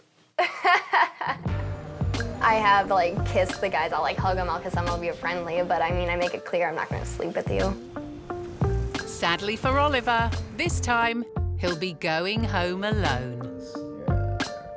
So, will Alyssa's no sex rule her out of a second vacation date with Oliver? I'm glad we found each other on that website. I'm glad we arranged this trip, and I hope to see her again. But Alyssa is a busy girl. I am off to Miami, where it's gonna be warm, and that's gonna be next week, so I'm excited for that. Sounds like she's got plenty of choices. And according to love coaches Kenya and Carl, choice can be very, very good. 7:47. It's an hour till school starts. Their whirlwind romance began in college over 20 years ago. It was love at first sight in that I felt like he was responsible and grown up and just really handsome and really smart. I was very physically attracted to her. Wanted to have sex with her right away. They couldn't keep their hands off each other. But 10 years into their relationship, Kenya got the shocking news that every wife dreads. Carl came home and told me that he was falling in love with a woman at his job. I was distraught. You know, I was like, what are you talking about? It wasn't something I felt weird about or anxious about. I had no intentions on being with the woman you know, behind Kenya's back, that kind of thing. So I just brought it to her. When he told me this, he was thinking polygamy. He was thinking he would have 2 wives, and I just wasn't going for it. You know, I told him, if we're gonna do this, I'm gonna do it too. So that took some time to work out. You know, because I've heard of men dating other women or being in polygyny, but women dating other men when they're already married was completely foreign to me. And the more I thought about it, I said, you know what, maybe it does make sense, you know, for equality. 12 years later, and the couple are both dating other people, as well as being happily married and very, very open with their children. We're not really a normal family. I think we should do some seminars at your school. I just imagined you on stage being all like, oh, hello, throwing condoms into the crowd. They help me through all my relationships, giving me advice when I want it, when I don't. I mean, they don't really care.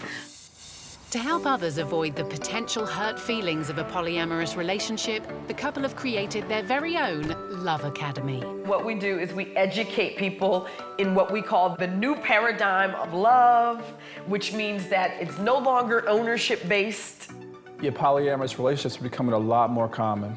At one time, a study showed it's the fastest growing relationship style in the US. We deal with every kind of problem, from people cheating on their spouse, and now they want to tell their spouse the truth. We have people who want to open their relationship and they're afraid. Today, they're meeting new clients Mason and Luna, who've just started an open relationship, but are finding that the polyamorous path is not an easy one to tread. We came together saying, like, we want to explore openness, we want to know what that looks like, and we've been at, like, play parties together and seen each other intimate with other people, but there's never been feelings involved. There were definitely fireworks when Luna first met Kenya. It was my idea to come here today. I met Kenya at a all-women love fest, and we ended up being in a self-pleasuring circle. And I was sitting right next to her, having a massive, powerful, like, transformational orgasm. I just knew I had a lot to learn from her. Now it's Luna that wants a bigger pleasuring circle, but has she crossed the line? Luna has found a lover who she has feelings for and is in love with. Yeah, there's definitely fears of him thinking that I'm gross or, like, not a good partner because I'm desiring another man. Sure. And to be sexual and have sex with another man. Mason might be open to his girlfriend sleeping with someone else, but what happens when she reveals she's fallen in love with his close friend? In San Antonio, Wiley and Stefan's world was rocked when they discovered Wiley was pregnant. Now they've got some big decisions to make. When I came home from work that day, I think a lot was just kind of rolling through our heads. We kind of just, at first, just sat in silence for about an hour and a half. I think then we just kind of started processing it. What I was gonna do, what my choices were. We knew we had each other, you know, we'd figure out and get through this together. You know what, I really want to be a dad. So we're just gonna go ahead and keep the baby and, you know, raise it, and Stefan was super, super supportive. Uh-oh, here's my baby. He's good. Here's my baby. Decision made, these dads are now trying to master the basics, starting with packing that all-important birthing bag. Do we need wipes? You're asking the wrong person. This is the first time I'm... Do we need any washcloths? Do we need any, I don't know, butt cream? Butt cream, yes. Butt cream, yes. He says yes to the butt cream. Petroleum jelly. No, you put that. What is this for? Do we need any bottles? Do you want your kid to eat? So yes. Thanks, babe. Thanks for that. You're quite welcome. Today's their last prenatal ultrasound before the birth. Nervous, but happy that, you know, our last ones have been pretty clear and good. What I'm hoping for, just healthy, normal growing baby. In a good position, has the best of our features, right? So that's, you know, up there. Stefan and Wiley are having a boy, a relief for the pair as they'd worried that Wiley's testosterone treatments might have posed a risk to a girl. If it was a little girl, there might be something as far as being pre-exposed to testosterone, because I was, 11 weeks pregnant when I found out, and I was still on testosterone at that time. Wiley suspended his hormone transition treatments to avoid harming the baby, but it's taking a toll on him. There's a constant battle in my head, like, I had to just continuously to tell myself, like, hey, it's not going to define me any less of a man, it's not gonna make me a woman, I get to choose who I wanna be, and I am who I am. First off, I'm just gonna kind of get familiar with his position, where he's at. Okay, so let me kind of give you an idea of what we're seeing. And what we wanna see is that profile, just like that. Oh my gosh, how precious. Look at that cute little profile. So let me go ahead and switch to the HD. Oh my gosh. Look at this precious little face. That's our guy. As the scan continues, the couple are realizing just how unprepared for the birth they are. How's prepping coming along for birth? Are you guys thinking about doing prenatal classes or anything like that? It's a little nerve-wracking. Not just yet. Not yet? Well, definitely, I would recommend it. He's making it all feel like it's about to happen. I'm like, where's the birthing bag? We're not ready. A little bit of anxiety, yes. Yeah. I am scared of the pain. I'm not gonna lie about that. Even though he's worried about the pain, it's staying at a hospital that's got Wiley really scared. I'm probably the only transgender male that's pregnant, probably in Texas. How would I be treated as a transgender individual in the hospital? Okay, this is not something you're gonna see every day, is a man going through birth, but at the same time, we're still human, and to call us by our correct pronouns and to respect us. With delivery being such risky business, will Wiley reconsider his idea for a home delivery? In North Carolina, polyamorous Luna and Mason have a different dilemma. Have a seat anywhere. This free-spirited couple are in an open relationship, but they hit rocky ground when Luna recently fell in love with the one guy that might pose a problem. The person who she's exploring intimacy in at the moment is a dear friend of mine. Falling in love with your boyfriend's close friend is certainly a good reason to seek help. And thankfully, Luna and Mason have come to the poly experts. When I started dating Taylor, all of a sudden, Mason started showing up for me more, no, I'm gonna do this. And I felt that shift. For me, I was always like, let's jump into this, because we aren't gonna know. The anticipation is way worse than the realization, I think, right? I think, right? I hope. So let's go there. Yeah. And so that was my philosophy. Her philosophy was like, let's go slow, let's do real careful, and I appreciate that so much, but what happened was the flip side happened. She jumped into it, she fell in love, and I'm still being really careful because I don't want to push her away and all this stuff. So Again, it's just a matter of practicing to go through these things with a little bit more mindfulness of be receptive to a different energy. Because that's what she's getting basically from Taylor. Really, she could probably be getting some of that stuff from you. But you have to be willing to go outside your comfort zone. With the advice to be more mindful of each other, Luna and Mason wrap up their session. All right, see you guys next time. It seems polyamory is never easy or straightforward, even for the experts. Discussing polyamory was extremely difficult at first. There were a lot of arguments, a lot of emotions. It was really challenging. Carl's girlfriends are interesting. I get along with his partners who are married. I get along with his partners who have so much common sense that they don't try to push me out of my place. But for the others, it is more challenging. Kenya prefers Carl's lovers to be married. So how will she react when Carl takes out another woman who's definitely single? I'm no longer married. In Texas, pregnant trans dad Wiley is almost at his due date. And on a scale of 1 to 10 of excitement, it's probably about 10. Yeah. Yeah. But as he doesn't want to risk being disrespected in hospital when he gives birth, Wiley's found a midwife who'll let him use her house. Our midwife, Rachel, you know, she's never done a trans birth. She has worked with queer couples before. We plan on having a water birth as well. You know, hopefully it plays out. This is all new to us as well, but it's also new to her. Whoop, there he is. Midwife Rachel has never helped a man give birth before, so Wiley's keen to make sure that she has everything in place. How you doing? I'm good, yourself? Good. Good. You sleeping any better? Not too much. Not too much. I get a couple of hours, still the same. Should we blow up the birth tub and see how that's gonna go? Yes, for sure, absolutely. Let's do it. Get in and see how it's gonna feel. So we've got these handles, you know, a cup holder. And it's actually strong enough. I guess it could use a little bit more air, but you can actually like be sitting on the edge too. That's pretty cool. It's really nice. It's roomy. It's roomy. Roomy. Yeah, you're like totally submerged. Like... If the baby's born in there, that's fine. We'll usually get you out to deliver the placenta though, Right. because then we can estimate blood loss in the water. It's possible, but it's harder to know how much blood you're losing, and we want to know exactly how much.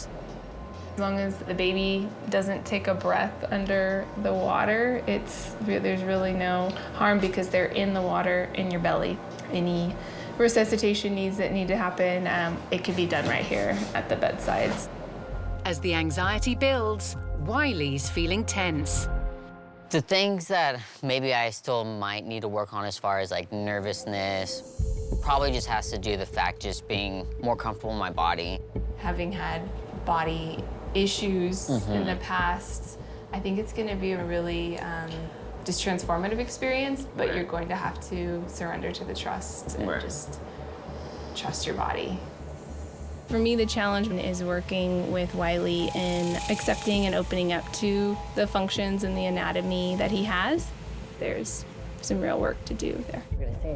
Am I gonna be able to deliver this baby, you know, happy and healthy? Is this water birth gonna work out as I imagine it, as it's supposed to? Am I gonna have to be rushed to the hospital because I'm, you know, laboring for too long and I can't? I've dilated as much as I could, but I can't deliver him, you know? So just hoping everything goes as well as planned, even though that's necessarily not what always happens. Worried about going through labor as a man, Wiley makes an emergency call to friend Tristan, a trans man who gave birth 4 years ago. There we go. Hey. Hey. Hi. Oh my gosh, so good to see you guys. It's so good to see you. Now, you know, the anxiety of is just, you know, am I gonna deliver on time? Is, you know, I wanna have a home birth, I wanna have a water birth. Is it gonna be too nerve-wracking for me to even wanna go to the hospital? So that's not something I wanna do. Yeah, it tapped into that, like, deep well of like, shame and self-doubt and internalized transphobia, like, completely fell apart. While Wiley and Stefan get some last-minute advice before their due date, Carl's out on his date with a woman who isn't his wife. Kenya and I have been in an open marriage for over 10 years. Carl's hooked up with single gal Ebony, despite Kenya preferring her husband to only sleep with married lovers. I'll prefer married men. Interestingly, it's easier for me to conceptualize sharing a man. It's actually my preference. I like Carl for a lot of reasons. He's very affectionate and very sexual, and I love that. Okay. In terms of how much I talk to Kenya about my girlfriends or the women I'm seeing, I generally don't talk to her about that a lot. I just prefer to have my relationships to be separate, meaning a certain level of intimacy between, you know, me and my other partners. But any worries Kenya might have about Carl's sex with singles seem to be the last thing on her mind, because she's busy enjoying a steamy afternoon delight with a cur. On day one, God said, "Let there be bubbles." Bubbles mean titties and that. But he didn't say bubbles and titties.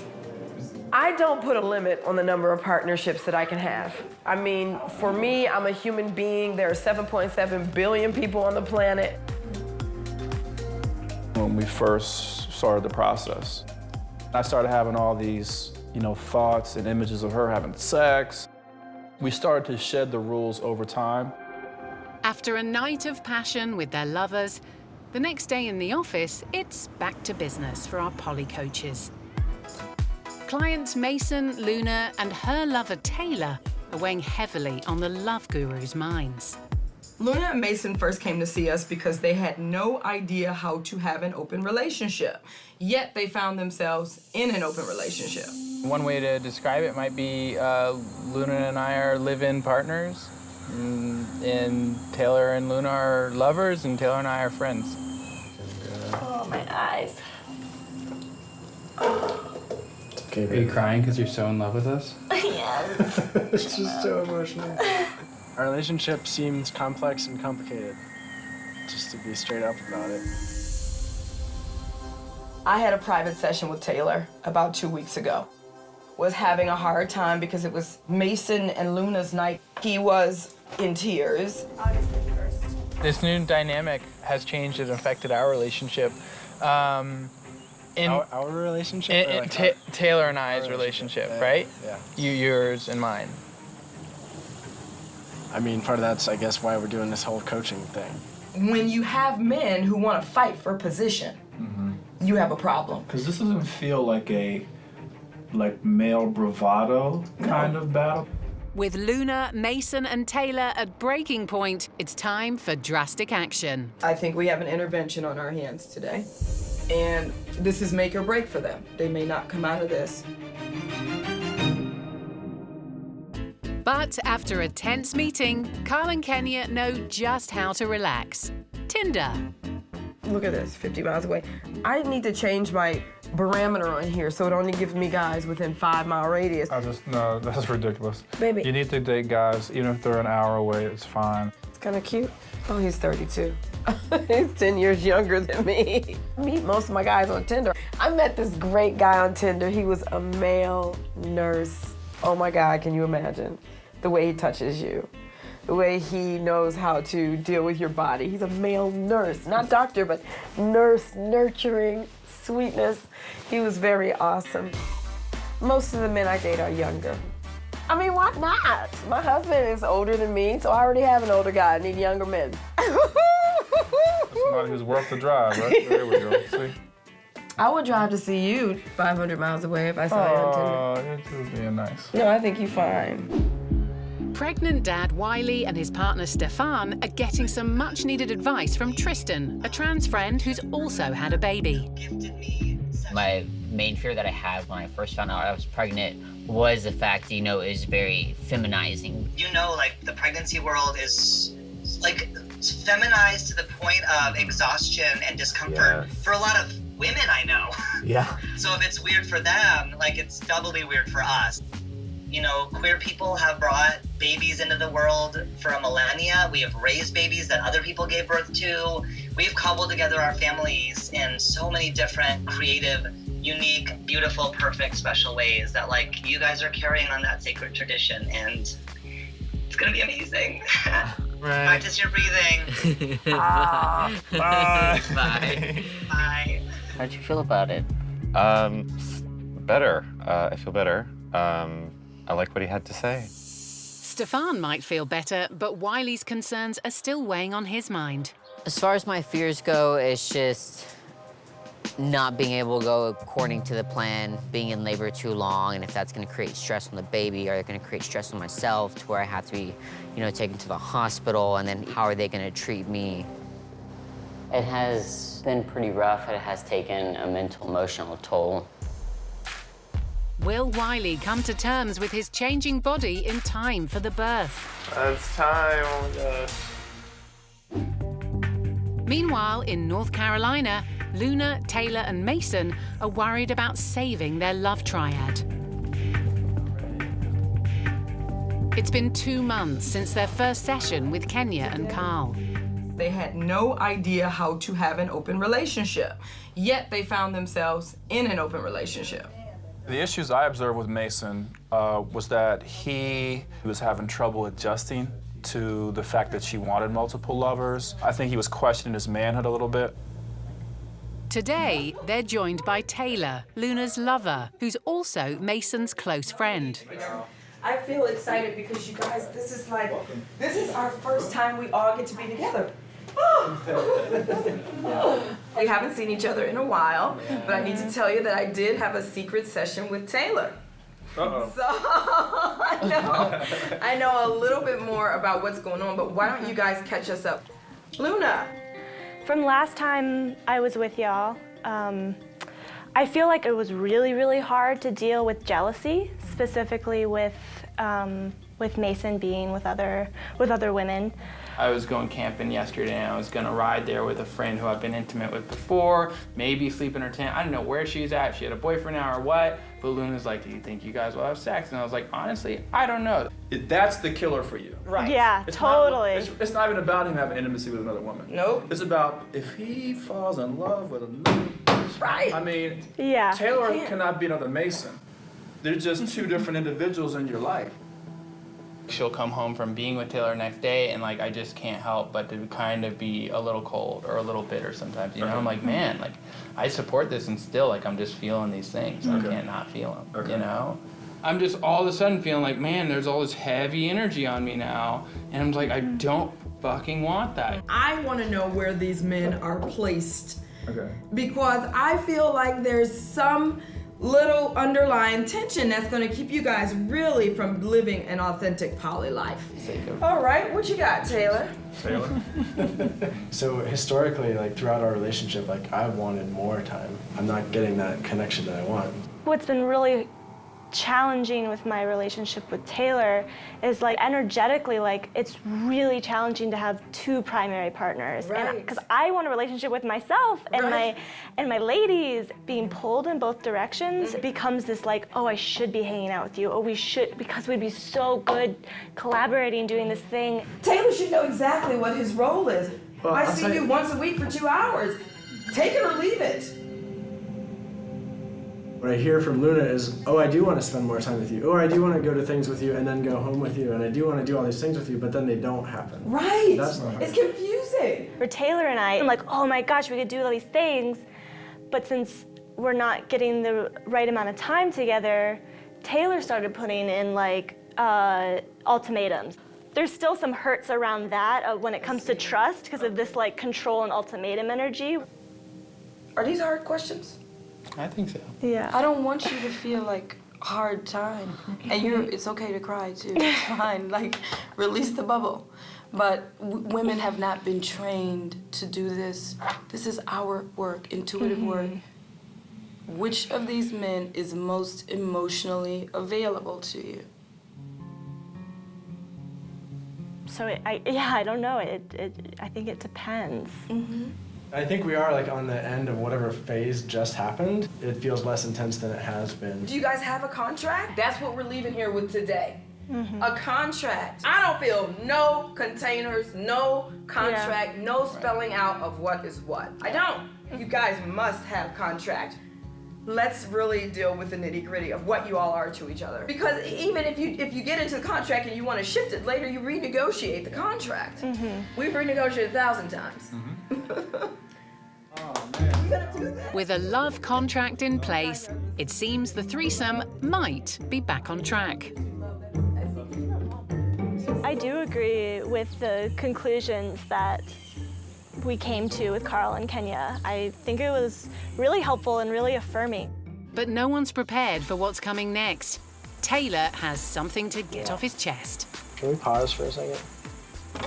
Go find yourself another partner. Dude, like, fuck you, man. There are some big changes in Texas, too. Pregnant dad Wiley's finally gone into labor.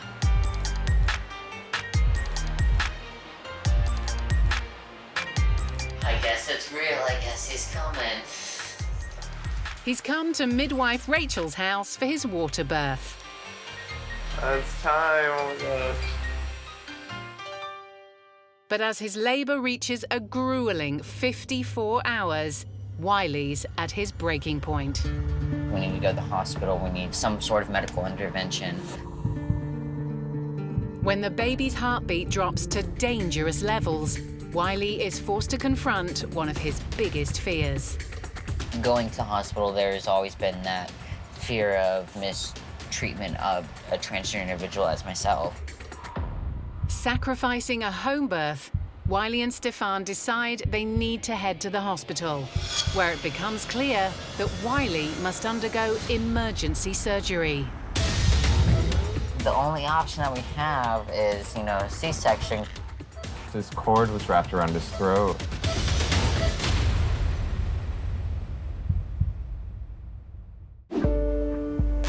In North Carolina, polyamorous love mentors Kenya and Carl ended their counseling session with Mason, Luna, and Taylor, thinking the threesome had been saved with a love contract. I feel validated and I feel hopeful. It felt good, felt really good. I want more coaching with them. Oh my goodness, the session was fantastic. It's okay to cry too, it's fine, like, release the bubble. I feel like Luna and Mason and Taylor finally told the truth. I'm just all of a sudden feeling like, man, there's all this heavy energy on me now. And I'm like, I don't fucking want that. I really can sense tension when people are not telling the truth. I think we are like on the end of whatever phase just happened. Yeah.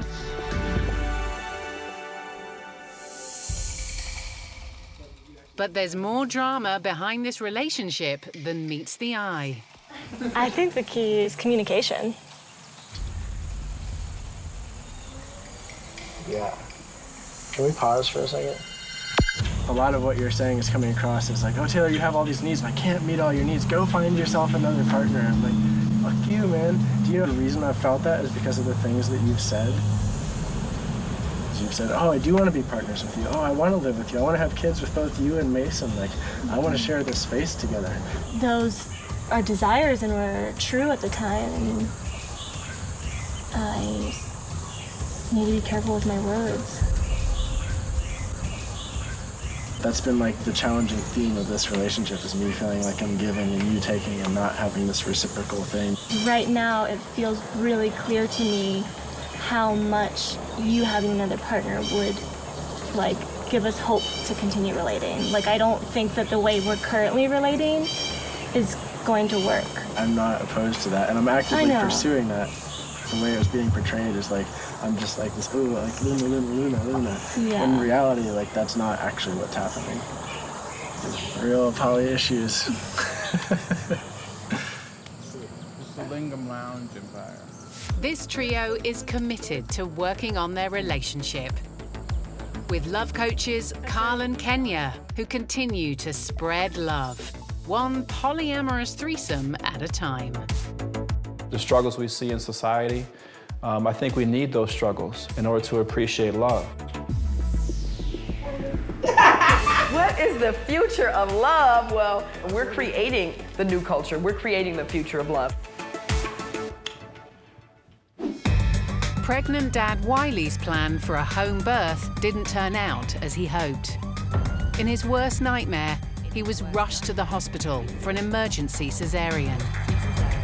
The moment I was strolled into the operating room and they were like, okay, we're pulling him out, you're gonna feel a little bit of pressure. There was a tense wait for his boyfriend, Stefan. It was very difficult to see Wiley in so much pain and to be so tired.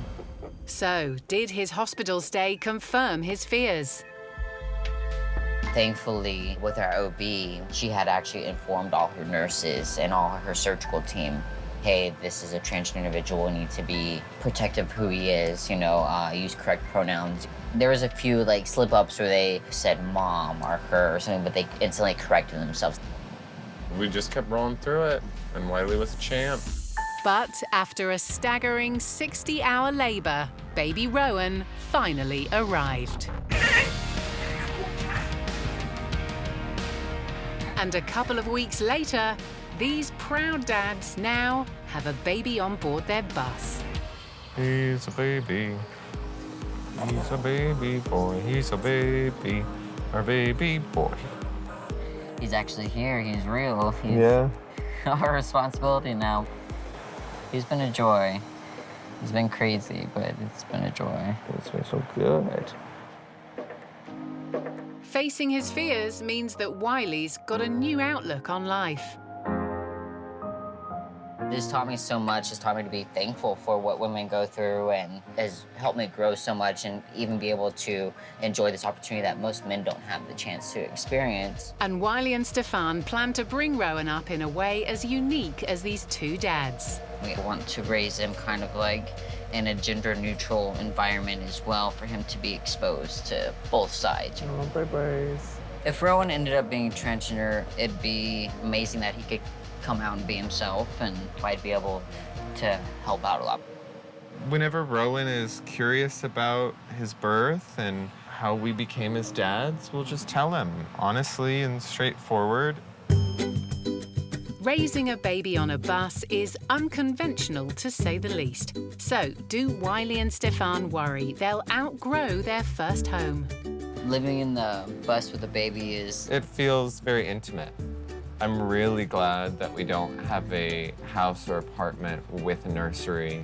Change your little diaper. I'm gonna change you. A little sleepy. Just because then I feel like he would be too far away from us. But there you go. I don't feel like it's more crowded. Maybe because he's so small. I feel like his items crowd us more than... Yeah. I mean, he has a lot of baby stuff. And this couple are sure that going through such an unusual experience has brought them closer together than ever.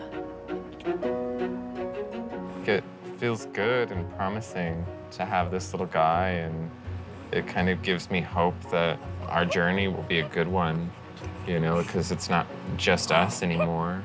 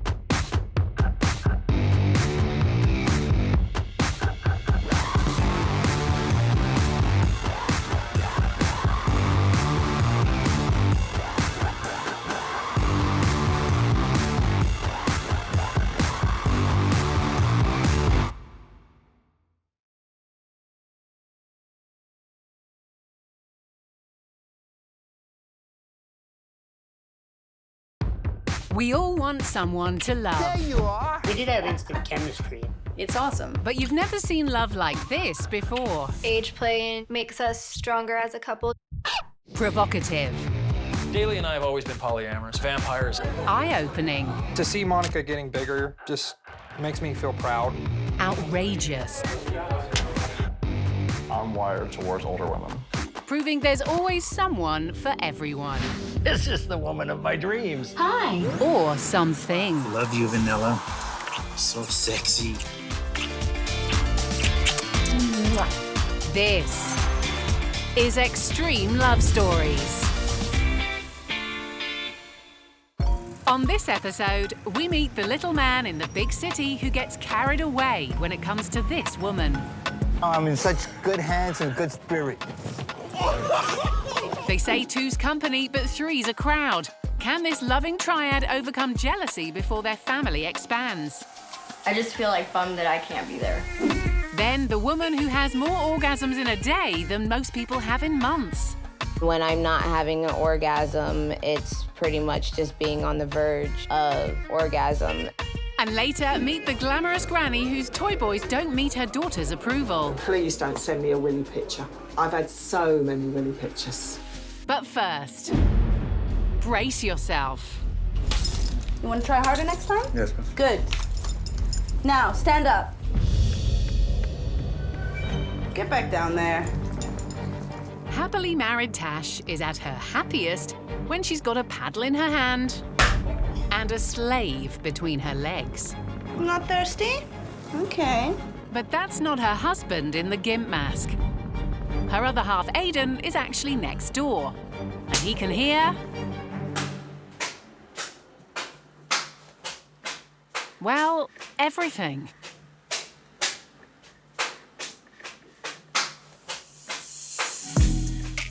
But it wasn't always this way. I was born and raised in Toronto, had a pretty normal upbringing. I got bored, decided to move to London, just hopped on a plane and moved here when I was 20. But it was really hard to, you know, just meet people in a completely new country. And then all of a sudden, I just met Aiden. What are you doing, baby? I just went out to London, thought I'd go see some friends, but those friends bailed on me, and I ended up meeting her. We just kind of clicked right away, and I'm very high-strung, you know, dominant type A personality, and all of a sudden I just felt like this was somebody I could very happily sit in complete silence with. We complement each other very, very well. Like, you know when somebody is your soulmate? The couple tied the knot after just a year of dating, but not long after vowing in sickness and in health, they had some news that would change their lives forever. He first started getting sick a little bit after we got married, and then it just kind of snowballed from there. He ended up having a stroke and a non-epileptic seizure. I've got very severe weakness and pain on my entire left side of my body. After a lot of strenuous activity, it's very painful and I get very weak. It took me a very long time to stop working. It took Tasha, my bosses, and my medical professionals to all tell me you can't just keep pushing yourself because you just feel guilty and not be able to provide something for your wife. And then I thought, oh God, what are we going to do? Because Tasha couldn't sustain us on, a fashion worker's salary. Facing financial ruin, Tash took drastic action, switching her career in fashion for hardcore thrashing. Come on. For Tash, the world of the dominatrix was never an alien one. I grew up with my dad doing fetish photography, for like newspapers and stuff. And my primary school was next to a strip club. Tash, or Mistress Comakino, depending on which end of the whip you're on, has been taking care of Aiden by taking care of her clients for almost 5 years. So I said, listen, you rest, you relax, you try to get better. And I started advertising for sessions, and from there, I started my business. When Tash says business, she means it. I like whipping, spanking, flogging. If you want to cause them a little pain on their bottom, this works great. I've got loads of vibrators, loads of dildos, butt plugs. I've got my ball crusher. You put the testicles through there and they kind of go behind the legs. But listening to your wife administer pleasure and pain through a paper-thin wall isn't easy. And Aiden worries that Tash might become attracted to one of her clients. Cheating's a very relative thing. You haven't cheated on me, have you? She may have kept her vow of in sickness and in health, but has Tash forsaken all others? From a world of sex dungeons and dildos to the Sunshine State, where Amanda and Stu seem, on the surface, to be living a pure young love. Me and Stu met through an online dating service. And guess what? What? I love you. I love you. I love you more. I love you. We decided to meet up in person, and from there, I guess you could say it was love at first sight. They've been together for 7 months, and while they're enjoying the honeymoon period of their relationship, there's something that Amanda certainly doesn't love. I would say how many orgasms I have a day would be about 50 or more. And when I'm not having an orgasm, it's pretty much just being on the verge. But Amanda's orgasms aren't thanks to a steamy sex life. She's got a medical condition called persistent genital arousal disorder, which means she's almost always experiencing unwanted stimulation. A lot of things can trigger it. Vibrations can trigger it. If I'm at a concert and I'm near speakers, loud vibration bass will trigger it. Amanda's rare condition most commonly affects women and develops in adolescence. Her orgasms can happen anytime, anywhere. Need a moment? Sorry. You might think this sounds like the sort of condition you'd like, but as they say, too much of a good thing. I think I'm missing out on a lot in life because of my condition. Not everyone goes through the embarrassment of being in a room full of strangers who don't know what's going on. The condition has no known cure, and for Amanda, telling Stu was a big step. I would say it was hard for her to trust me at first. I told him through a Skype session. I thought, you know, he was gonna be laughing at first or making fun or something like that. So I was really scared because I didn't know how he was gonna take it. And that was kinda the deal maker there, if he couldn't handle it or not. I'll be okay. Once she saw that I was like a sincere person, and you know that I was caring and I was there for her, then it wasn't hard at all. The couple have gone on to enjoy their sex life despite Amanda's condition. I wouldn't say it made my sex life difficult. That it wasn't difficult because it was normal. Outside the bedroom, Stu plays a big part in helping Amanda cope with her symptoms. If it's really bad, I'll hold her tight to my chest and just tell her that I'm here for her. Although there's no cure, Amanda's been seeking treatment to help manage the symptoms. Today, her mum Cynthia has come over with her latest prescription. I felt very bad to not be able to help her. That's when we started researching some doctors, trying to find someone that knew something about it. It's just a wealth of information that we're getting. I'm still reading the material that we are receiving from these doctors and still researching. As well as the medication, Cynthia has noticed the effect Stu has had on her daughter. I'm sorry. No, don't apologize. It's refreshing to see how much she's changed in her behavior, and just her demeanor has totally changed to very bright and sunny and hopeful. It'll be all right, baby. Amanda's doctor has also made practical suggestions to help her, but one requirement in particular is going to be a big test for this new couple. Once finding out that I was in a relationship and living with this disorder, he recommended for us to pretty much no sex at all until the treatment is really taken care of and done with. As far as the sex ban goes, it's kind of hard to cope with. We leave new lovers Amanda and Stu and head over to happily married couple Buddy and Rose, who were childhood sweethearts. I knew Rose from high school, and we met in freshman year and dated in college. We got engaged in 2010. It was a small backyard wedding at his parents' house. I was pregnant with Owen, so we didn't spend a lot, but it was really nice.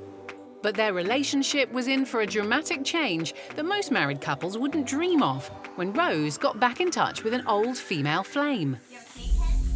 They had dated for off and on for about a year, I think. I looked up Lauren on Facebook just to see how she was doing. And we met up and just started hanging out as friends. None of us were looking for a relationship. Yeah. It just turned into a relationship where it just worked out with all three of us being together. Rose and I had both kind of talked about sexually, having a threesome with someone, and we met Lauren and we liked her.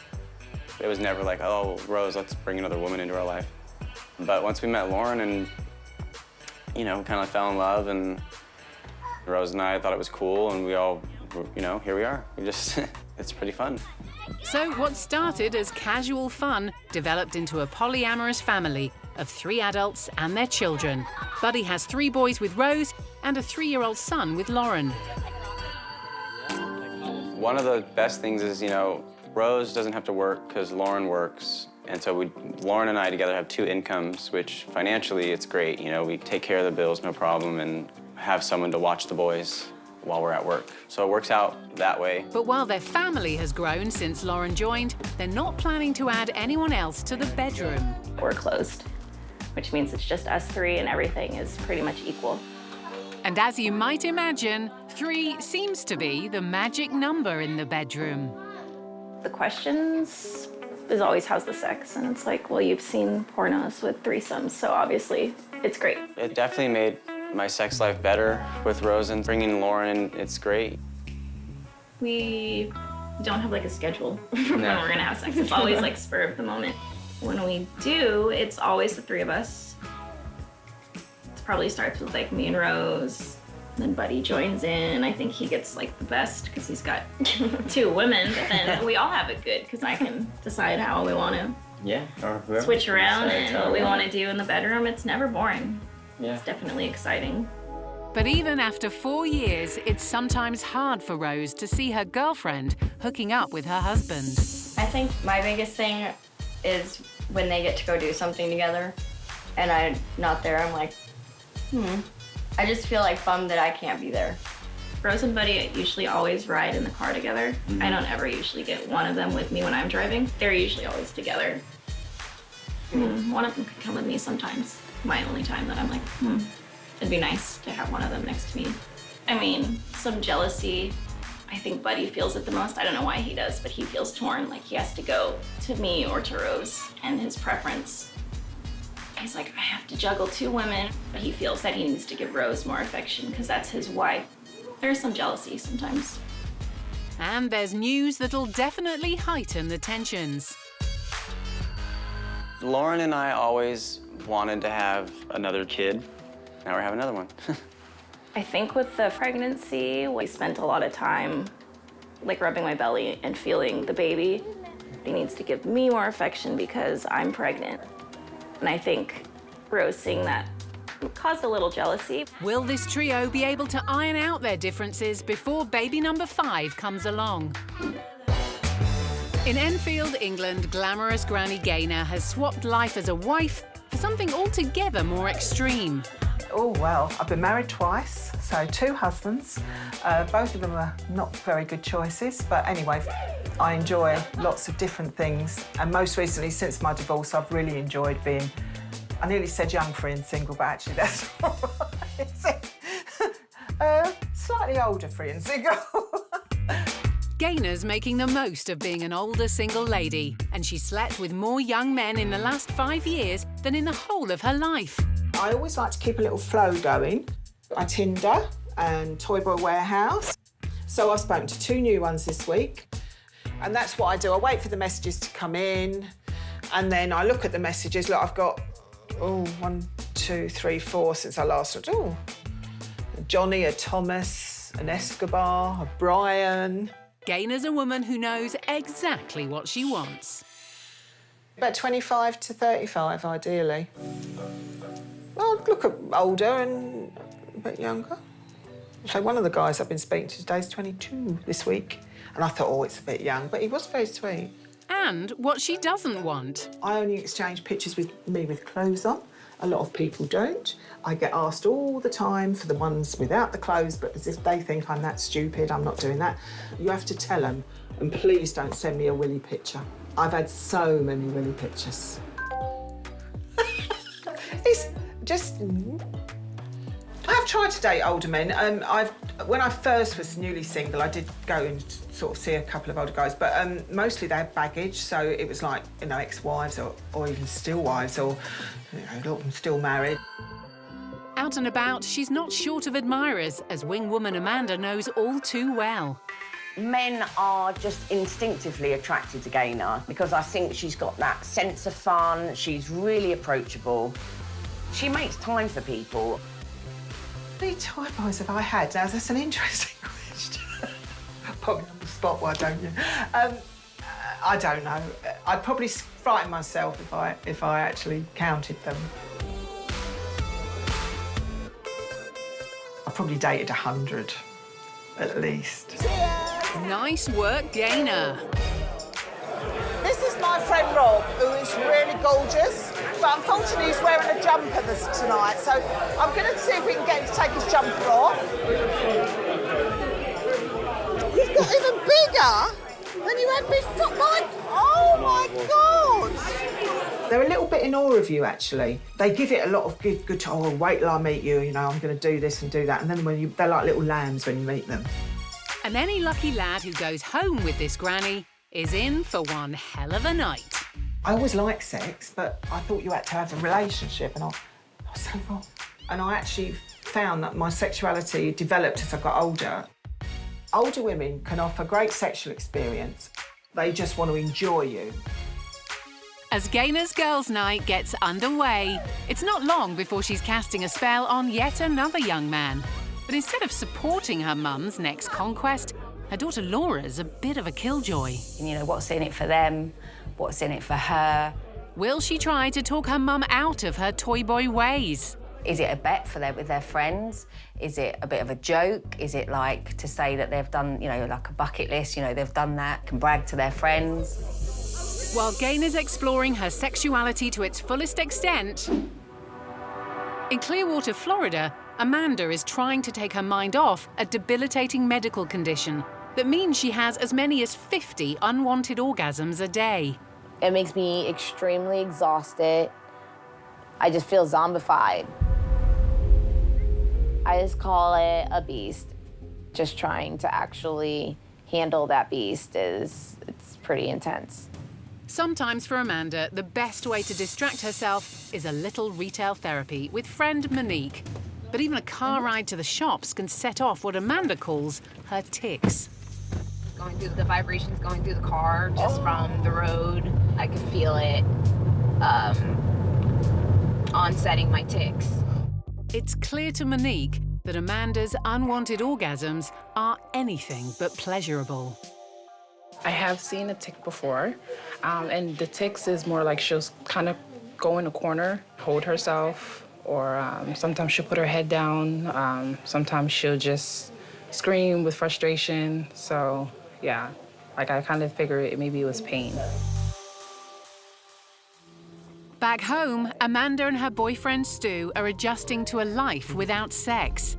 The couple haven't taken a vow of celibacy. They've been ordered to abstain by Amanda's doctor while her treatment is ongoing. But it's taken its toll on their relationship. This disorder is so intense, like the last thing I would want to do is put somebody else through it. And on top of that, the last thing I would think is that anyone would deal with it themselves.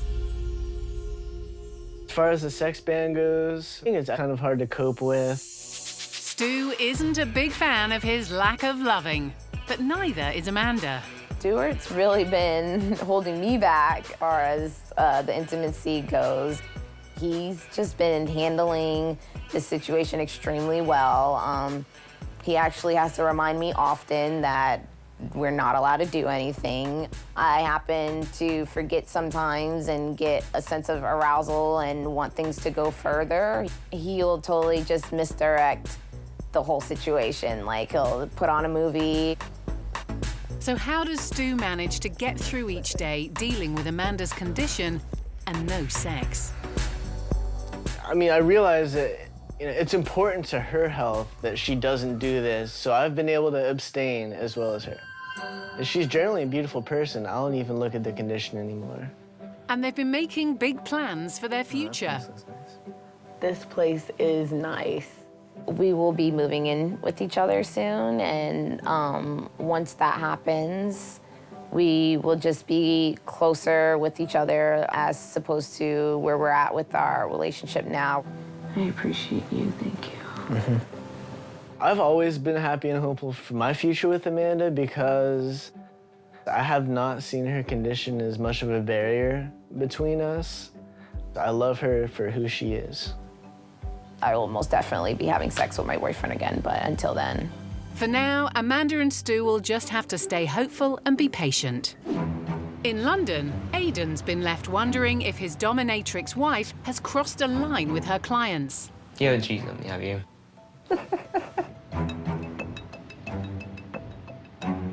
Not even like a possibility in my mind. Aidan and I kind of see it as like if you're like a gynecologist or like you're a doctor. It's their job. They have to look at these things, they have to see these things, they have to touch these things all day. The doctor's not getting excited about it. I mean, the patient might be, I don't know, who knows.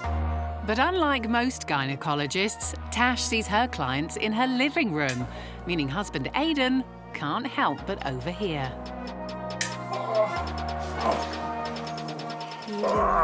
What the fuck is this? Tissue. Huh? Tissue. The fuck, do you not know how to wipe properly? Oh, you do have sensitive nipples, don't you? Some people think of this stuff, they think it's very serious, kind of very highbrow, kind of very brutal. Whereas there's quite a sense of humour about it. A lot of it is being quite self-deprecating. Isn't that pretty, Slade? Now I'm on the other side of the wall. But I guess they worry that, if someone else is listening, they're going to be judging them. Hands behind your back. I don't judge. Yeah, that's not what I'm there for. Thank you, mistress. It's almost like my clients are like my little guinea pigs. See them get excited and you use that against them. You use that to manipulate them. You want to try harder next time? Yes, miss. Good. It's not always obvious to see where the line between dominatrix ends and wife begins. Tashi does put on a character when she goes to Mrs. Kamakina. No. I say you do. I say it's very detached. Okay, babes, don't say that because no, it's not detached. It's a different facet of who I am. I have always been the way I am. I have always been dominant. I've always been strong. Yeah, and but you take it and you turn it into a character. I don't use the word character because character makes me look fake. No, it's not fake at all. It's genuine. No, it's not though. Don't use the character makes it seem fake though, darling. Do you know what I mean? Like character makes it seem fake. It's not. It's not a character. It's another facet of who I am. Okay, that's at least how I see it. Well, this is how I see it because it's me. While her session might be over, Tash's tough talking side is still in full force around the house. Turn that thing off. It's a fucking racket, darling. Nobody wants to hear. I know you said you wanted to play a bit. You said you wanted me to play a bit. No, I said sit on the sofa and fluff up the pillows. Fucking useless. There's a sad-looking sofa. On top of his wife's domineering ways, Tash's career has put an even bigger strain on Aidan. My dad said he was going to cut me out of inheritance unless I divorce her. And he hasn't spoken to me since. Can their marriage survive an impossible ultimatum? In San Diego, polyamorous Rose didn't have to choose between her husband and ex-girlfriend. What started as part-time friends with benefits led to a life as full-time lovers. For me, I have a guy and a girl. That was something that was really nice. 3 adults to the 4 kids. There's definitely more hands on deck. We don't have to hire anybody to watch the kids. But since girlfriend Lauren got pregnant, the triad are finding it difficult to balance feelings of jealousy. But I think it's because they were married prior to having me come into the relationship. So they get jealous if, like, one's more affectionate with me. With 2 women, it's definitely twice as much disagreements. There's the face. Mm-hmm. The baby's like doing yoga now. Flipping around inside, yeah, totally. But all disagreements are on hold today as the family has come to find out the gender of their 5th child. We're all really excited because we were hoping for a girl. This one's a girl. It won't be done. But if it's a boy, try for another girl. Pink light up top, it goes all the way around the room. Okay, I'm gonna stop it at pink for a girl or blue for a boy. All right, you guys. You can yell it out when I stop it. You can say girl or boy, okay? 1, 2, 4. Looks like Lauren's gonna have to try again for a girl. But as Lauren and Buddy work, it's Rose who looks after the kids. So how will she feel about baby number 6?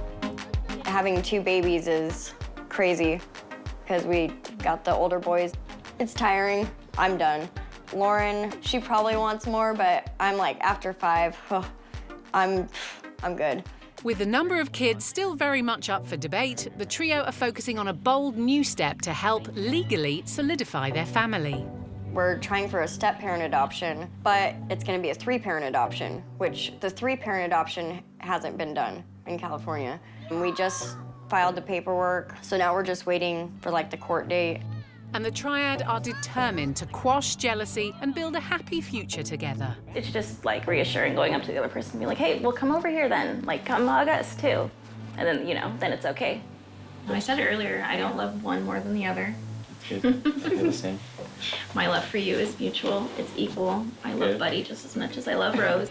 So 3 isn't a crowd after all. Over in England, glamorous Granny Gainors attracted a crowd of young, virile men. But her toy boy obsession almost pushed her 37-year-old daughter Laura to breaking point. I was worried about how it came across to other people because, you know, she'd come out of obviously 2 marriages and I didn't want her to sort of be made a fool out of. I didn't want her to embarrass herself. I was, I suppose, a little bit just thinking, you know, what's in it for them? What's in it for her? Younger men have got stamina, drive, enthusiasm, are able to repeat, perform. It's such good fun. Why would I want to settle down? Who wants to settle down? Been there, done that. What made me change my mind, she's not actually doing anyone any harm. She's an adult, they're adults at the end of the day, and they're just having fun. Just think you've got to take life every day, and it's about learning to dance in the rain and not hiding from the storm, because that's the only way you can live. Having seen how happy a younger chap makes her mum, Gainor's daughter now sees her as a role model. Who knows, I might end up following in my mum's footsteps. Who knows where I'll be in 20 years' time. Even though her sex life has given her a new lease on life, Gainor's not in a rush to walk down the aisle again. Long term, I'm realistic. You might borrow them for a little while, but you're not realistically going to keep hold of them in the real world. And you have to keep your feet on the ground, even if you have got your legs in the air. True words of wisdom from Granny Gainor. With her slave well and truly satisfied, there's only one thing for dominatrix Tash to do: clean her sex toys. I am polishing a dildo. Yes, indeed you are, darling. Well, sad. You dropped your dildo on the floor. And while she doesn't use her devices on hubby Aiden, he's found a musical use for one of her vibrators. We also have a vibrator that's specific only for the guitar. Unpacking. Oh, shoot, is it this one? That's the one. Oh, I'll have to demonstrate that. I did use this earlier, I'm really sorry. I hate you. Did you really? Yeah. You asshat. I don't want orifice juice all over my guitar strings. Ew, gross. Yeah. Sadly, it doesn't look like Aiden will be serenading Tash today. While Tash might let her work spill over into her home life, that isn't the only way her career affects her husband. Aiden's mum doesn't like me. I think she just thought that I was, like, taking her son away from her. The dominatrix thing's kind of pushed her over the edge, though, because she's a staunch Christian. I tried to be as open with everybody in my life about what I do, but we didn't tell Aiden's mum. She just kind of found it one day and then started, like, trolling my Twitter and sending him, like, screenshots of my Twitter. And I would have fun because I knew she was watching, so I would post things that would set her off. Yeah. You know, like, do you want me to sit on your face, or do you want me to smother you with my breasts? And I knew she was watching, and I knew it would drive her crazy. There's a lot of conflict and drama when we're staying with my family. There's one evening it just blew up, and she's like, "You can't come back to my house ever again." You're not allowed within, like, 100 feet of the house. Like, what? Relations between Tash and her mother-in-law reached an all-time low recently. Tash was really panicking about it. She'd given me this ultimatum, like saying, "Look, just come back in the car with me. We'll go back to Cambridge and just leave Tasha here." I'll get you away from your... She also thought that I would regularly beat him for fun. But she's got best intentions, but... Dude, don't perpetuate that. Yeah, don't perpetuate that. Don't go into this whole, like, this image of what your mom thinks you are just because, you know, it just drives me crazy, sorry. As Aiden's ongoing illness has left him with weakness and chronic pain, he's not able to work. But that doesn't mean Tash is going to go easy on him. Take her outside right now. What did she do? Right now. What did she do? Right now. What did she do? She's crapped on the kitchen floor. On the floor? Yes. Well, you should have taken her out then. We have to go poopies outside. Can you take this downstairs to the bin, please? I've got a dog in my hand. Can you come down with me? You fucking suck. Tash might have become a dominatrix to care for Aidan, but is he starting to wonder if he's the one who sacrificed the most? As it becomes clear, it's not just his mum who's got a problem with Tash. My dad said he was going to cut me out of inheritance unless I divorce her. And he hasn't spoken to me since. In the moment, it's having to choose between the family I have now and the family I had back then. While Tash loses her patience in London, in Manhattan, Sergio is waiting for a very special lady to arrive. Once, could she come on time? Just for once. Showing the kind of patience that New Yorkers are famous for. Amanda, she has the right curves. She's curved everywhere. She has this very sexy walk. But most of all is her smile. She just lights up the room that you're in. My new top for Sergio. I think he'll like it.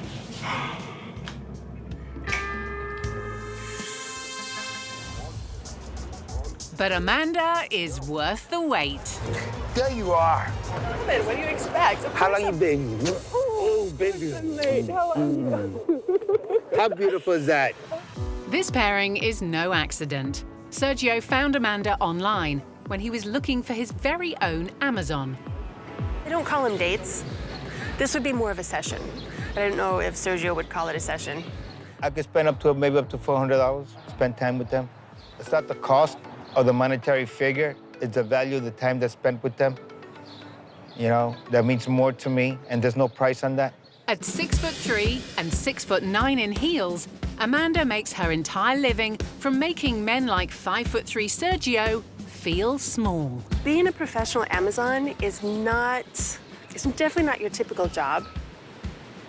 I basically get paid using my natural God-gifted assets. I do everything from lifting, carrying, smothering, wrestling, and just walking in public with people. They might be going for a stroll in the park today, but Sergio and Amanda don't just hold hands. I like to be manhandled. I just like the physical of an Amazon woman, the overpowering myself. Smothering, carrying, and wrestling are all good fun, but there's a line even this powerful Amazon won't dare cross. There is absolutely no nudity, no sex, no release, nothing of the, many would say, oh, you're a prostitute, or you're an escort. Quite opposite, actually. Out and about, the couple certainly turn heads. She's too big for him.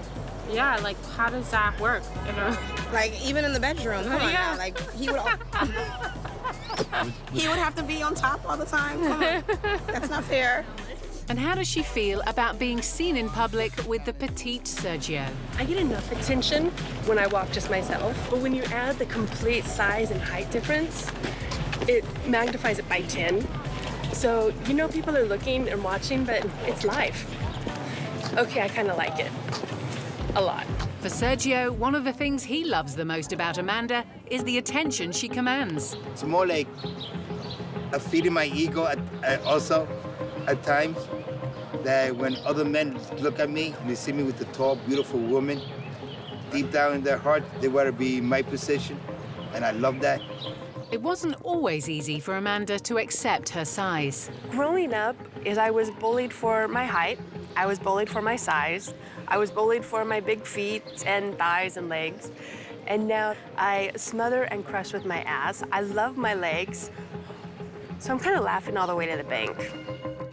Having embraced her stature, Amanda's certainly not short of admirers. She's hot like a potato and sexy like a taxi. But is her love life head and shoulders above the rest? Oh my God, dating sucks. Which is ironic because people would think that I have a choice of men. However, it's not me that the large majority are interested in. A large majority are interested in a fetish. Look how nice. That's beautiful. Thank you very much. Even though she's not planning to settle down with Sergio, he doesn't feel shortchanged.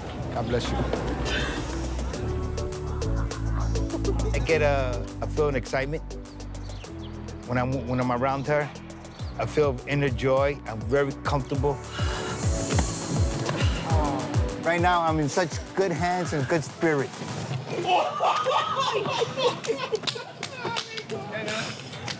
love. Honey, I deserve that. Oh, let's go. And she carries me away. Getting swept off your feet in New York. It would only be more romantic if it were free. In London, dominatrix Tash is indulging an online customer's fetish. Tell me what your deepest, darkest fantasy is. Get yourself all nice and messed up for me. While Aiden's outside after a heated argument. Obviously, the situation's complicated, but it's just a little bit more difficult. So begin touching yourself. He's relied on Tash to support him with her dominatrix work since his stroke. And having me control you. And having you do whatever the fuck I want.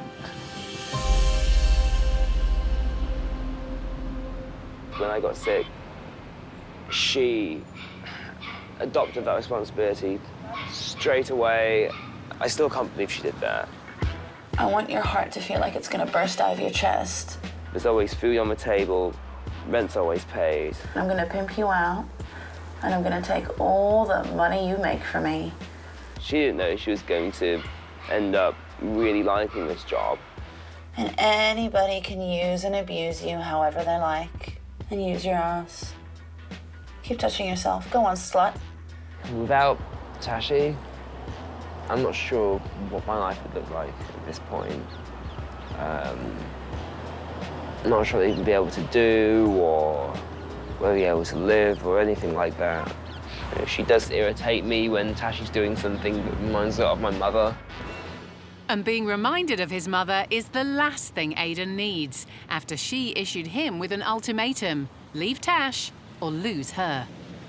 Being faced with having to choose between my wife and my family, yeah, still kind of hurts. She was a good mum. She always encouraged all of us to do what we wanted to do. Of course I love my mum. Could it be he's picked his mum over his wife? Hey. Yeah, that could be good. Love you too. Let's see you, babe. It's my own decision to make who I want to spend the rest of my life with. He's arranged to meet Tash for a crisis talk. So is the dominatrix in for some pain? Like, I gotta go soon because I have a session.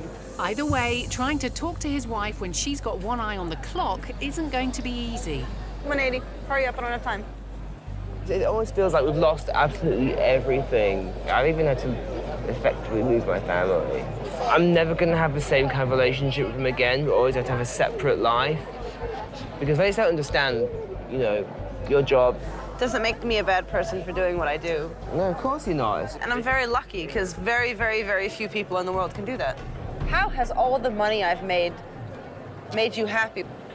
Yeah. How grateful are you? Say how grateful you are. Tell me how fucking grateful you are. It seems like Tash can't quit her dominatrix ways, but can Aiden quit her? Yes, but you still haven't answered the question of what do you appreciate that I do? I appreciate that you've had to completely just pull a career out of nowhere just to keep us afloat.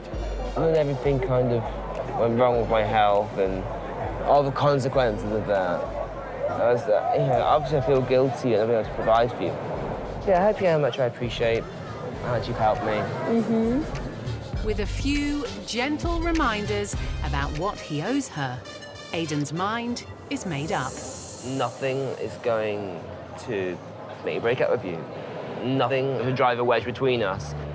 I just feel that it's gone through all of our wedding vows already. Like it's sickness and absolute poverty. But that's not going to split us up. I don't think anything will. It seems Tash and Aiden's bond runs deeper than family feuds and fiery fights. Nothing is going to change my love for Tashi. I'm never going to leave her, and especially not going to leave her because of her job. Because if I had a problem with it, I would have made that very clear by now. It's just nice to just do what I want, to be open to say to hell with people if they don't care, because we love each other, we're very happy, we have a great relationship. True love conquers all.